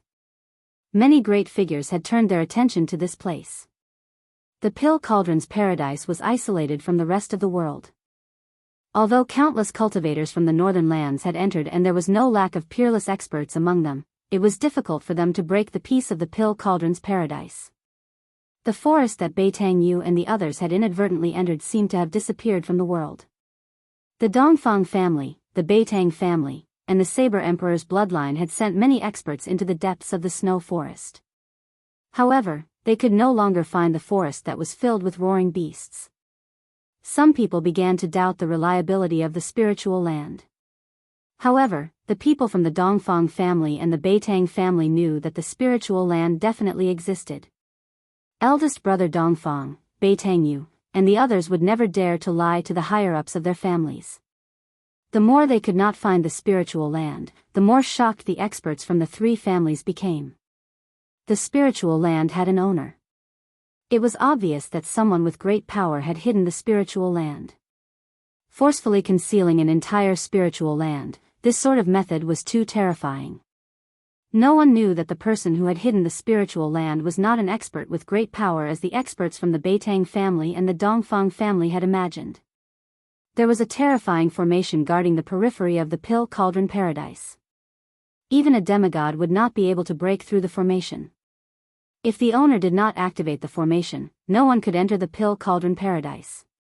Gu Fei, eldest brother Dongfang, and the others who had been chasing him could be said to be very lucky. The successor of the Pill Cauldron school, Yen-Er, had only stopped the operation of the formation for fun. That was why they could enter the periphery of the Pill Cauldron paradise. When Yen-Er activated the formation again, no one could find the Pill Cauldron paradise. Even if eldest brother Dongfang and the others had left marks along the way, it was still useless. The scenery of the Pill Cauldron paradise was picturesque. It was like a paradise. However, not every place in the Pill Cauldron paradise had such a relaxing and joyful scene. In a corner of the Pill Cauldron paradise, there was a small barren valley. Within the valley, there was nothing but rocks that were not covered by vegetation. In the depths of the valley, there was a high platform made of white jade. In the sky, there were mysterious runes engraved on it. An ancient bronze cauldron stood on the white jade platform. At this time, the top of the ancient bronze cauldron on the high platform was emitting wisps of hot air. It seemed that something was being refined in the cauldron. However, there was no flame under the cauldron. The hot air seemed to be coming from the ancient bronze cauldron. Chapter 332. Time passed by, and the valley was very quiet. There was no sound. Deep in the valley, on the white jade platform, an ancient bronze cauldron was gradually covered by a layer of hazy light. A strong spiritual fluctuation came out of the ancient cauldron, and a fiery aura spread out on the white jade platform. The surrounding temperature was gradually rising. The ancient bronze cauldron on the white jade platform, although it was also a rare treasure, it was not a treasure that had a spirit, and could not automatically refine elixirs. The reason why the ancient cauldron was abnormal was because of the person trapped in it.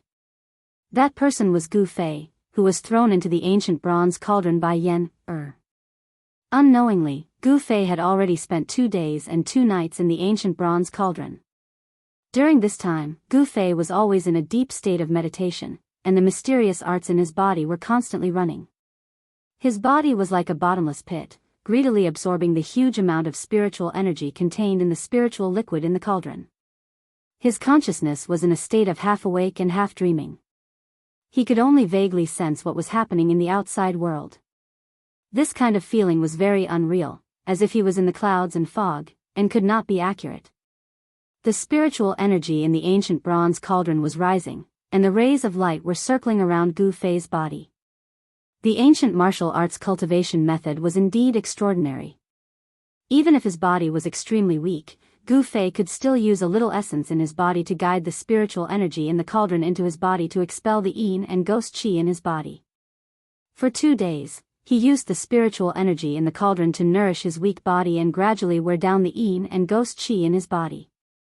This method seemed to be effective, and he succeeded in expelling a small part of the mysterious yin and ghost qi. Gu Fei found that although this method was effective, the speed of expelling the Yin and ghost chi was extremely slow. At this current speed, it would probably take more than 100 years to completely expel the Yin and ghost chi in his body. In the ancient bronze cauldron, the spiritual liquid concocted by Yen, was full of spiritual chi. Moreover, most of the spiritual herbs dissolved in the spiritual liquid were extremely dry and hot. They gathered together to form a strong yang chi, which happened to restrain the Xianyin ghost chi in Gu Fei's body. On the morning of the third day, Gu Fei showed no sign of stopping inside the bronze cauldron. The spiritual waves from the cauldron seemed to be even stronger than before. On the white jade platform, there was a blazing aura. At this time, a wave of magic power suddenly came from the entrance of the valley. Someone was opening the seal at the entrance of the valley. Then, a purple figure walked in from outside the valley as if he had passed through a transparent water curtain. That violet-colored figure moved gracefully like a fleeting shadow, nimble like an immortal that had descended to the mortal world, and she approached gracefully like a celestial maiden that had walked out from a painting. There were all sorts of restrictions set up in the valley. If one wasn't someone from the Pill Cauldron School, it would be impossible for them to enter. The person who had just entered was the only successor of the Pill Cauldron School, Yen. Once she entered the valley, she walked straight into the depths of the valley. As she approached the white jade platform, she suddenly paused and a strange expression appeared on her face. She had sensed something strange on the platform. Yen's beautiful face revealed a hint of astonishment as she walked onto the white jade platform. She stared at the steaming ancient bronze cauldron and mumbled to herself, "I didn't expect him to have such a trick up his sleeve. His body is like rotten wood, but he can still attract spiritual chi into his body. Hee, that's good too. It saves me a lot of effort." As Yen spoke, she sat down cross-legged in front of the ancient bronze cauldron and began to form a spell with her hands. Waves of magic power rippled out from Yen's hands. Then, Yen sent rays of light condensed from her magic power towards the ancient bronze cauldron in front of her. The magical light entered the body of the cauldron. Then, the mysterious runes on the ancient bronze cauldron began to light up. Yen seemed to be activating the ancient bronze cauldron. As the rays of light condensed from magic power entered the body of the cauldron, an immeasurably ancient aura began to emit from the ancient cauldron. The surface of the ancient cauldron was covered with runes which formed into countless magic formations that were branded onto the cauldron's body. This magic formation was neither an offensive nor a defensive magic formation. It was a magic formation used for alchemy. Yen was activating the alchemy magic formation on the ancient cauldron and releasing the power of alchemy fire. The ancient bronze cauldron began to emit waves of powerful energy. The runes on the cauldron's body began to appear and the spiritual chi around the white jade platform began to gather towards the ancient bronze cauldron. The alchemy magic formation began to gather the surrounding spiritual chi of heaven and earth and turned it into alchemy fire. Wisps of fire energy began to emerge from the cauldron's body like tiny fire snakes swimming around the cauldron's body. The alchemy magic formation did not release the alchemy fire outwards. Instead, it burned towards the inside of the cauldron. Rumble. The ancient bronze cauldron began to vibrate. Then, it left the ground and floated above the white jade platform. Slowly, it began to rotate. Yen, who was sitting cross-legged on the white jade platform, had a grave expression on her face. She stared at the ancient bronze cauldron in the sky and shot out rays of light. As more and more magic formations were activated, the entire ancient bronze cauldron began to flow with fiery red fire energy. It was not an ordinary fire. Instead, it was the alchemy magic formation on the ancient bronze cauldron. It condensed the spiritual chi of heaven and earth and transformed it into alchemy fire. It was the Taoist true fire. This small mountain valley was actually where the Pill Cauldron School concocted pills. The reason why it was completely barren, without any plants, was because the people of the Pill Cauldron School concocted pills here.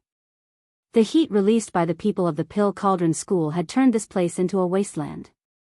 As the alchemy magic formation on the body of the ancient bronze cauldron was gradually activated, wisps of fire energy began to seep into the cauldron from the outside.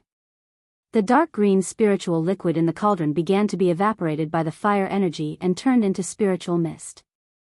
As more and more alchemy magic formations were activated, the temperature in the ancient bronze cauldron began to rise rapidly. Gu Fei, who was in a deep meditative state, seemed to feel something strange around him. What's going on?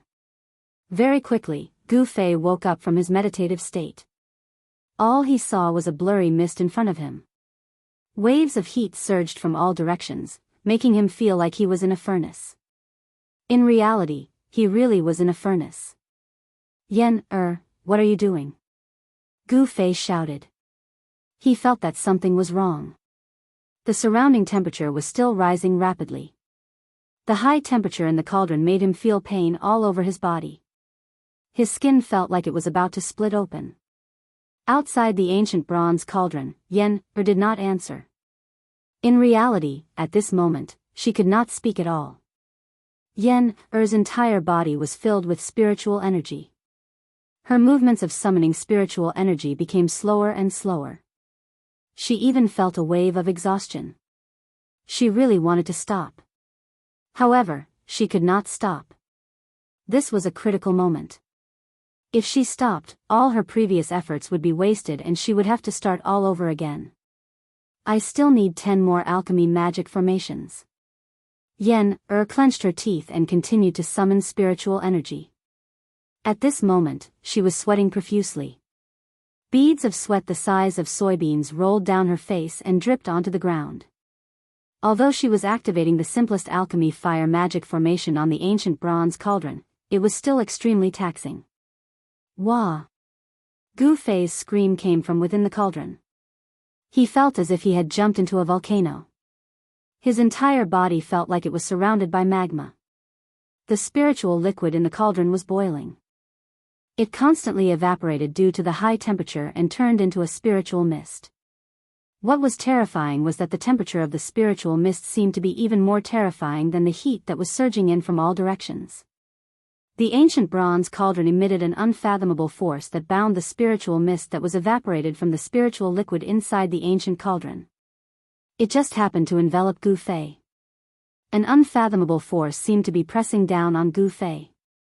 The spiritual mist outside his body drilled into his pores through his body.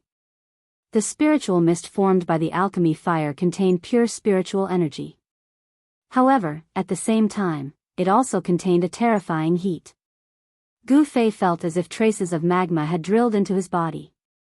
From top to bottom, his meridians, his flesh, and even his bones, there were countless fire snakes slithering about.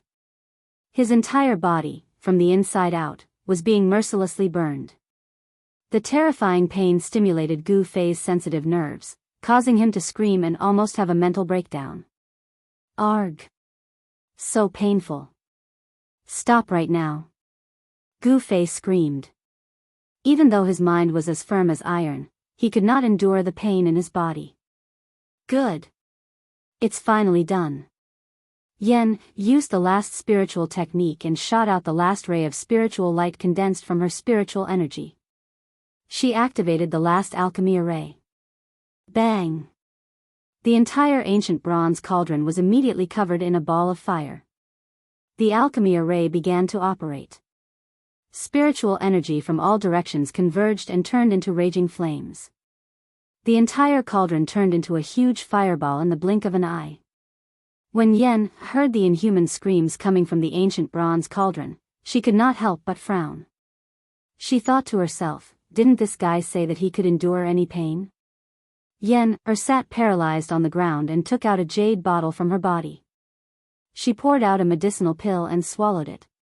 Very soon, her pale complexion, which was slightly pale due to the large amount of magic power she had consumed, began to turn rosy. Hee, you can enjoy yourself in there. I will come back in 3 days. If you are still alive by then, you will have a chance to recover. As she spoke, Yen stood up from the ground and walked down the white jade platform. Poor Gu Fei. He was refined by Yen like a spiritual medicine for alchemy.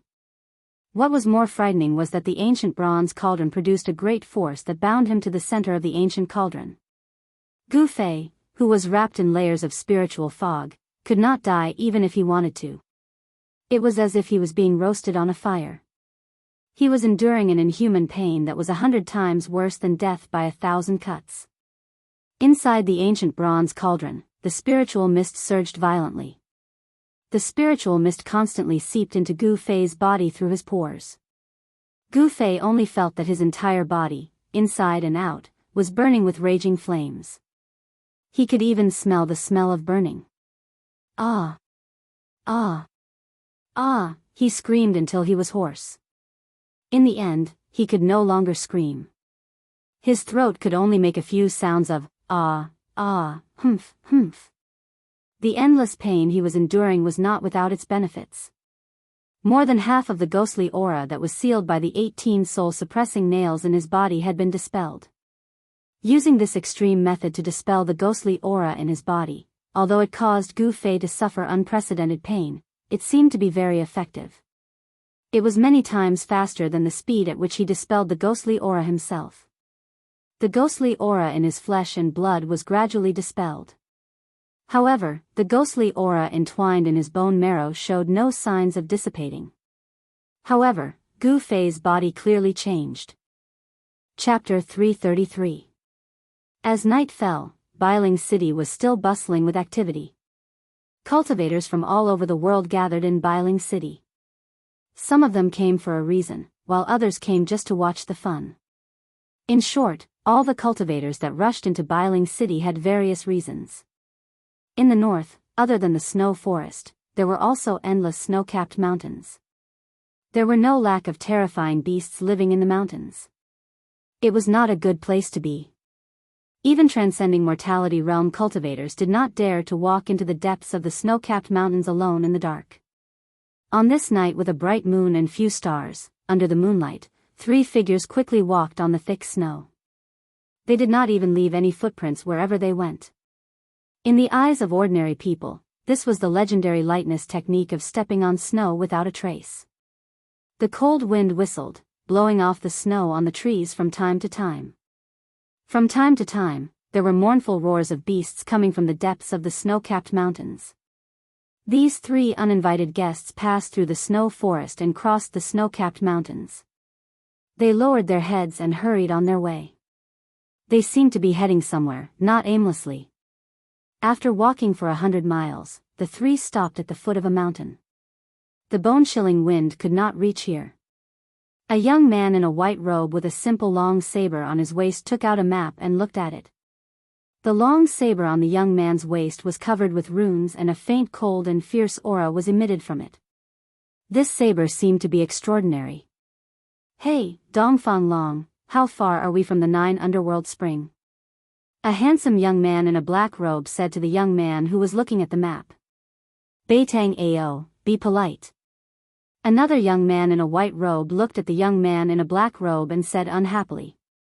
Beitang Ao looked at the young man in a white robe with disdain and said coldly, "If it was in the past, I could be polite to you brothers, but now, hee." It turned out that these 3 young men were Dongfang Chen, Dongfang Long and Beitang Ao of the Beitang clan.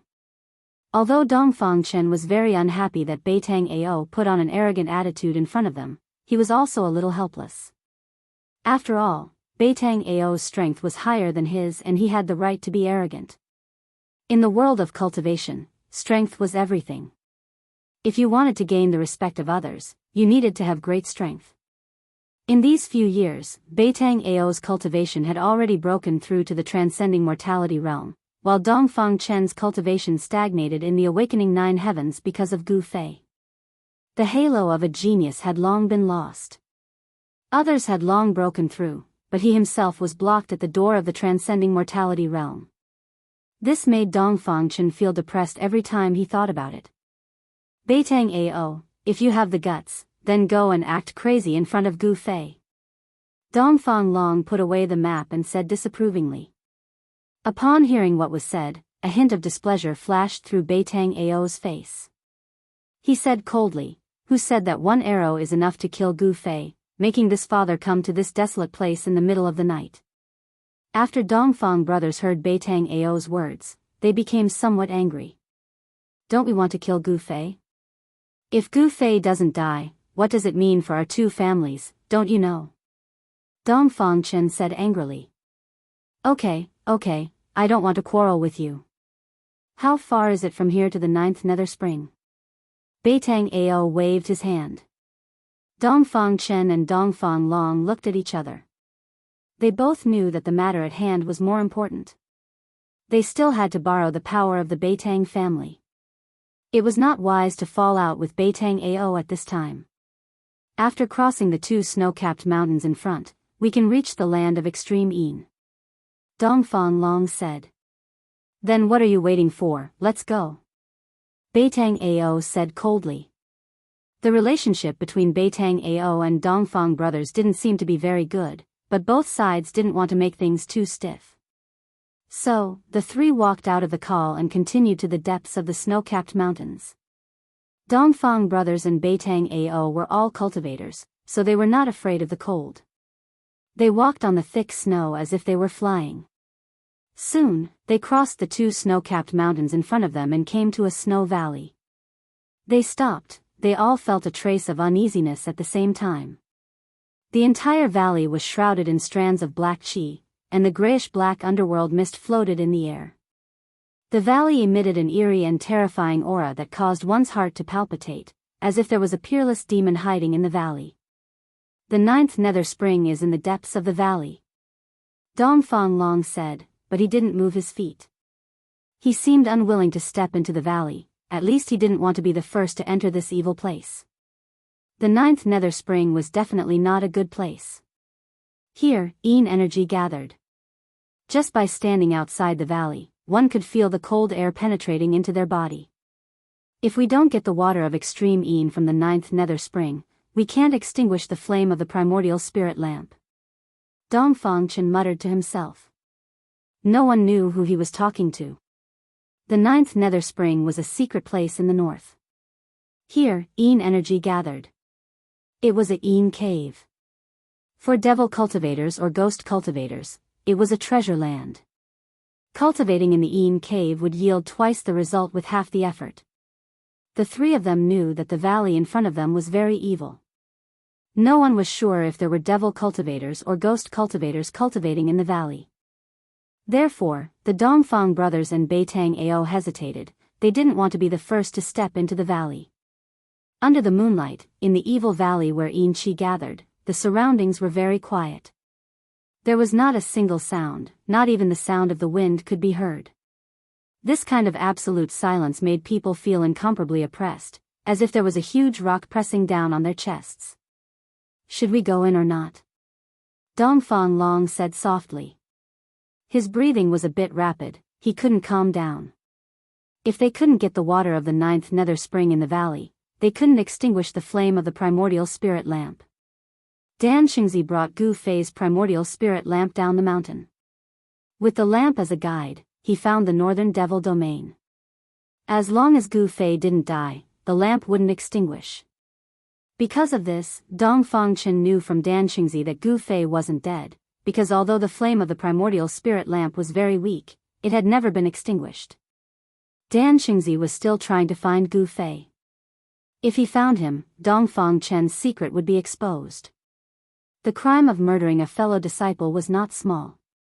What Dongfang Chen had done had already violated the rules of the sect and violated the great taboo of the Supreme Mystery Sect. If it was light, he would be crippled of his cultivation base and expelled from the sect. If it was heavy, he would be executed. He would also shame the Dongfang family. This kind of thing must not happen. The water of the 9th Nether Spring was the place where the Yin cave was located. It was the place where the Yin energy was the densest. The water of extreme Yin was the only thing that could extinguish the flame of the primordial spirit lamp. The purpose of Dongfang Chen and the others was very simple. That was to obtain the water of extreme Yin, and then secretly extinguish the primordial spirit lamp in Dan Xingzi's hands. They would let Dan Xingzi think that Gu Fei was dead. Once the primordial spirit lamp was extinguished, Dan Xingzi might give up looking for Gu Fei. During this period of time, he would find Gu Fei and then kill him. Everything would be solved. Since we're here, we can't go back empty-handed. Dongfang Chen said in a deep voice. His eyes suddenly became fierce and firm. He stepped forward and was about to step into the valley filled with energy. If you don't want to die, leave quickly. At this moment, a cold voice suddenly came from behind Dongfang Chen and the others. The Dongfang brothers and Beitang Ao were shocked. Shua. Turning around, Zhang Xian saw a green-robed figure slowly walking over from the snowy ground 100 zhang behind him. That person only took 2 or 3 steps to cross a distance of 1,000 feet and arrive before them. He seemed to be very calm and the person didn't seem to be moving very fast on the snowy ground, but he had truly arrived before the 3 of them. Shrinking the earth into an inch? Dongfang Chen's pupils couldn't help but shrink. He could already see that this was just a shallow Dao technique, but when this person used it, there was such a scene. It was really shocking. Beitang Ao and Dongfang Long couldn't help but be moved. Dongfang Long's right hand was already holding the hilt of the sword on his waist. If the person acted strangely, he would not hesitate to draw the sword. This cyan-clothed person was wearing a purple Dao crown and a cyan Dao robe. His sleeves were fluttering in the wind. His face was thin, and his whole person exuded an otherworldly aura. The person's eyes were very deep. He swept over the 3 people as if he could see the depths of their hearts. The 3 of them all had a strange feeling of being seen through. Disciples of the Taishan sect, descendants of the Saber Emperor, Beitang Ao. The cyan-clothed Daoist slowly said, but it was the origin of the Dongfang brothers and Beitang Ao. Why are you here? Seeing that the person who came must be a senior in the Dao sect, the Dongfang brothers and Beitang Ao breathed a sigh of relief when they saw this. Dongfang Chen stepped forward and bowed to the cyan-clothed Daoist. Greetings, senior. We are here on the orders of the sect to come and collect the water of extreme Yin. Water of extreme Yin? Strange, what do the people of the Taishan sect want that thing for? The cyan-clothed Daoist thought for a moment and then said, you should leave quickly. Senior, is there any danger in this valley? Beitang Ao said. In front of this cyan-clothed Daoist, he did not dare to show any arrogance. The cyan-clothed Daoist was about to speak. Roar. At this moment, there was an earth-shattering roar in the valley without warning. The sound shook the heavens and the earth, and the entire valley shook. Dongfang Chen's cultivation was the lowest. When the sound came, it was as if he was struck by lightning. His body shook violently, and he opened his mouth and spat out a mouthful of blood. His expression suddenly became weary. Dongfang Long and Beitang Ao had the cultivation of the transcending mortality realm, but they also felt their blood boiling. Their faces became pale in an instant, and their bodies were on the verge of collapse. Rumble. A huge roar spread out in all directions, and there was a strange sound like 10,000 horses galloping nearby. The nearby snow-capped peaks were avalanches. Good heavens! The cyan-clothed Daoist no longer paid attention to Dongfang Chen and the others. He took a step forward and rushed into the valley like a bolt of lightning. Chapter 334. An earth-shattering roar caused the entire valley to boil. The Yin energy surged violently. A terrifying fluctuation that was like a mountain that made people have the urge to look up at it spread out from the valley. Network, outside the valley, the Dongfang brothers and Beitang Ao immediately turned pale with fright. Beitang Ao was the first to retreat, while Dongfang Long picked up Dongfang Chen, who was on the verge of collapsing, and retreated as well. They had no choice but to retreat. Just like what the azure-robed Daoist said, if they didn't want to die, they had to leave. Inside the valley, there really was an unimaginable existence lurking. Just a roar was enough to make the 3 of them suffer a great impact. It was easy to imagine how powerful the existence inside the valley was. Boom! Another loud sound came from behind them. A terrifying energy fluctuation, like a monstrous wave, swept out from the valley, and the ground shook violently. Beitang Ao and the others who were running for their lives felt as if they were standing on a violent wave. They almost fell to the ground. It was too terrifying. This was definitely a sound that could only be caused by a peerless cultivator. Peerless cultivators were fighting inside the valley where Yin energy gathered. After running for dozens of miles, Beitang Ao and Dongfang Long finally stopped. They climbed up a mountain and gazed at the valley from afar. A battle between peerless cultivators was definitely a rare sight. They didn't want to miss it. Waves of muffled noises kept bursting out from the valley. Rays of strong light broke through the layers of Yin energy and rushed out from the valley, illuminating the entire world. Vaguely, there seemed to be countless talismans surging inside the valley, constantly dispersing the surging Yin energy and emitting an extremely powerful energy fluctuation. A huge demonic shadow loomed inside the valley, emitting an unparalleled ferocious aura.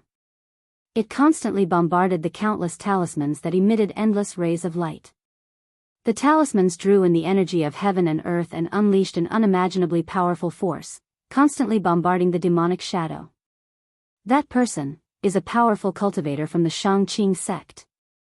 Dongfang Chen exclaimed. Dongfang Long had already put him down. The front of his shirt was stained with blood. The ferocious demon in the valley roared angrily, and the terrifying sound wave directly injured Dongfang Chen. In front of a peerless expert, the Dongfang brothers and Beitang Ao were as weak as ants. After all, Dongfang Chen was a disciple of the Taishan sect, and the Taishan sect was one of the three great Taoist sects. With his knowledge, of course, he recognized that the Taoist in blue who rushed into the valley was using the talisman technique of the Shangqing sect. At this time, a terrifying fluctuation of spiritual power erupted in the valley. Then, Dongfang Chen and the others saw a soul-stirring scene. In the sky above the valley, rays of golden light danced in the air like countless golden snakes. Then, they formed into a giant talisman that covered the entire valley. With enough energy to destroy the heaven and earth, the talisman slammed down. Rumble. It was as if countless thunderbolts were roaring above the 9 heavens. The incomparably huge golden talisman attracted the spiritual energy of the world. The moment the golden talisman was formed, the endless spiritual energy quickly gathered towards the golden talisman that shrouded the sky above the valley. The golden light illuminated the surroundings, covering the snowy region in a layer of gold. The gigantic golden talisman that enveloped the heavens and the earth sealed the entire valley. The endless Yin Qi that surged out from the valley was also suppressed. Roar. Inside the valley, there was an earth-shattering roar. The ferocious demon was roaring. The moment the golden talisman shrouded the giant demon, it instantly exploded. The first son of the demon king is only a so-so. The vast voice spread throughout the sky and the earth. The Taoist in blue stood on top of the golden talisman and used all his strength to activate the golden talisman. The endless Yin Qi was dispersed by the golden light emitted by the golden talisman.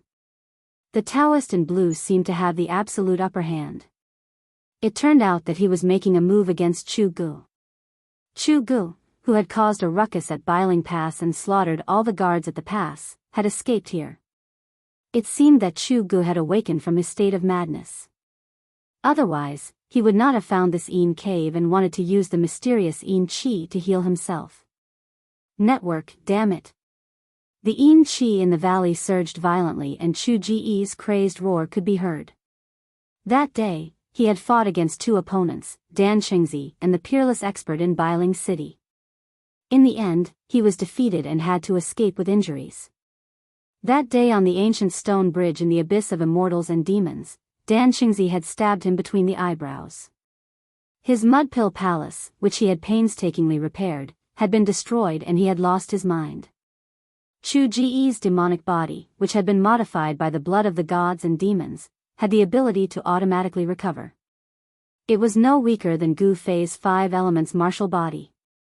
After the battle with Dan Qingzi and the peerless expert, he had escaped to the snowy region.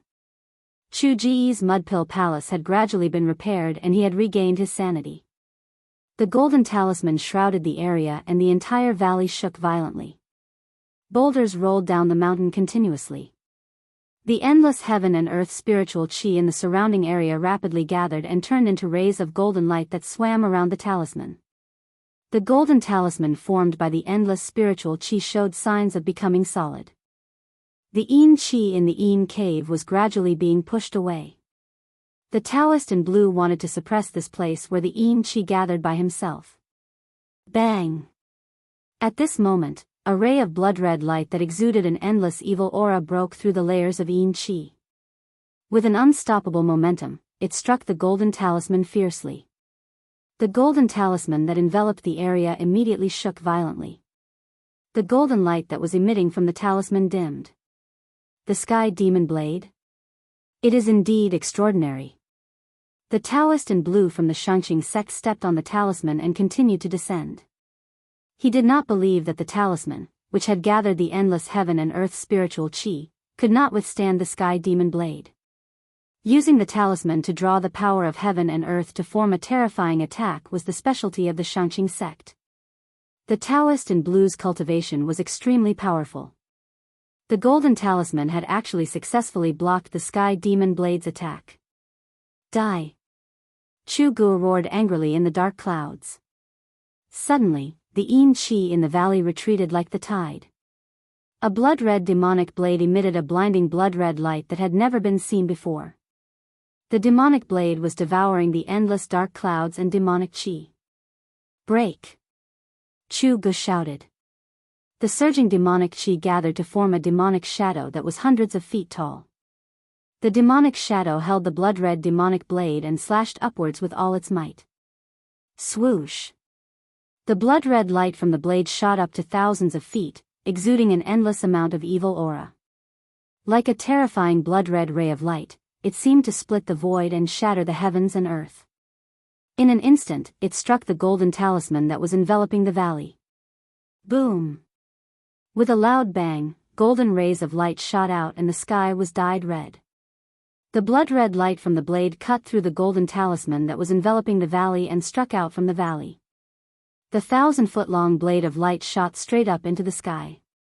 This slash had gathered an endless amount of dark clouds and devil qi, pushing the terrifying might of the sky demon saber to an unimaginable level.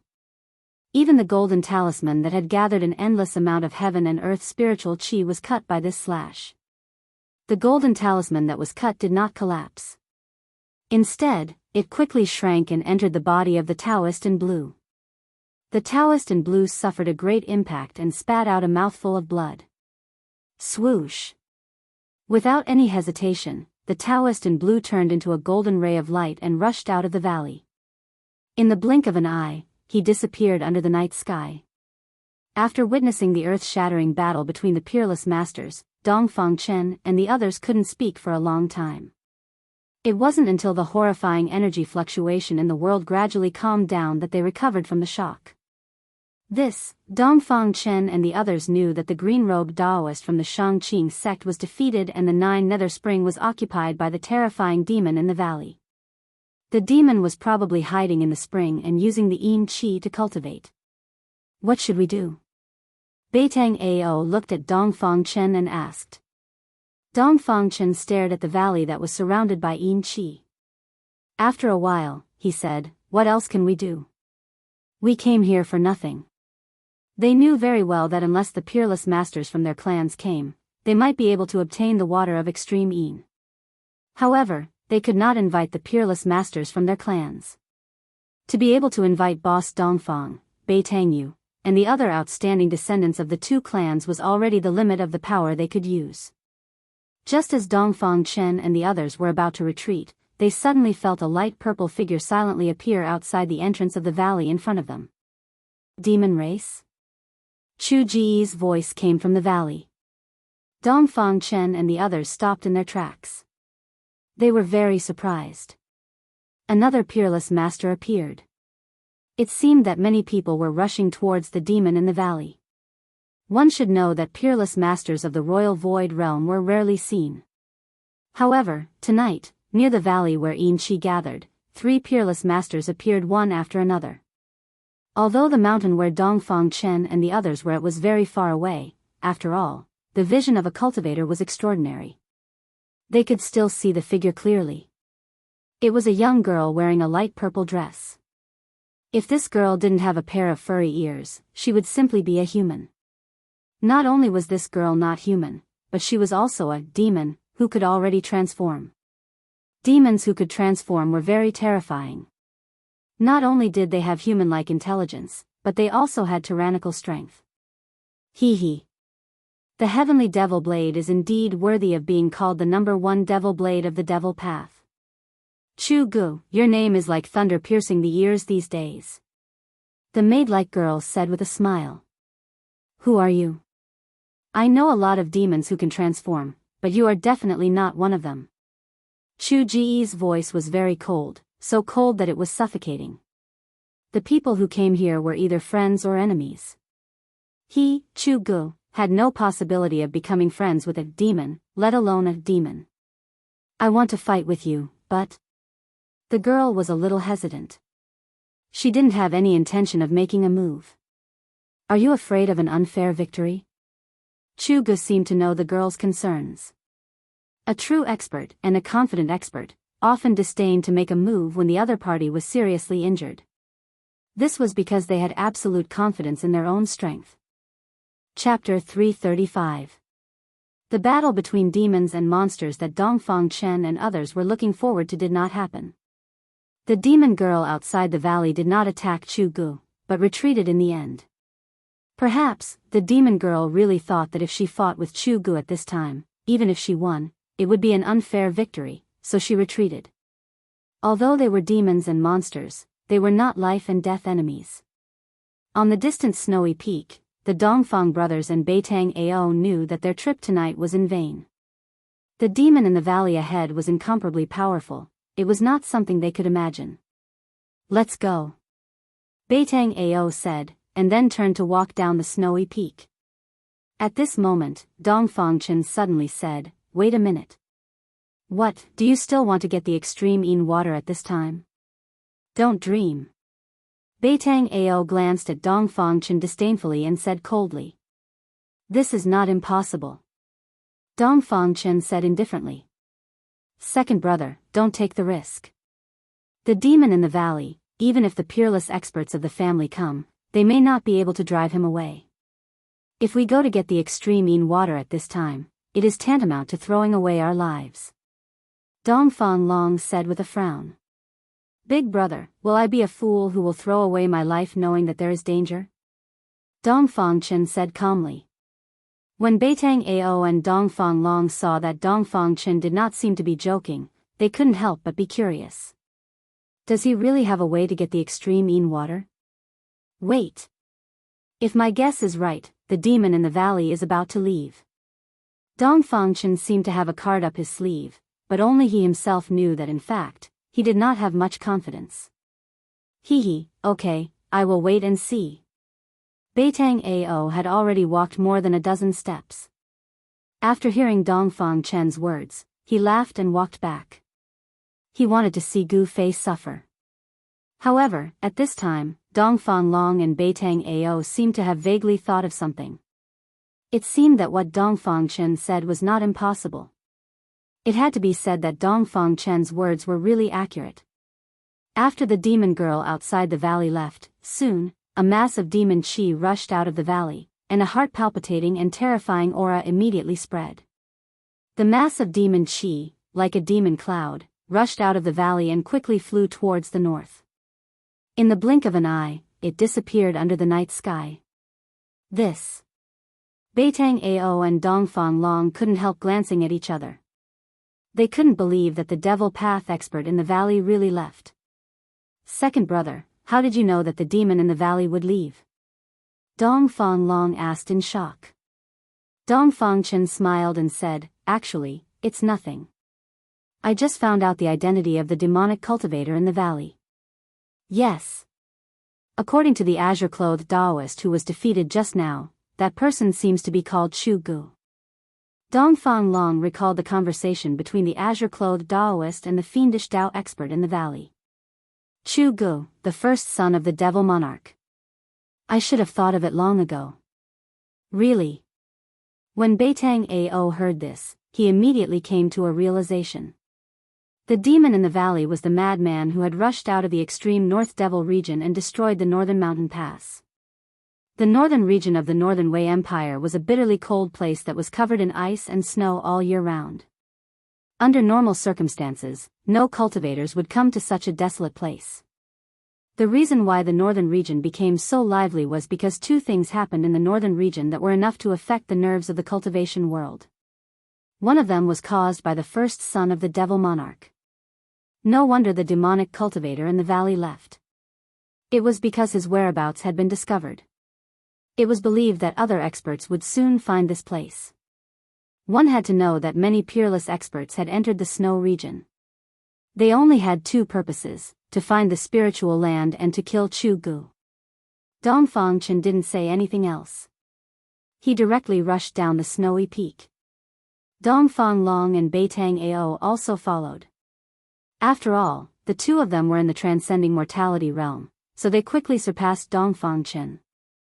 Soon, they arrived at the entrance of the valley that was surrounded by Yin Qi. This time, without any hesitation, they rushed into the valley together. This was a rare opportunity.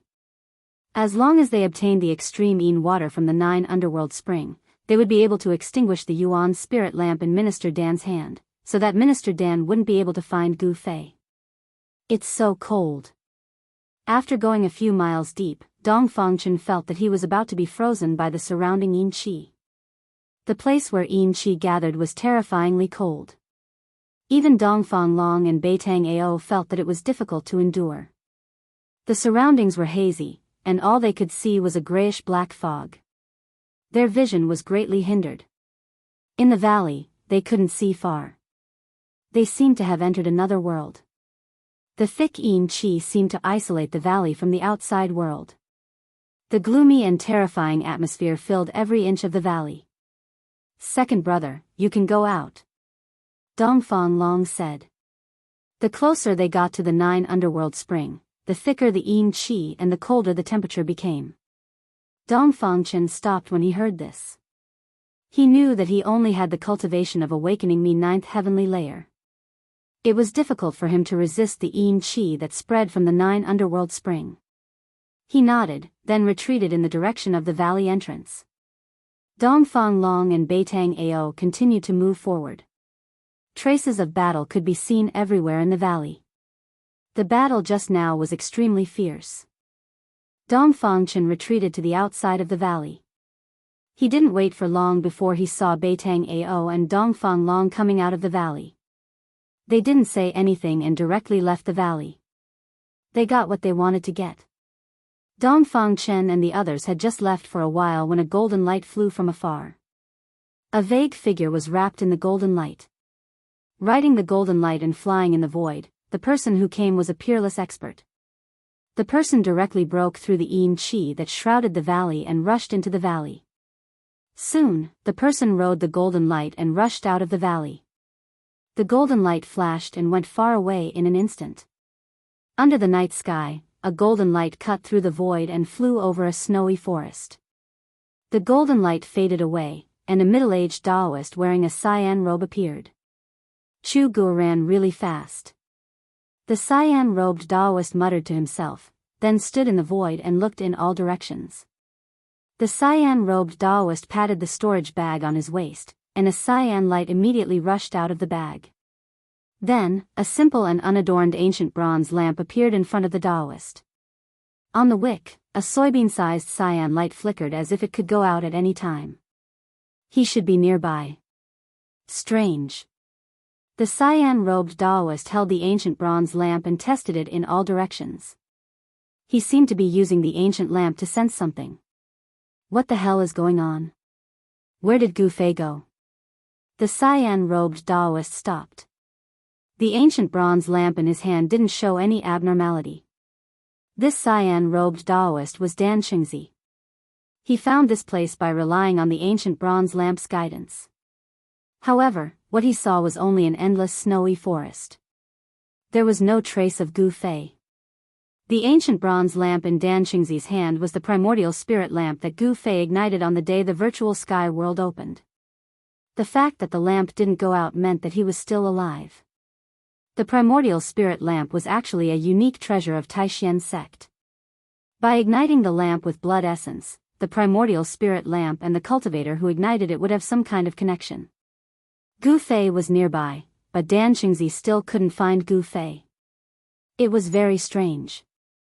It seemed that someone had used great magic to conceal Gu Fei's breath, so the primordial spirit lamp couldn't sense Gu Fei's exact location. Dan Qingzi held the primordial spirit lamp in his hand and flew through the air, searching back and forth within 100 miles. In the vast snowy forest, only the cold night wind blew from time to time. After an hour, Dan Qingzi stopped. He was sure that Gu Fei was within a few hundred miles, but he couldn't find him. This was very strange. He couldn't figure it out. He thought that some great figure had used great magic to conceal Gu Fei's breath, but it didn't seem like it. Gu Fei seemed to have entered another world, and his whereabouts were unpredictable, just like when he was trapped in the virtual sky world. Dan Qingzi was helpless, so he turned into a golden rainbow and left the endless snowy forest. After Minister Dan left, ripples visible to the naked eye suddenly appeared in the air above a certain snowy slope in the forest. Then, a white jade gateway seemed to appear out of thin air, standing tall on the snowy slope. The white jade archway was surrounded by spiritual aura and shrouded in a hazy glow. It was 15 feet high. At this time, a purple figure walked out from behind the archway. This was an extremely beautiful girl who possessed the spiritual wisdom of heaven and earth. She was like a fairy walking in the snow. She looked ethereal and distant. This was a truly otherworldly temperament. This girl in purple was Yen-Er.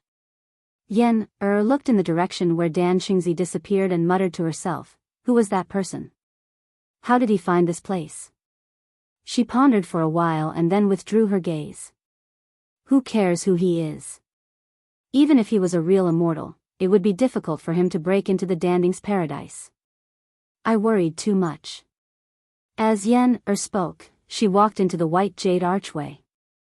As if passing through a layer of transparent water curtain, Yen-Er's figure disappeared in the air as if she had walked into another space. Then, the white jade gateway that stood on the snow slope that was surrounded by rays of light also disappeared. On the snow slope, it was as if nothing had happened at all. There were no traces left behind. 3 days later, Yen came to the barren small valley again and climbed the white jade high platform in the depths of the valley. On the high platform, a huge fireball was burning. The terrifying heat emitted by the fireball seemed to distort the surrounding void. There was no sound coming from the fireball. Gu Fei seemed to have been refined in the ancient cauldron. Chapter 336. Above the white jade platform, heat waves billowed. The large fireball suspended in the air was like a sun, emitting a dazzling light. The runes around the high platform were also flashing with a misty light. Countless runes were engraved around the high platform, releasing waves of magical power. A wave of power enveloped the entire high platform, binding the heat emitted from the fireball to the high platform. Yen-Er stood in front of the large fireball, and the surrounding heat waves did not seem to affect her at all. Vaguely, within the fireball, a large red cauldron could be seen looming. There seemed to be fire dragons lingering around the large cauldron, and the high temperature caused the void to distort. The alchemy fire array above the primordial chaos pill cauldron gathered spiritual energy from all directions, transforming it into alchemy fire. It was not an ordinary fire, but a Taoist alchemy true fire. Although it was the lowest level of alchemy fire, not even the 3 true fire, the high temperature it emitted was enough to melt ordinary iron. Old Gu, are you dead? If you're not dead, answer me. Yen-Er stared at the large fireball suspended in the air and said with a dignified expression. Gu Fei had been refined by the alchemy fire for 3 days and 3 nights in the primordial chaos pill cauldron. Even Yen was not sure if Gu Fei could survive it. This method could be said to have a slim chance of survival. Gu Fei was likely to be refined to death by the alchemy fire, but in order to expel the Xianyin ghost qi from Gu Fei's body, it seemed that only this extreme method could be used. Although Yen-Er's voice was not very loud, it was mighty on the high platform. Her voice had a special penetrating power, and the person in the cauldron could definitely hear her voice. No one responded. There were no fluctuations coming from the giant cauldron wrapped in the fireball. Besides the raging fire, the ancient cauldron was silent. Gu Fei in the cauldron seemed to have been refined to death by the endless fire. He can't really be dead, right? Yen could not help but change her expression. She could no longer maintain her calm. Yen hurriedly formed a spiritual art and released magic power, stopping the alchemy fire array above the primordial chaos pill cauldron. The fire gradually sank into the red body of the cauldron, and the flames around the ancient cauldron began to dissipate. The spirit chi that gathered from all directions also dissipated in the void. The primordial chaos pill cauldron gradually stopped spinning and then slowly descended from the sky. With a bang, it landed in the center of the white jade platform. On the white jade platform, there was a huge Dharma array, and the primordial chaos pill cauldron landed right in the middle of it. The great flame on the cauldron had already been extinguished. The bright red cauldron began to return to its original color, and the runes faded into the cauldron. Whoo! The lid of the cauldron flew up.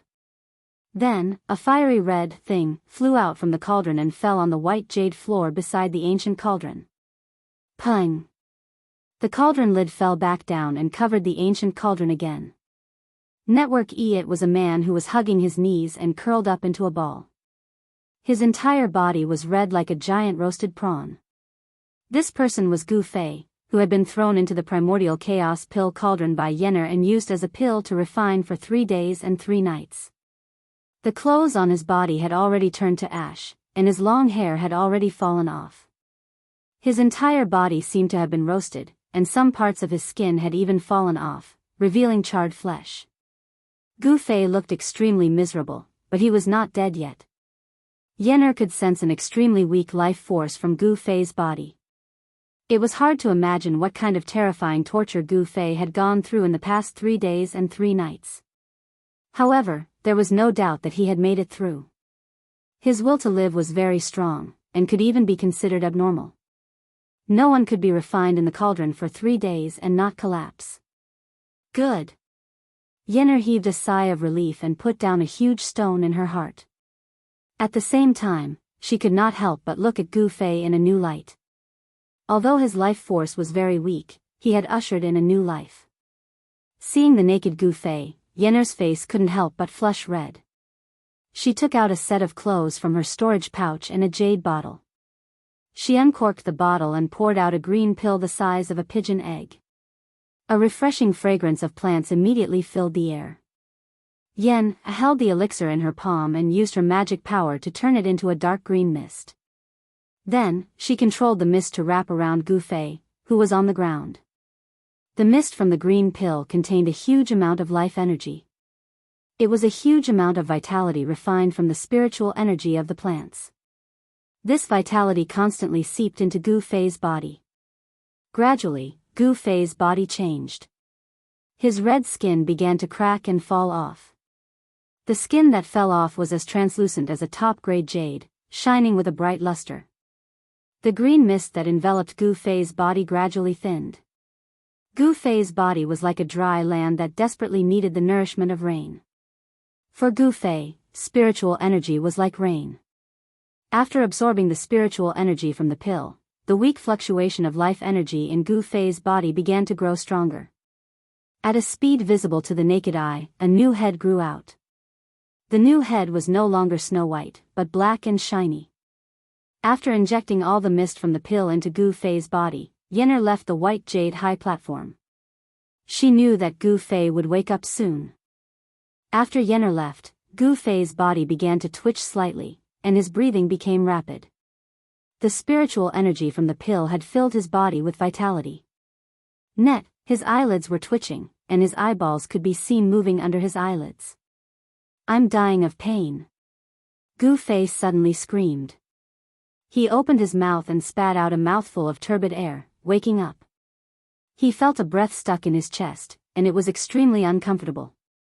He could only desperately breathe in fresh air to relieve the suffocating feeling in his chest. After a long time, he calmed down. "Are you out?" Gu Fei slowly stood up from the ground. He looked around and felt that he was standing on the white jade high platform.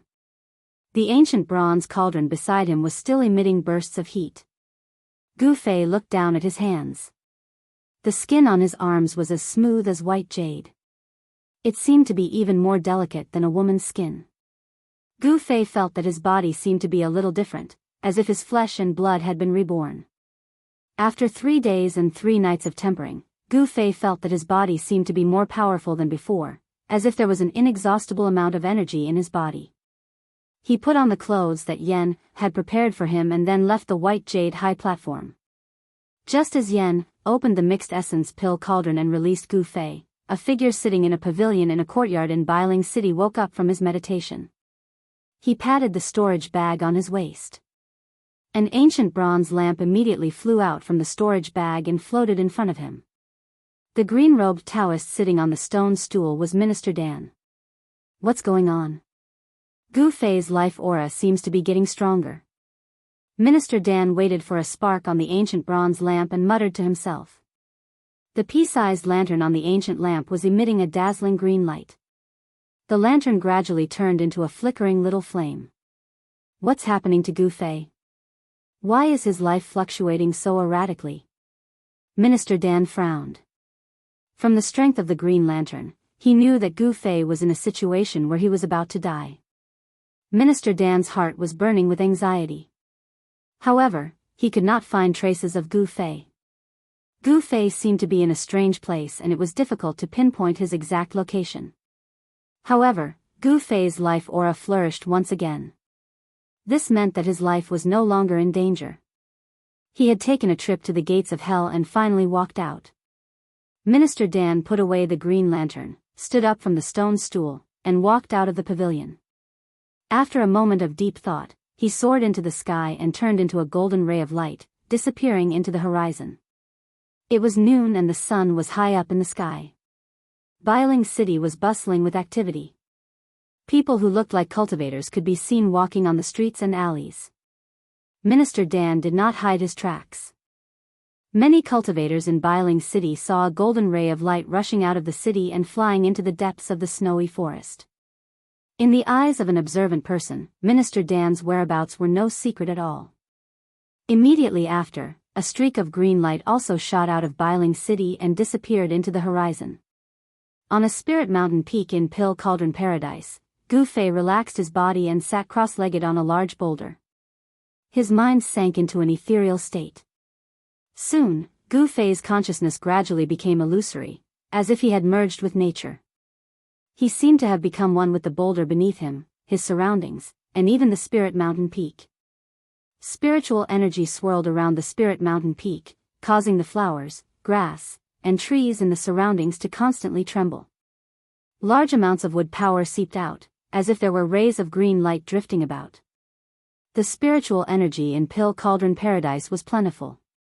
The spirit mountain peak was filled with thriving vegetation, filled with endless wood power. Tiny rays of green light were guided by Gu Fei into his body. The wood power contained an enormous aura of life. Vigorous vitality flowed inside Gu Fei's body. His flesh, internal organs, and bones seemed to be injected with endless life energy. The 18 soul-suppressing nails in Gu Fei's body had long been pulled out. After being refined by the alchemic fire for 3 days and 3 nights in the origin pill cauldron, his flesh and blood had been cleansed countless times by the endless fire element spirit energy. The mystic Yin ghost chi in his flesh and blood had long been expelled from his body.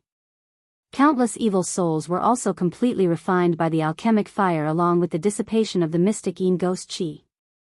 However, the mystic Yin ghost chi in Gu Fei's body had long penetrated deep into his bones. Even with such extreme methods, he still could not expel the mystic Yin ghost chi from his bones. According to Yen, he would have to suffer one more time before he could completely expel the mystic Yin ghost chi from his body. Right now, Gu Fei only had one goal, and that was to make his life force exuberant. As time passed, the green vitality from all directions converged towards Gu Fei.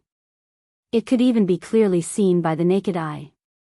A dense green mist swirled around Gu Fei. Before he knew it, 2 days had passed. The injuries caused by the alchemic fire had completely healed. His body seemed to have been infused with endless vitality. Energy surged violently in his body, but he still continued to cultivate. As for Minister Dan, he held the Origin Soul green lamp and searched the endless sea of trees for 2 days. During these 2 days, the flame from the Origin Soul green lamp in his hand grew even more resplendent. Minister Dan had searched almost every inch of land within several hundred miles, but he still could not find a trace of Gu Fei. Minister Dan could not help but feel a sense of helplessness. Gu Fei was in this forest, but he could not find Gu Fei. It was very strange. There seemed to be an unfathomable power that separated him and Gu Fei into 2 different spaces. Minister Dan felt as if he could not grasp or touch Gu Fei. That night, the moonlight was hazy. Beasts roared in the distance. In the endless forest, a speck of green light moved like a will-o'-the-wisp. Unknowingly, a faint mist began to rise in the forest. The mist drifted with the wind, causing the entire forest to become blurry. It gave off an ethereal feeling. The mist could not obstruct the radiance of the green light. Suddenly, without any warning, the moving green light in the mist was extinguished. Then, an angry roar resounded from within the mist. The rolling sound waves shook the forest, causing the mist in the forest to surge violently. "Who is it? Come out." Minister Dan stood in the void. His eyes emitted 2 sharp rays of light that were as sharp as the edge of a blade. He angrily scanned the surroundings. In his hand, he held an ancient bronze lamp that had already been extinguished. He had just been ambushed. He did not know what method the person in the dark had used to extinguish his Yuan spirit lamp. Hee hee. A cold laugh rang out from the depths of the snowy forest. Then, a ray of green light broke through the mist below the snowy forest and charged out. "How dare you!" Minister Dan was furious. He put away the ancient bronze lamp and rose into the air, chasing after the ray of green light. He wanted to see who dared to ambush him. Once the Yuan spirit lamp was extinguished, unless Gu Fei used his own blood to reignite it, no one else could reignite Gu Fei's Yuan spirit lamp. Swoosh! Swoosh! 2 rays of light, 1 green and 1 gold, disappeared into the night sky in the blink of an eye like lightning. The fog that lingered in the snow forest gradually dispersed. The mist in the forest seemed to be a trick of the mysterious expert who had secretly extinguished Minister Dan's Yuan spirit lamp. There was a lot of mist in the forest. Minister Dan did not think there was anything wrong with it. Because of this, the person's sneak attack was successful. The extinguishing of the Yuan spirit lamp made Minister Dan furious. He chased closely behind that person, and from time to time, he would shoot out beams of light that bombarded that person. However, the hazy figure wrapped in the green light did not plan to fight Minister Dan. He repeatedly dodged the golden streaks that Minister Dan shot out and continuously fled forward. "Who are you, scoundrel? If you have the guts, stop and fight," Minister Dan shouted. His voice reverberated in the air and traveled far. The person in front of him did not reply. He did not care about Minister Dan at all. The speed at which an unparalleled expert flew through the air was incomparably fast. In a short while, 2 rays of light rushed out of the forest and into the depths of the mountain. This book. Chapter 337. Under the moonlight, the depths of the snow-capped mountains were no longer peaceful. Beams of strong light shot out and terrifying energy waves spread out, causing all the nearby snow-capped peaks to experience avalanches. The birds and beasts that lived in the snow-capped mountains fled in shock. Peerless masters were fighting in the depths of the snow-capped mountains. One of them was the enraged Minister Dan. The battle did not last long before the depths of the snow-capped mountains gradually calmed down. A golden ray of light shot out from the depths of the snow-capped mountains and flew towards Bailing City. One of the peerless masters did not come out from the snow-capped mountains. No one knew where he went. At dawn, a white figure walked into a courtyard at the back of the Yunlai Inn in Bailing City. It was a handsome young man dressed in white. "Come in." The young man went straight to a room in the courtyard. Just as he was about to knock on the door, an old but calm voice came from inside. The young man respectfully pushed the door open and carefully closed it. The young man entered the room and saw that it was decorated in an antique style. A screen separated the room into two parts. The front was the living room, and behind the screen was the bedroom. The room was not gorgeous. The young man stood in front of the screen with his head down. He did not go into the back. He seemed to be very respectful to the owner of the room and did not dare to act presumptuously. "I know why you are here. Don't worry, the light has been extinguished." The old voice came from behind the screen. When the young man heard this, he could not help but reveal a smile on his face. "You can leave." The person in the room seemed to be a little annoyed. "Yes." The white-clothed young man didn't say much. After he heard the man's words, he bowed towards the screen and left the room. "Second brother, what did the ancestor say?" After the young man left the courtyard, a young man with a simple long sword on his waist walked towards him. This person was Dongfang Long, and the person Dongfang Long called second brother was none other than Dongfang Chen. "It's rare that the ancestor is willing to help. The matter has been resolved." Dongfang Chen seemed to be very happy. Dongfang Long nodded and said, "Very good, this has bought us a lot of time. The entire north is filled with our Dongfang clan and Beitang clan's eyes. As soon as Gu Fei appears, kill him. This time, don't fail again." Dongfang Chen said with a gloomy face. Dongfang Long nodded and the two of them quickly left. In the Pill Cauldron Paradise, on the peak of a spiritual mountain, Gu Fei faced the rising sun and sat cross-legged on a large rock. For the past 2 days, it was as if he could not feel the passage of time.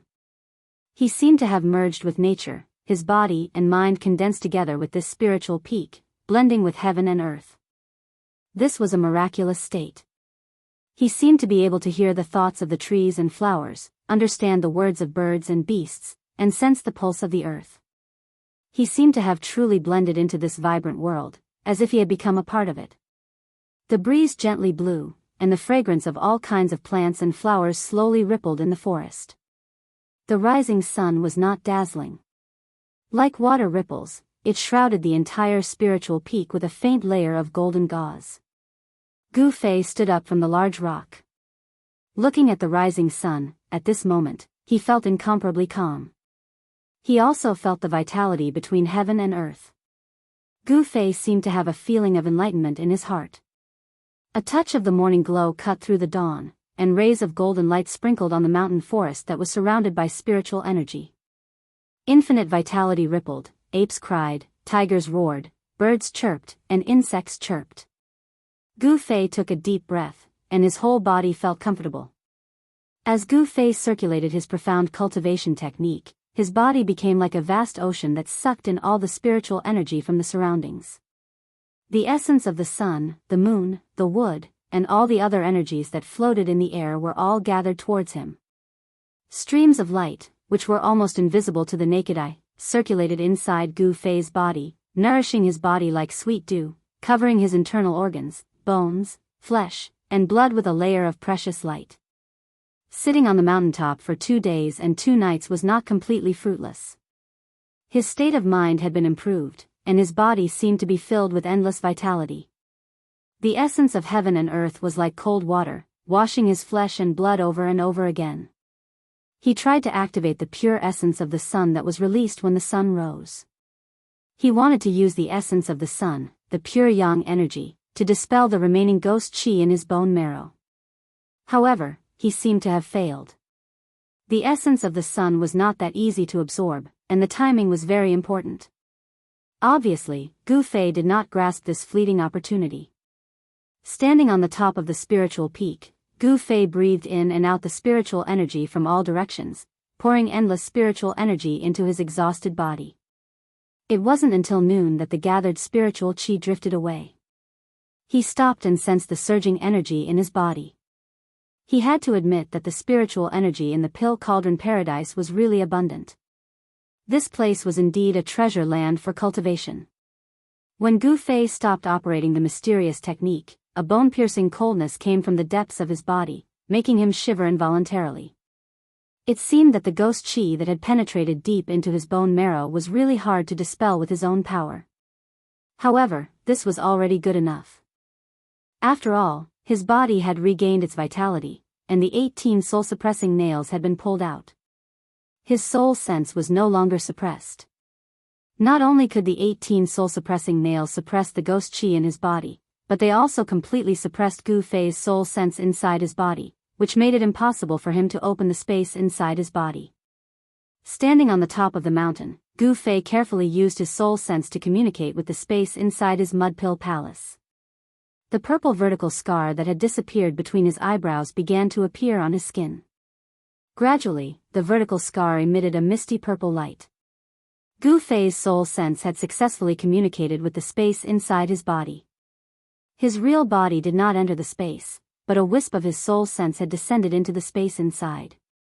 He was very worried that because of his body, the space that he had opened up would be destroyed, and even turn into a piece of chaos.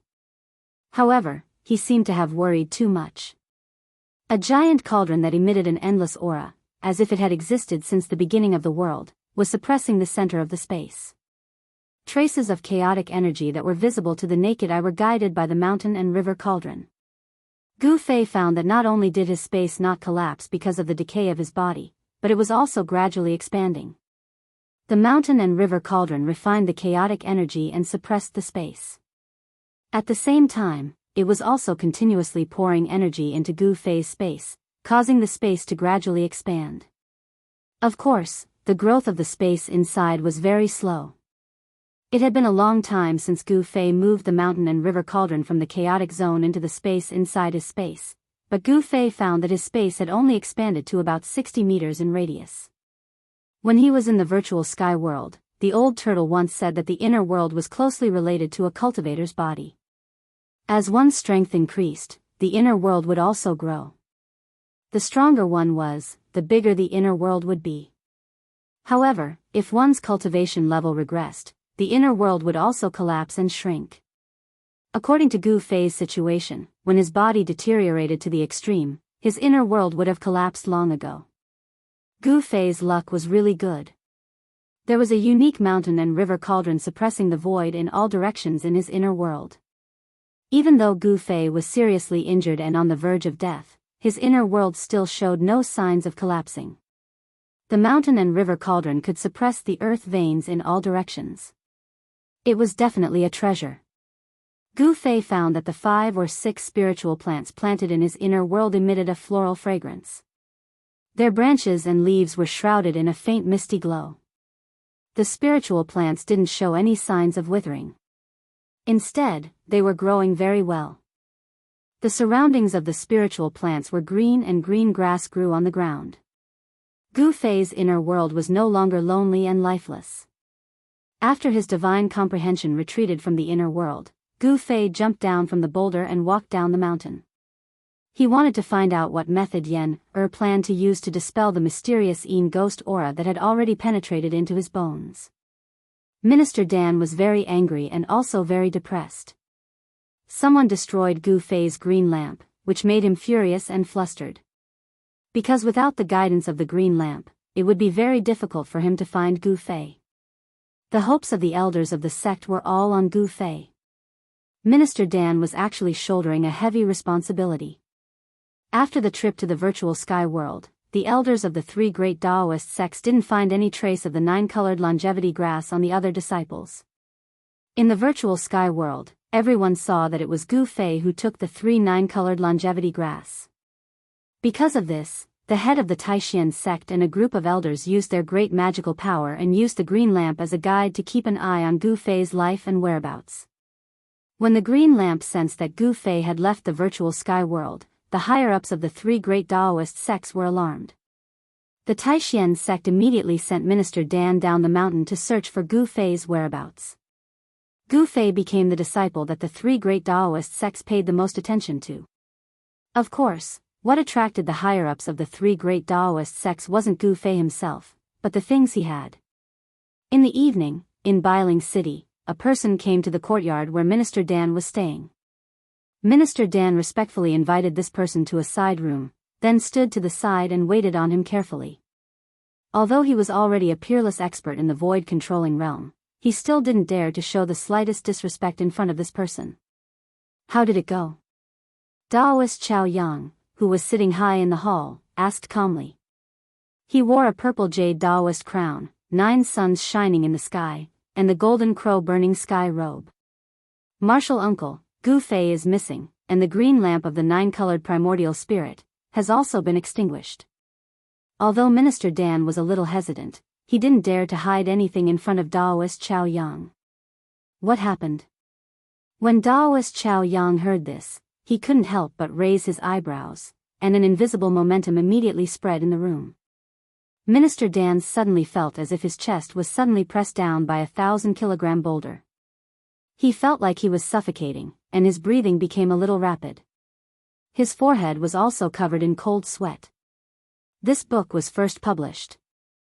Chapter 338. As night fell, a bright moon appeared in the sky, sprinkling down cold moonlight that shrouded the icy and snowy northern land in a layer of light gauze.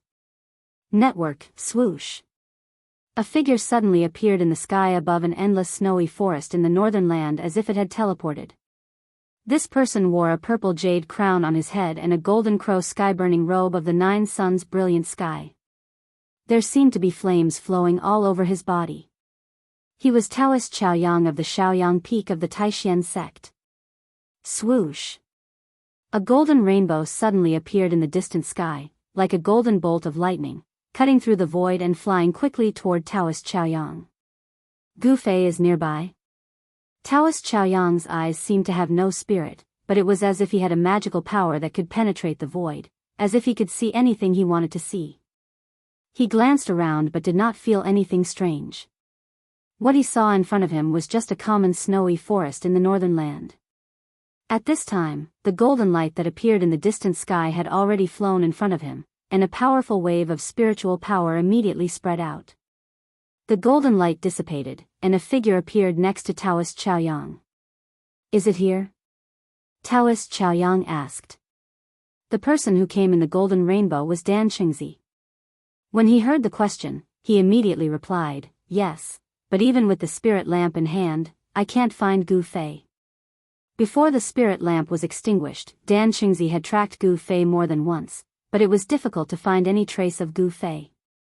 Although they were both cultivators in the royal void realm, Taoist Chao Yang's strength and seniority were not comparable to Dan Qingzi, who had just broken through to the royal void realm. Even among cultivators in the same realm, there were strong and weak ones. With Taoist Chao Yang's cultivation, it could be said that it was easy to kill a peerless cultivator like Dan Qingzi. Strange. Taoist Chao Yang stood in the void, and there was a trace of doubt on his face. He could not feel any human aura nearby, which meant that Gu Fei had not appeared nearby. Taoist Chao Yang's divine will was extremely powerful. Once it was spread out, he could see everything within a radius of tens of miles like the back of his hand. It was even clearer than using his eyes to see. As long as someone was hiding nearby, they would definitely not be able to escape the detection of his spiritual force. The surroundings were very quiet. Only the occasional roars of beasts could be heard from the depths of the snowy forest. Other than the birds and beasts that resided in the forest, there were no other signs of life. Taoist Chao Yang was very proud of his own cultivation. Apart from demigods, there were only a few people in the world who could beat him. If there was something strange about this place, it would not escape Taoist Chao Yang's eyes. If someone had really hidden Gu Fei with great magical power, and even Taoist Chao Yang had been deceived, then this person was definitely not someone he could provoke. Yes. Looks like it's time to meet some old friends in Bailing City. Taoist Chao Yang said calmly, let's go back. After saying that, Taoist Chao Yang's figure disappeared in the air. Taoist Chao Yang's speed was too fast. Even Minister Dan, who was standing next to him, could not tell how he left. Minister Dan could not help but be shocked. Taoist Chao Yang's cultivation was much stronger than his. Taoist Chao Yang's speed seemed to be comparable to teleportation. Of course, the legendary magical power of teleportation could only be performed by a peerless demigod. Minister Dan did not dare to delay. He rose into the air and turned into a dazzling golden rainbow. He flew in the direction of Bailing City and disappeared into the night in the blink of an eye.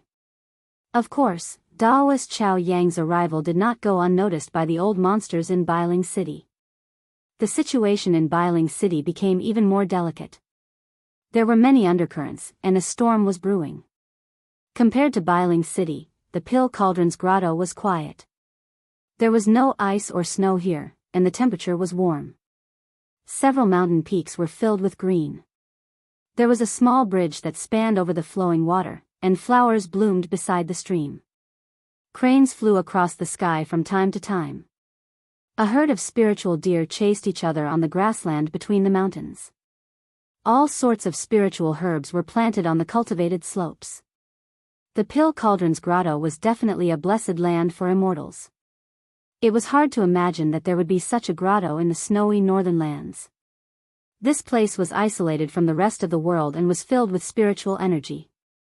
It was no wonder that even the old monsters who had not come out for a long time were alarmed.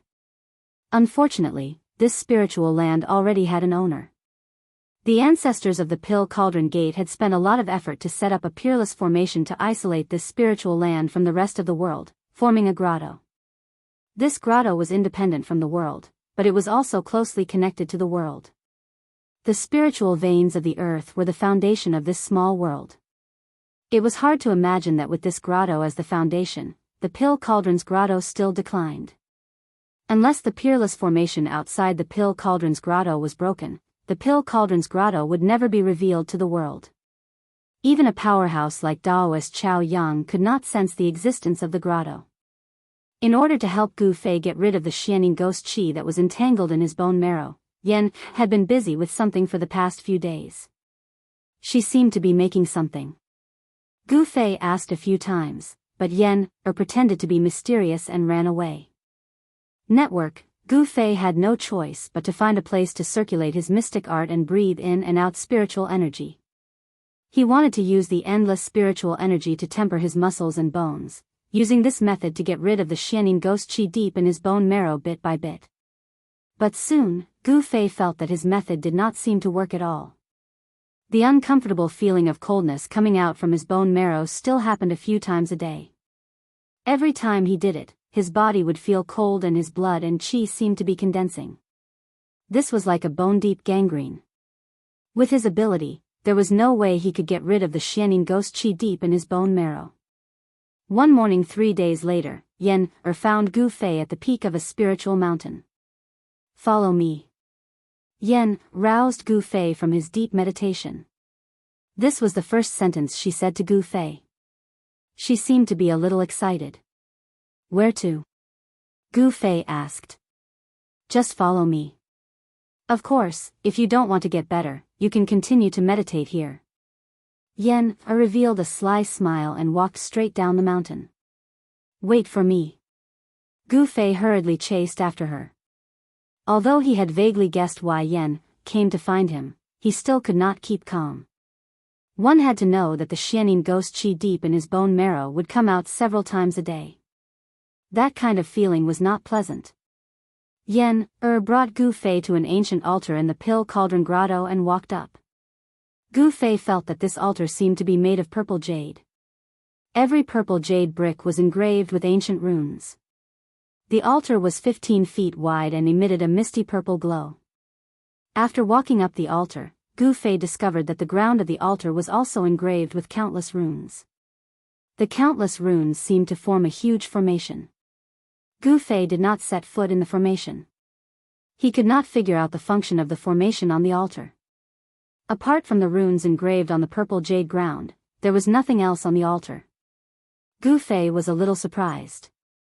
Why did Yan bring him here? He was about to ask, but at that moment, Yan signaled Gu Fei to stand in the center of the altar. Yan came to Gu Fei's side and took out a jade talisman from her storage bag.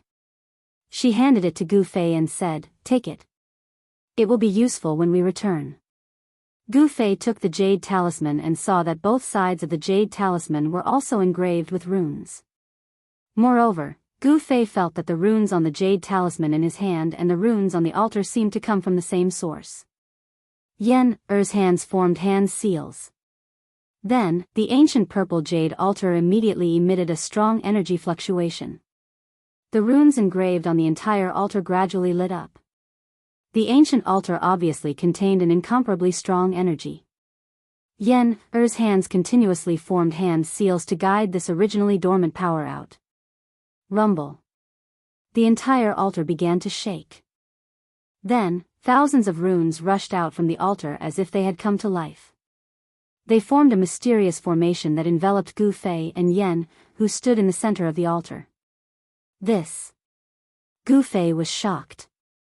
This altar seemed to be a teleportation formation. Swoosh. There was a tremor in the void as ripples spread out from the center of the altar.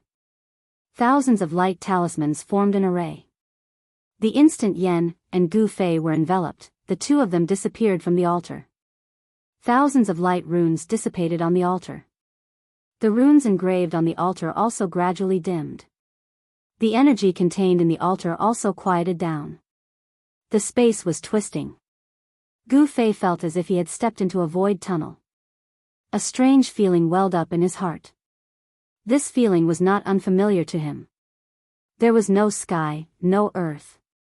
It was as if he was walking in an endless void. He had no idea where he was going. Rays of light became the only thing in Gu Fei's eyes. After an unknown period of time, Gu Fei felt as if he was riding on the clouds, as if he was traveling at an extremely high speed.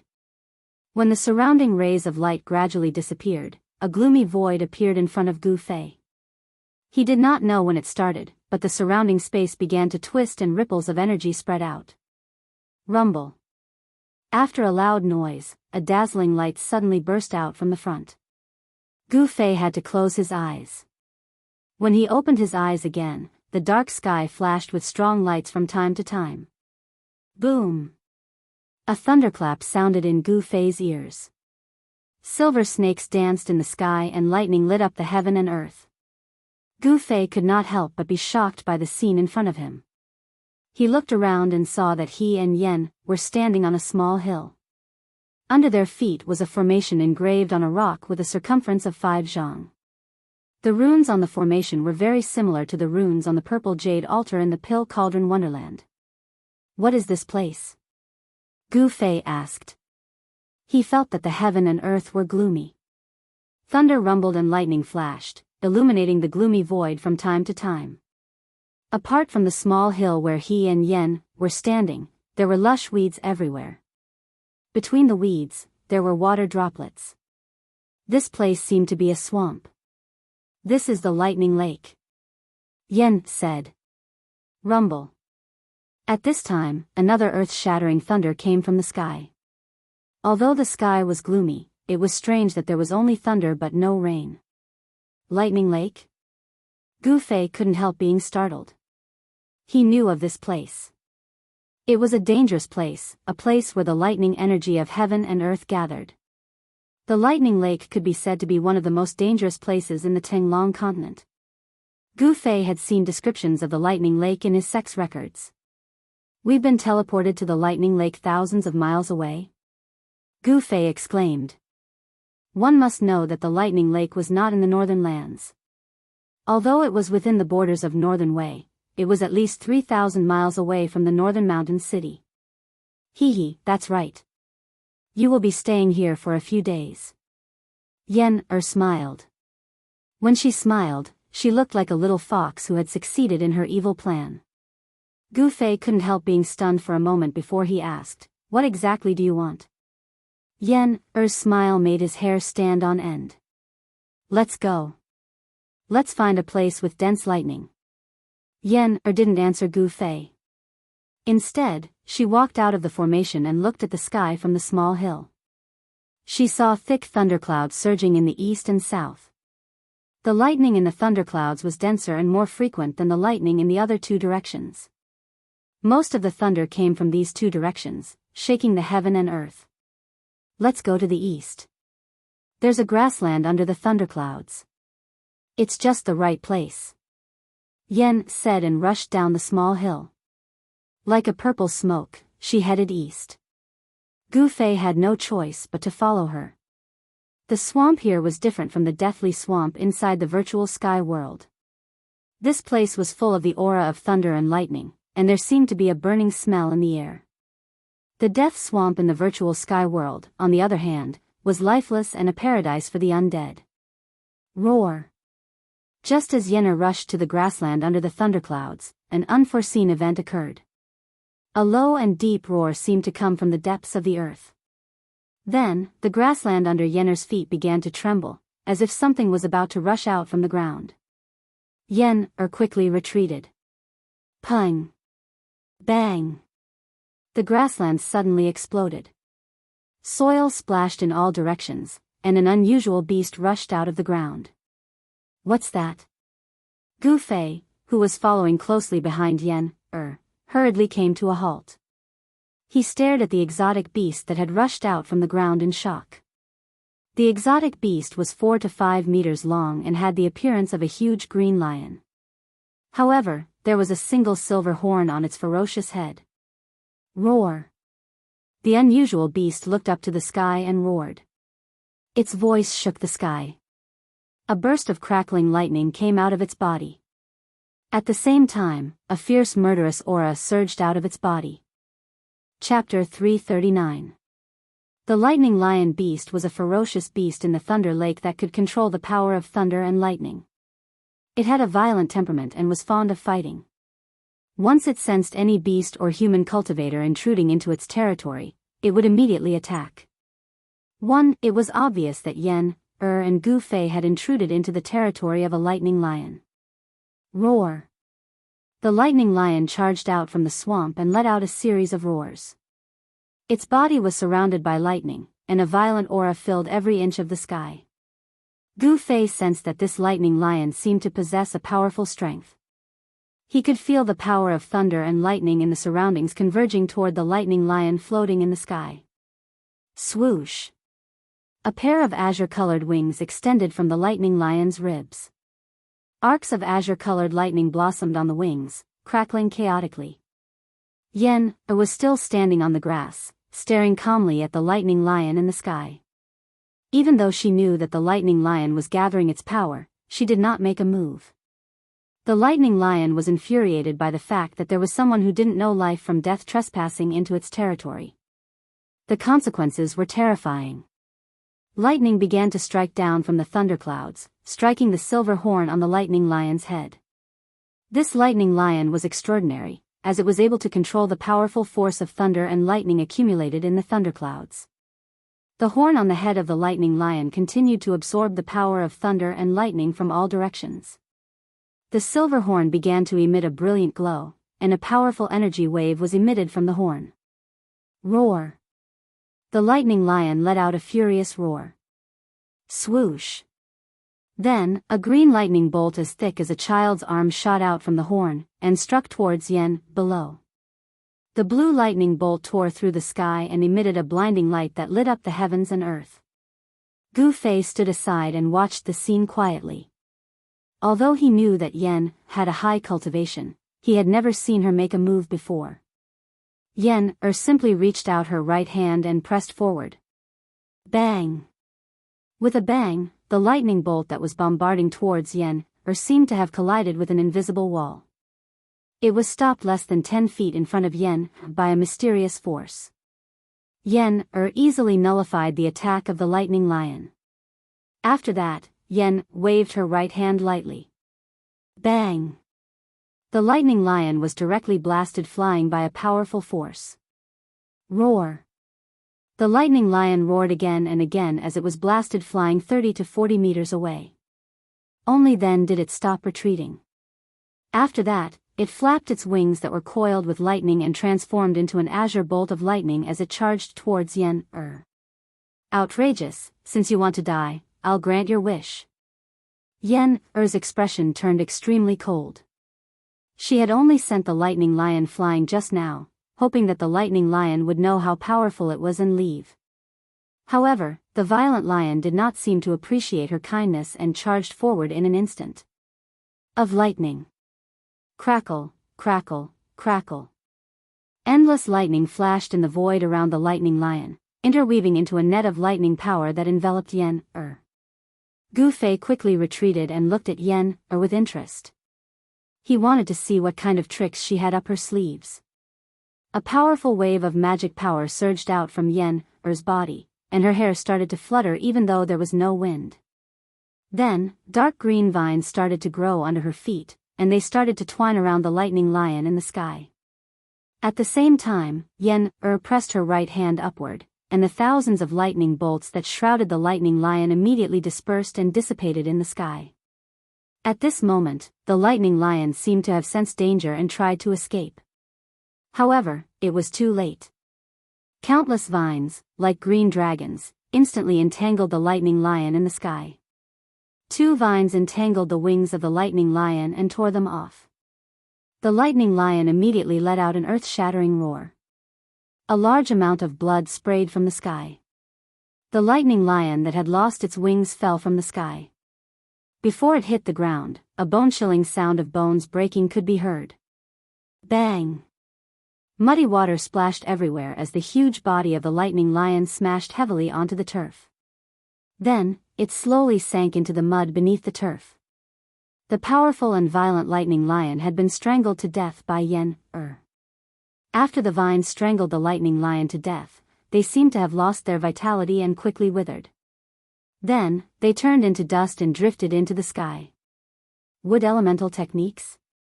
Gu Fei was a little surprised. He could feel that Yen-Er's body was exuding a vigorous aura. It was as if she was the embodiment of the spirit of vegetation.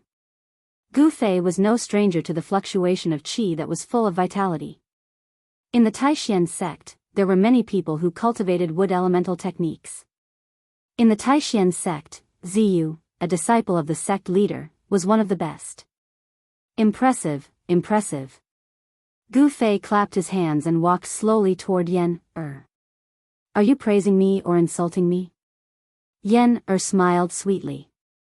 Her beautiful face bloomed with infinite brilliance, and Gu Fei's eyes suddenly lit up.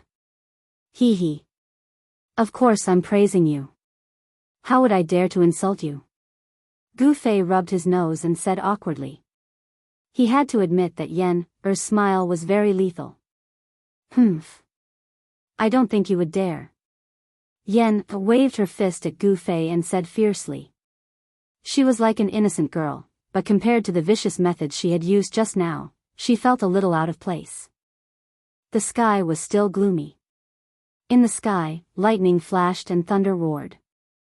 The dark thunderclouds seemed to be hanging down to the ground, and bolts of lightning danced wildly in the thunderclouds. The sound of thunder was endless, and from time to time, there would be terrifying lightning striking down from the sky. Gu Fei and Yen-Er stopped joking. They came to a grassy area covered by thunderclouds, and Yen-Er took out a big thing from her storage bag. It was a huge lamp, its 4 sides were covered with white cloth, and the top was also tightly sealed with white cloth. The bottom was empty, and on the iron frame at the bottom, there was an iron bucket filled with lamp oil, with a wick as thick as a child's arm immersed in it. There were talismans drawn on the white cloth around the huge lamp. Each talisman was emitting a faint spiritual energy. What's the use of this? Gu Fei asked. He didn't know what Yen-Er wanted to use this huge lamp for. This huge lamp has a name. It's called the Kongming lamp. As Yen-Er spoke, she took out a metal chain from her storage bag. This metal chain was at least 100 meters long. Kongming lamp? Gu Fei said. Yes. Legend has it that in ancient times, there was an almighty expert who was proficient in formations. His name was Zhuge Kongming. The Kongming lamp was created by him. Yen said. I've never heard of him. Gu Fei said with some embarrassment. I also read about the Kongming lamp in the sect's book collection. The Kongming lamp can fly into the sky without using any spells or external forces, Yen-Er said to Gu Fei as she tied one end of the metal chain to the lamp frame below the Kongming lamp. Could it be? Gu Fei's expression suddenly changed. He had already vaguely guessed what Yen-Er wanted to do. Hee hee, that's right. I'm going to release this Kongming lamp into the sky and draw the power of thunder and lightning from the thunderclouds. Yen said proudly. As she spoke, she lit up the huge Kongming lamp. The flame of the lamp burned fiercely, and the huge lamp slowly rose from the ground in front of Gu Fei and Yen. Alright, you can enjoy the baptism of thunder and lightning here. Yen smiled slyly and suddenly used the fixed body technique on Gu Fei. Gu Fei suddenly felt his body stiffen, and he was fixed on the spot. Yen tied the other end of the metal chain to Gu Fei's waist. Then, she took out a large stone from her storage bag and another metal chain from her storage bag. She tied Gu Fei firmly to the large stone like a dumpling. Gu Fei could not speak. His eyes darted around and his face turned green. The power of sky thunder was not something that anyone could withstand. It was extremely dangerous to attract sky thunder to one's body. Legend had it that when a great cultivator who had stepped into the immortal realm ascended, heaven and earth would send down a lightning tribulation. Only those who could survive the lightning tribulation could finally ascend to the immortal realm. Those who could not survive the lightning tribulation would be destroyed by the sky thunder and turned into ashes. Gu Fei did not think that with his current cultivation, he could resist the power of thunder and lightning that came from heaven and earth. Oh! I almost forgot. Yen was about to leave when she suddenly thought of something. Then, she pointed with her finger and Gu Fei's right hand, which was holding the jade talisman, was immediately able to move. Alright, if you really can't withstand it, crush the jade talisman. The power in the jade talisman can teleport you back to the pill cauldron paradise. After saying that, Yen quickly left. At this time, the slowly rising Kong Ming lantern was about to touch the thick thunderclouds that were pressing down from the sky. Dark clouds pressed down, lightning flashed, and thunder rumbled. With a strong flash, lightning swam through the thunderclouds like silver snakes. Suddenly, a deafening thunder exploded above Gu Fei's head. The power of the thunder was earth-shattering. A bolt of lightning struck down from the thunderclouds and hit the flying Kong Ming lantern. A bright electric current immediately flowed down the metal chain at the bottom of the lantern. Gu Fei felt a dangerous aura and wanted to crush the jade talisman, but in the end, he did not do so. Perhaps only the baptism of sky thunder could expel the Xian Yin ghost chi from his body. Wow! The power of thunder and lightning flowed along the chains and entered Gu Fei's body. In an instant, it broke the fixed body technique on Gu Fei's body. A miserable howl immediately escaped his mouth. Gu Fei opened his mouth and spat out a mouthful of white smoke. He raised his head to look at the rolling thunderclouds in the sky and roared, "How refreshing! Let's make it more violent." Boom! Another clap of thunder boomed overhead, and another bolt of lightning struck the sky lantern in the sky. Roar! Damned heavens, come! Gu Fei endured it and shouted crazily.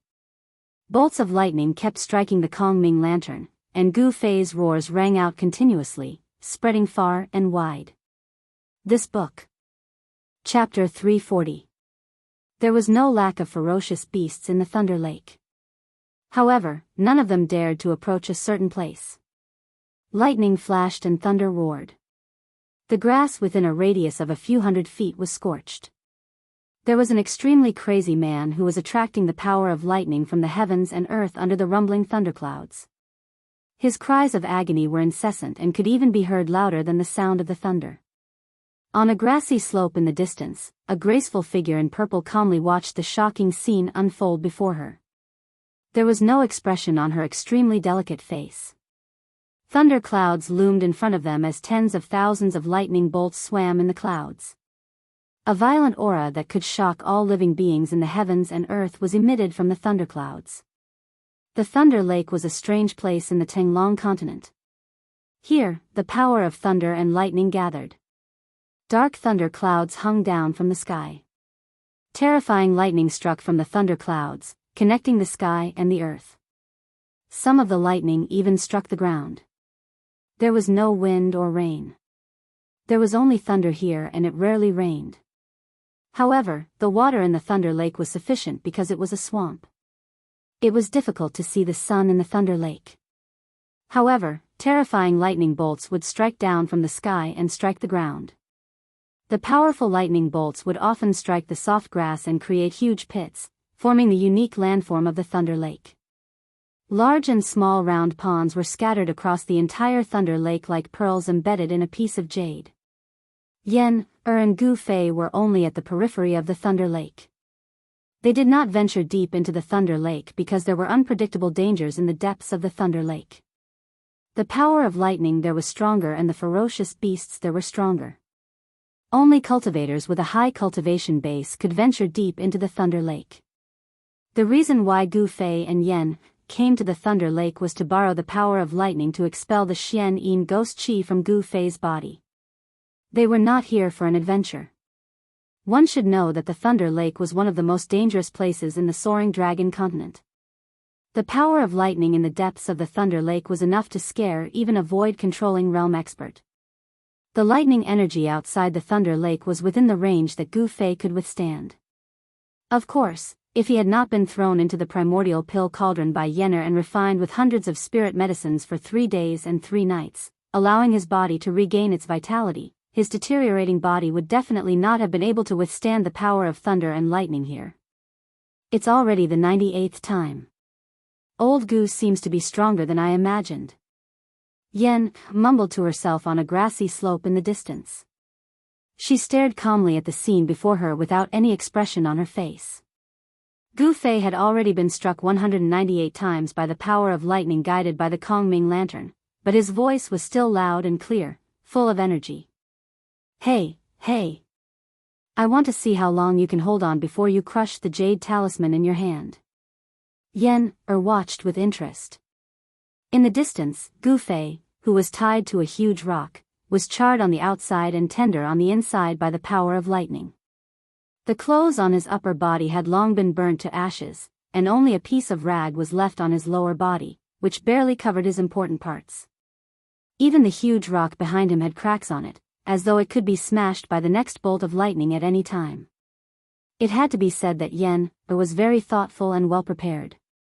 The Kongming lantern, the 100-foot-long metal chain, and the huge rock that weighed thousands of kilograms were all for the sake of letting Gu Fei enjoy the baptism of lightning. The fixed body technique that Yen had cast on him had already been broken when the first bolt of lightning struck him. There was no spell that could remain unbroken under the bombardment of the power of lightning. As long as the power of lightning in the world was strong enough, it could break any spell. This was because the power of lightning represented the power of the world. The legendary god of thunder wielded the power to punish on behalf of the heavens. Of course, no one knew if the god of thunder existed in the world. However, what in the world could go against the heavens? Gu Fei did not know, but he knew very well that even a powerful immortal was just an ant in the face of the heavens. Powerful bolts of lightning were constantly guided down by the Kongming lantern in the sky and mercilessly struck into his body. Countless bolts of lightning passed through his flesh and bones before entering the ground beneath Gu Fei's feet. This was an inhumane torture. Even though Gu Fei's body had been tempered 100 times, he still felt extreme pain, as though his skin was being fried and his bones were being torn apart. Every time he was struck by lightning, it was as though there were countless sharp swords slicing his body. It made him feel a terrible pain, as though his flesh and bones were being separated and torn apart. An ordinary person would definitely not be able to withstand such terrible torture. However, Gu Fei's willpower was incomparably firm. He would not easily succumb to any power, even if it was the power of the world. Every time a bolt of lightning struck down from the sky, Gu Fei could not wait to crush the jade talisman in his hand. However, in the end, he gritted his teeth and endured it. He gritted his teeth and endured the inhumane pain. Traces of blood seeped out from the corner of his mouth. The power of lightning in the world could repel all evils. It was the nemesis of the evil Yin Qi in his body. Moreover, with the power of heavenly lightning, although it was dangerous, it was very likely that an incomparably powerful heavenly lightning would descend and strike Gu Fei into charcoal. However, in the midst of danger, there were also opportunities. For Gu Fei, using the power of lightning to temper his body was not entirely a bad thing. The mysterious Yin ghost qi that had invaded his bone marrow was gradually dispersed by the power of lightning that passed through his body. Gu Fei's miserable howls were earth-shattering. Endless vitality constantly healed his body that had been burned by the power of lightning. All the muscles in his body involuntarily twitched violently, releasing waves of vitality to nourish his injured body. The strong physique of a martial artist allowed Gu Fei to recover very quickly after being struck by lightning. Yen watched from the grassy slope for a long time. She thought that Gu Fei would not be able to endure the pain of being struck by lightning for long. He would crush the jade talisman and start all over again. However, she seemed to be wrong. 2 hours passed. 4 hours passed. Gu Fei's miserable howls were still coming from afar. His voice did not weaken at all. It was obvious that he could continue to endure it. In the Thunder Lake, black thunderclouds covered the land. It seemed as though they would never dissipate. There was no sunlight or stars in this place. There was thunder, but there was no rain. This was a strange place. It was a paradise for cultivators who cultivated lightning-based Dao techniques. However, even so, not many cultivators dared to go deep into the Thunder Lake. They could only walk around the periphery of the Thunder Lake like Gu Fei and Yen. Forget it, let's return to the Pill Cauldron Paradise first. I wonder when he will crush the Jade Talisman. The Lightning Lake was filled with a heavy pressure that came from the heaven and earth, making Yen a little uncomfortable. Yen crushed the Jade Talisman in her hand. A ball of green light immediately spread out from her hand, enveloping her within. Shwa! The void that was enveloped by the green light trembled, and ripples spread out like water waves. The light dimmed and then disappeared completely. Yen's figure had already disappeared along with the light. It was as though she had broken through the void. It was difficult to teleport out of the Pill Cauldron Paradise. However, one only needed to crush a jade talisman to return to the Pill Cauldron Paradise. Yen was not worried that Gu Fei would be in danger. This was because even if he was in danger, Gu Fei would not be so foolish as to not crush the jade talisman. It could be said that the jade talisman was actually a talisman. The jade talisman of the Pill Cauldron sect was very special. It was more convenient than the void-shifting scrolls that were sealed with spatial Dao techniques. The Dao technique scroll had to be unfolded to release the sealed Dao technique power. As for the jade talisman of the Pill Cauldron sect, one only needed to hold it in one's hand and crush it. The Dao technique power would explode in an instant and teleport the person to the Pill Cauldron Paradise. It had to be said that Gu Fei's willpower was perversely strong. It seemed like there was no pain that he could not endure. He did not know how many times he had been struck by the power of lightning from the Kongming lantern. Gu Fei felt as if he had become numb. The lightning energy washed over his body again and again, and the bone-chilling cold that would flare up several times a day gradually weakened. Under the baptism of lightning, his physical body and nerves were tempered to become stronger and more resilient. A day and a night passed. The place where Gu Fei was had become a huge, charred pit that was steaming. It was as if a meteorite had fallen there, producing an incomparably strong heat that burned everything. The boulder had long been shattered. The area within a radius of several dozen zhang had become scorched earth. Only a metal chain that seemed to connect heaven and earth remained intact. Even after being struck by the power of lightning countless times, it seemed like it would not leave a single mark on this metal chain. He did not know when it started, but Gu Fei felt that the cold in his body had stopped acting up. Therefore, he subconsciously began to accumulate the power of lightning. Although the power of lightning between heaven and earth was an incomparably tyrannical and destructive power, it was also one of the powers of heaven and earth. It could also be refined. Gu Fei began to circulate his mysterious art to refine the power of lightning. This was definitely an incomparably crazy action because the power of lightning was extremely hard to tame. If he was not careful, the powerful power of lightning could burn him into ashes. However, Gu Fei did not care so much. His cultivation had already reached the bottleneck of the third heavenly layer of the ascended realm. He wanted to borrow the power of lightning to break through his current bottleneck. He felt that this was an opportunity to break through his current bottleneck. He could not let it go. As he circulated his mysterious art, bolts of lightning began to surround Gu Fei's body. These bolts of lightning did not dissipate. Instead, they were emitted from within his body. Under the baptism of lightning, his tendons, bones, and flesh gradually transformed and became stronger.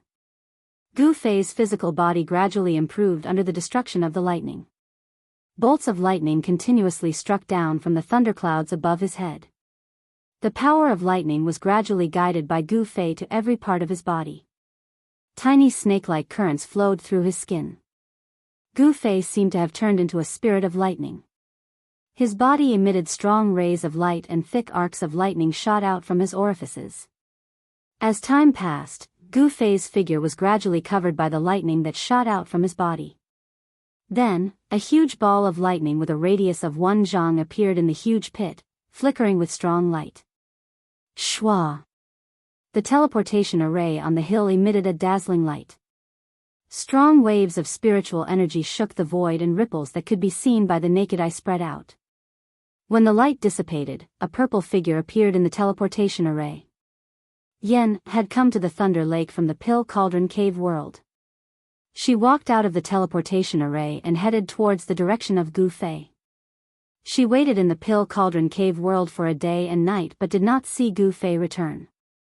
Feeling worried, she came to the Thunder Lake again. The place where Gu Fei was struck by lightning was easy to find because the power of lightning gathered there. The power of heaven and earth was very strong and could be sensed from far away. When Yen came closer, she was stunned by the scene in front of her. The Kongming lantern had already fallen into the swamp, and the lightning in the sky was still striking down from the thunderclouds. The sound of thunder and lightning was earth-shattering. In a huge pit, a huge ball of lightning formed by lightning had burnt the soil within a radius of tens of feet. The ground was scorched black. The lightning ball had a diameter of 2 to 3 feet and emitted a blinding light. What happened? Yen was shocked. She could feel that the ball of lightning was nurturing a strong force. A heart-palpitating aura was emitted from the ball of lightning. This fella. Yen was speechless for a long time. After she calmed herself down, she could vaguely guess what had happened. Gu Fei was actually using the power of lightning to cultivate. This made Yen's jaw drop. Gu Fei's actions were undoubtedly audacious. Yen did not leave. She stood guard nearby and paid close attention to the changes in the ball of lightning. Time passed quickly. In the blink of an eye, 7 days had passed. During this period of time, a few strong beasts were alarmed and rushed over from other areas of the Thunder Lake. However, they were all chased away by Yen. The power nurturing in the ball of lightning was gradually increasing. The mighty aura emitted from the ball of lightning made the nearby beasts very uneasy. As for Gu Fei, he was sitting in the ball of lightning with his legs crossed, enduring inhuman pain. Endless power of lightning was flowing in his body. It was as if thousands of swords were constantly penetrating through his flesh and bones, tempering his body over and over again. It was as if they were trying to forge his body into a treasure. Yen didn't know when Gu Fei would stop cultivating. She sat with her legs crossed on a nearby grassy slope and quietly waited for Gu Fei. She knew that not only had the evil qi in Gu Fei's body been completely expelled, his cultivation base would also increase greatly after being tempered by the heavenly lightning. Bailing City, which stood in the north of Northern Wei and was close to the abyss of immortals and demons, was definitely an ancient city. No one knew when Northern Mountain City was built. No one even knew how it appeared in the northern lands. There were many unimaginable myths and legends here. Such an ancient city standing in the border between the extreme northern demon region and the central plains would definitely arouse people's imagination. Although Bailing City wasn't as grand as the Dragon Emperor's city in the southern wasteland, it was still a famous city in the northern region. In the evening, 2 young cultivators in white clothes appeared outside the city gate of Bailing City. With a cultivator's keen sense, they could sense an ancient and vicissitude aura. Bailing City was like an indomitable giant that stood in the snowy north, guarding the land of the north. Senior brother, isn't it a bit rash for us to choose this place as our first stop for training? A handsome young cultivator with the appearance of a peerlessly beautiful woman asked. This young cultivator was like a beautiful woman dressed in men's clothing. His skin was so delicate that even women would be jealous of him. He was a young cultivator with the appearance of a girl. The other cultivator standing beside the young cultivator had an ordinary appearance. He was thin and had tan skin. He looked like a farmer in the countryside who went to work at sunrise and returned home at sunset. When the two of them walked together, one was so handsome that even women would be jealous of him, while the other had an ordinary appearance. This combination was a bit strange. What's there to be rash about? I heard that junior brother Dongfang Chen also came to the northern lands. The unassuming young cultivator said disapprovingly. Junior brother Dongfang? The handsome young cultivator couldn't help but reveal a strange smile. At this moment, two young cultivators in white clothes walked out of the city gate. The two of them looked similar. They both had sword-like eyebrows and starry eyes. They were definitely rare handsome men. However, the two of them had a masculine aura that was unique to men, while the young man with the unassuming young cultivator had a feminine aura. Speak of the devil and he will arrive. The handsome young cultivator couldn't help but be surprised when he saw the two young cultivators coming out of the city. Hee. Senior brother Ziyu, please forgive me for being late to welcome you. Two young cultivators came out of the city. One of them walked up to the two cultivators outside the city gate. Hey! Junior brother Dongfang, your cultivation. The dark-skinned young cultivator with an ordinary appearance looked at the young cultivator who came to greet him. His eyes flashed with a strange light. Little brother is stupid. It's been more than a year since I returned to the Dongfang family, but I still haven't broken through my current bottleneck. Sigh. Dongfang Chen's expression was a bit depressed and lost. The two cultivators in white outside the city gate were Li Lingfeng and Ziyu, who were walking down the mountain. The two young men in white who came out of the city were the two brothers, Dongfang Chen and Dongfang Long. However, there was no sign of Beitang Ao. Dongfang Chen had found an excuse to return to the Dongfang family more than a year ago. He did this to see if he could break through his current cultivation bottleneck with the help of the family. Secondly, he was preparing to deal with Gu Fei. In the Supreme Mystery Sect, there was the existence of Wang Yuanji and other spies. What happened in the sect, Dongfang Chen knew like the palm of his hand. When he learned that the sect had sent Minister Dan with the primordial spirit lamp down the mountain to look for Gu Fei, it was difficult for Dongfang Chen to stay in the Dongfang family to cultivate. Junior brother Dongfang, you're really well informed. There don't seem to be many people who know that senior brother Li and I have come to the north. Ziyu looked at Dongfang Chen meaningfully and said indifferently. First publication of this book. Chapter 341. The people of the three great Taoist sects began to appear in the north. Not only the three great Taoist sects, but other cultivation forces also had disciples enter the north. 1. Some of the old monsters were also alarmed. The first son of the demon lord, Chu Gu, was wreaking havoc in the north. In the world of cultivation, there was probably no force that would not be nervous. Moreover, there was the new spiritual land. The true experts of the Tenglong continent attached great importance to the new spiritual land. Even the old monsters who had not been involved in the affairs of the world for a long time came out. The demons were the enemies of all the cultivators in the world, and a spiritual land was even more attractive. With these two factors, it would be strange if the northern lands didn't attract the attention of others. The people of the Supreme Mystery Sect did not have a fixed place to stay in Bailing City. The Dongfang family booked the entire Yunlai Inn. Dongfang Chen took Li Lingfeng and Ziyu to the inn and arranged two of the best rooms for them. Dongfang Chen and Dongfang Long, Li Lingfeng, and Ziyu only had a brief conversation in the room before the Dongfang brothers left. In Li Lingfeng's room, Li Lingfeng and Ziyu sat down at the table. Senior brother, why is junior brother Dongfang so enthusiastic about entertaining us? Is there something fishy about this? Ziyu said to Li Lingfeng. He did not hide his doubts. Li Lingfeng pondered for a moment, then said, there are not many people who know that we came down the mountain, and even fewer people who know that we came to the north. How does junior brother Dongfang know our whereabouts? In the Supreme Mystery Sect, as long as a disciple broke through to the realm of transcending mortality, they were qualified to go down the mountain and walk in the world of cultivation, gaining experience in the world of mortals. Li Lingfeng and Ziyu were the best of the younger generation of the Supreme Mystery Sect. In the past few years, they had successfully taken that step with the help of the core condensation pill. Cultivators who broke through to the realm of transcending mortality had a qualitative improvement in their lifespan and cultivation. Cultivators who had reached this realm could be considered to stand out among the thousands of people in the world and step onto the path of the strong. Cultivators could condense their power, form their core, and cleanse their marrow. After forming their core, cultivators would be transparent inside and out, and they would be reborn. They would communicate with heaven and earth, and use the surplus of the world to make up for their own deficiencies. They would use their strengths to make up for their weaknesses, steal the sky, and begin to derive power. Network, there seems to be something strange about junior brother Dongfang. Ziyu's expression became serious.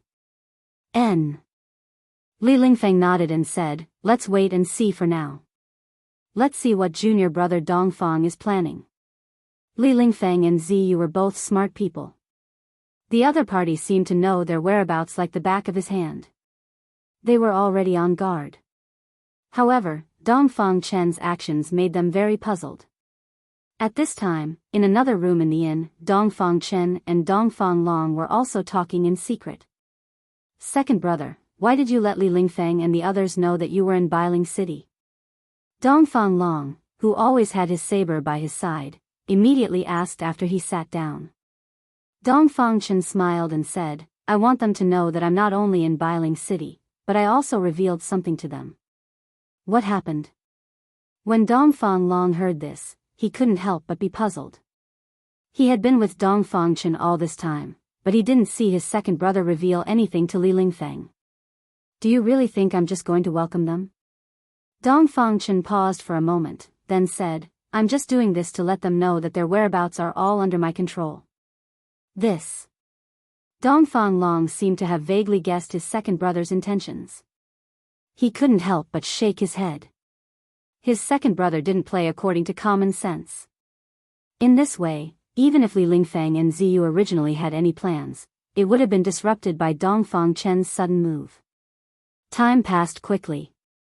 7 days had passed. In the Thunder Lake, dark clouds still hung over the sky, lightning flashed, and thunder rumbled. Roar! Suddenly, somewhere in the outskirts of the Thunder Lake, an earth-shattering roar rang out. The sound was so loud that even the thunder in the sky was overshadowed in an instant. The rolling sound waves echoed between the heavens and the earth. Then, countless dazzling lightning burst out from the place where the roar came from. Endless lightning shrouded this part of the world. Network, rumble, silver snakes danced chaotically between the heavens and the earth. Thunder exploded, causing the sky and the void to tremble. The grass within a radius of several hundred zhang was all scorched by the exploding lightning. That roar was still echoing between the heavens and the earth. The sudden explosion of lightning that covered several hundred zhang of the void suddenly shrank back. Thousands of lightning bolts all sank into a figure. Dazzling electric currents flowed up and down this person's body. In the next moment, this person seemed to have turned into a huge bolt of lightning and shot into the sky. Ha! I've finally broken through. That person directly leaped into the sky and laughed wildly. As he waved his hand, bolts of lightning as thick as a child's arm immediately rushed out, tearing through the void and shooting out dozens of zhang before dissipating in the void. 5 elements sword domain, open. That person separated his hands. Hum. A crisp sound of a sword soared into the 9 heavens. A powerful sword chi seeped out from his body and rushed straight into the sky. Amidst the 5-colored light, 5 different colored sword shadows appeared. Each sword shadow exuded a frightening wave of sword chi, forming 5 different colored void worlds. Metal, wood, water, fire, earth. It was as if 5 hazy worlds of swords were revolving around that person. This was not a single sword domain, but 5 sword domains. Each domain enveloped an area of the void, and this person was in the center of the 5 voids. It was as if he controlled the 5 worlds of swords. Within the 5 hazy small domains, one could see bolts of lightning flashing from time to time. The power of the 5 elements carried a trace of the power of thunder and lightning. His figure slowly descended. When he landed on the ground, 5 unparalleled sword chi shot out from the 5 void worlds.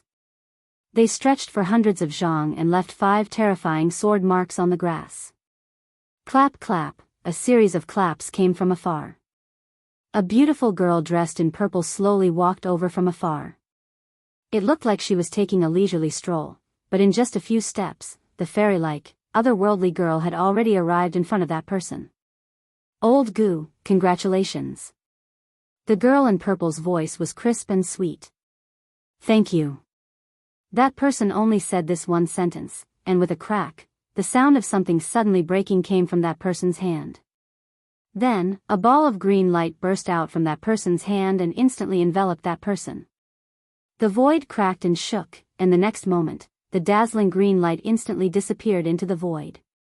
That person also disappeared with the dissipation of the green light. This guy runs really fast. The girl in purple couldn't help but be stunned. Then, she seemed to have thought of something and her face flushed red. She then crushed a jade talisman in her hand and a ball of green light enveloped her. Then, the green light disappeared with a flash and the girl in purple's figure also disappeared into thin air. In the Pill Cauldron Grotto heaven, the sun was setting in the west. Gu Fei sat cross-legged on the peak of the spiritual mountain. After cultivating in the lightning lake for more than 10 days, not only did the Xian Yin ghost chi in Gu Fei's body dissipate, it also allowed Gu Fei's cultivation to reach a new level. Not only did the baptism of lightning strengthen his body, it was also a form of training for his state of mind. His divine sense had become much more condensed and his spiritual sense had become stronger. He had successfully broken through the barrier of cultivation and his cultivation had broken through from the 3rd heavenly stage to the 4th heavenly stage of the ascended realm. Especially the cultivation of his mental energy, it gave him a completely different feeling than before. Of course, the tempering of his body was something ordinary people couldn't imagine.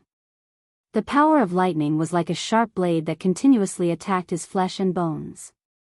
The power of lightning was destroying Gu Fei's body, but the huge amount of life energy within his body was healing Gu Fei's injuries. Destruction, rebirth, destruction, rebirth, this cycle repeated endlessly. It was like a piece of divine metal that had been tempered thousands of times, getting rid of the impurities and leaving behind the essence. His flesh, tendons, and bones became more condensed and resilient. It was as though his body had truly undergone a rebirth.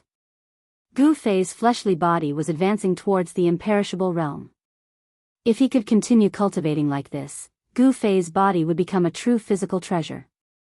If he could cultivate it to the extreme, not to mention divine weapons, he wouldn't even be at a disadvantage against legendary divine weapons or saint weapons.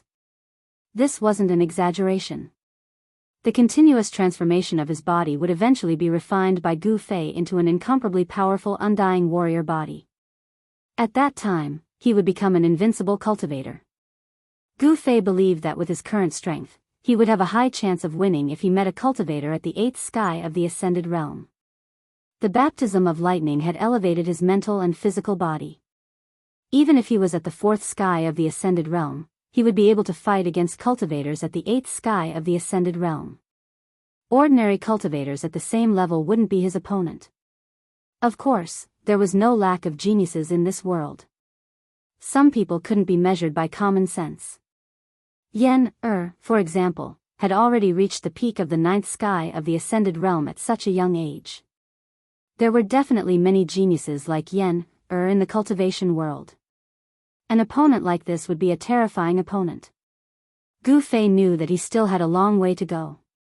After the ascended realm, there was still the void-controlling realm, demigod realm, and entering saint realm. If he wanted to break through the barrier of life and death, he still had to pass through many heavenly motes. The Pill Cauldron Paradise was a mysterious place.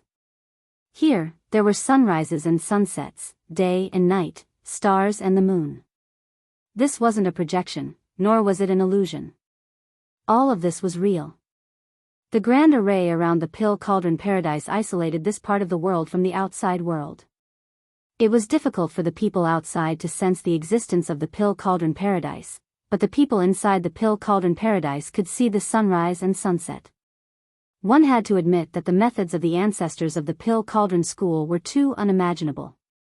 This was simply a divine ability that could move mountains and overturn seas. When night fell and the stars started to appear in the sky, Gu Fei stood up from the peak of the mountain and walked down the mountain, disappearing into the grass and trees. The profound Yin ghost chi in his body was expelled by the power of the heavenly lightning. Not only did his cultivation recover, it was also a blessing in disguise. He broke through to the fourth sky of the ascended realm. Gu Fei couldn't sit still anymore. If he didn't take revenge, then he wouldn't be a gentleman. Furthermore, Gu Fei knew that he wasn't a gentleman. He was a person who would repay kindness and vengeance without hesitation. On a morning 3 days later, Gu Fei appeared outside the gates of the northern mountain city. Of course, he didn't appear with his real face. With his current cultivation, he could control the muscles and bones in his body and change his appearance. It wasn't a piece of cake, it was as easy as flipping his palm. Book. Chapter 342. After changing his appearance, Gu Fei had turned into a skinny, unprepossessing swordsman who wore a grayish-white robe and carried an ancient sword on his back. He had asked Yen for this ancient sword. The style of the ancient sword was simple and unadorned, and the scabbard was engraved with ancient patterns. Although it was not a divine weapon, it was still a rare long sword. Gu Fei had suppressed his cultivation base to the 9th heavenly layer of awakening realm. Judging from the aura that Gu Fei exuded, it would be difficult to tell his true cultivation base if one was not a peerless expert of the void-controlling realm. After changing his appearance, Gu Fei was not afraid of being discovered by the people of the Dongfang clan. He swaggered into Bailing City. The streets of Bailing City were not deserted in the early morning.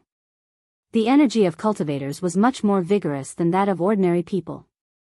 Cultivators could be seen everywhere on the streets. Gu Fei noticed that there were no truly powerful experts among the cultivators.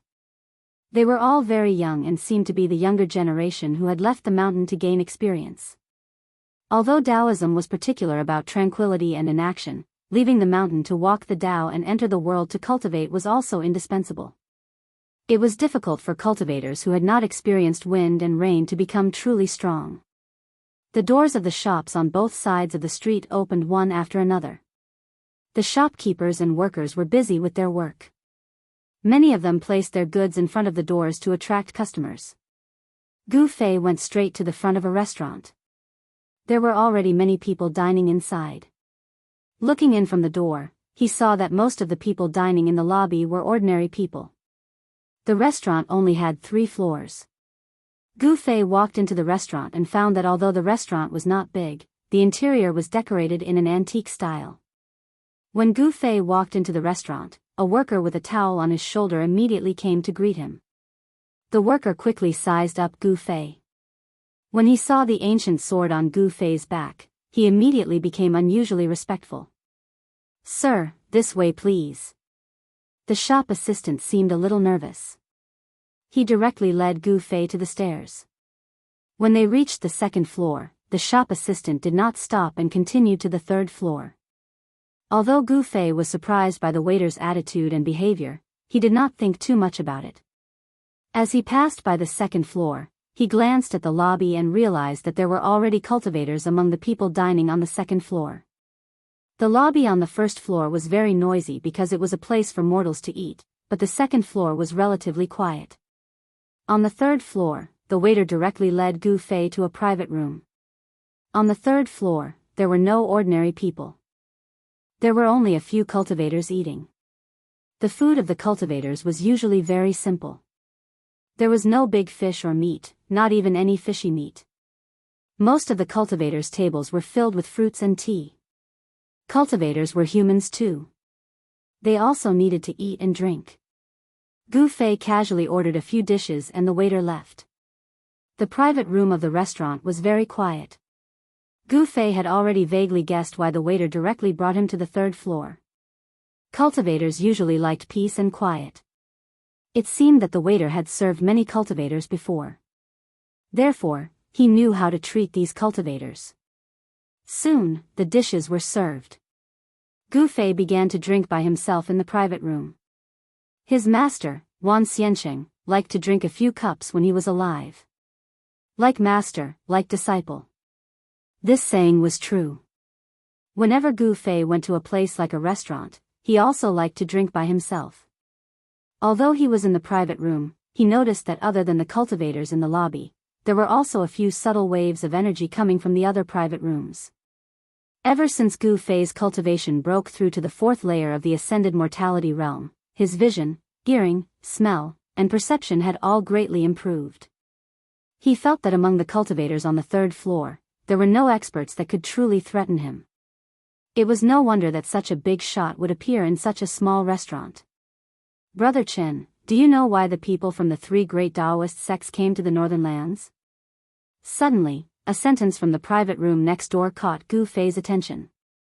I don't know. I just came to the northern lands to have some fun. Does Brother Song know the reason? Another voice came from the private room next door. Hee, of course I know. The cultivator with the surname Chen said with some pride. Hurry up and tell me. The cultivator with the surname Song hurriedly asked. Although the two cultivators in the private room next door spoke in low voices, every word they said fell clearly into Gu Fei's ears. From the sound of their voices, the two cultivators in the private room next door shouldn't be too old. From the aura they emitted, their cultivation seemed to be between the 8th and 9th layer of the awakening self realm. Yes. A few days ago, I met a distant cousin of mine that I haven't seen for many years. My cousin is a disciple of the Shangqing sect. The cultivator with the surname Chen said. I didn't expect you to have a relative in the Shangqing sect. It's not that easy to enter the three great Taoist sects. The cultivator with the surname Song said enviously. The people from the three great Taoist sects didn't come to the northern lands for the rumored spiritual land or the great demon Chu Gu. The cultivator with the surname Chen said mysteriously. No way. Then why did they come? The cultivator with the surname Song said in shock. After all, the news of the demon lord's son wreaking havoc in the northern lands and the rumor that the northern lands had discovered a spiritual land had already spread like wildfire in northern mountain city. Humph. The cultivator with the surname Chen chuckled. He seemed to want to whet the appetite of the cultivator with the surname Song. Hurry up and tell me. The cultivator with the surname Song said anxiously. The cultivator with the surname Chen said, you wouldn't believe me even if I told you. The reason the people from the three great Taoist sects came to the northern lands is to find someone. Find someone? Who is it that the three great Taoist sects send out experts to look for them? I heard that someone saw Taoist Chaoyang of the Supreme Mystery sect in the city. The cultivator with the surname Song seemed to be very surprised. It wasn't just the cultivator with the surname Song. Gu Fei, who had been quietly listening to the conversation in the room next door, was also shocked. He had already vaguely guessed who the three great Taoist sects were looking for. Who would have thought? The people from the three great Taoist sects were all here for me. After hearing this, Gu Fei was no longer in the mood to listen. The words of the cultivator with the surname Chen shocked him. Taoist Chaoyang was the head of the Shaoyang Peak and one of the most powerful people in the Supreme Mystery sect. Gu Fei was very confused. It made sense that the Supreme Mystery sect would come looking for him. After all, he was a disciple of the Supreme Mystery sect and the only successor of the Ling Chui Peak. If he died, the Ling Chui Peak would be lost. The sect leader, Taoist Shantian, would definitely not want to see the Ling Chui Peak go extinct. Taoist Shantian wanted to maintain the legacy of the 9 great branches of the Supreme Mystery sect. But why did the Shangqing sect and the Guangqing Celestial sect come to the northern lands to find him? Gu Fei couldn't figure it out, and there was no one to answer his questions. However, the words of these two people couldn't be trusted. This kind of rumor was full of uncertainty. Perhaps it was just groundless rumors. I have to find a way to verify it. Gu Fei thought to himself. He was not an impulsive person. He had to plan before he acted. Only then could he minimize the danger he was in. As Gu Fei thought of this, he walked out of the room, paid the bill, and left the small restaurant. He didn't have any currency in the secular world, but that didn't mean he was going to dine and dash. The way he paid the bill was actually very simple. He threw a gem to the restaurant manager. When Gu Fei came out of the Pill Cauldron Grotto heaven, he conveniently picked up a few gems and carried them with him. With those gems, not to mention a meal, they could even buy the entire small restaurant. Encountering such a forthright customer, the innkeeper of the restaurant was overjoyed. As long as he encountered a few more generous customers like Gu Fei, he would be able to enjoy his old age in advance. After leaving the restaurant, Gu Fei realized that he was being watched. Gu Fei sneered, then quietly wandered the streets, looking here and there.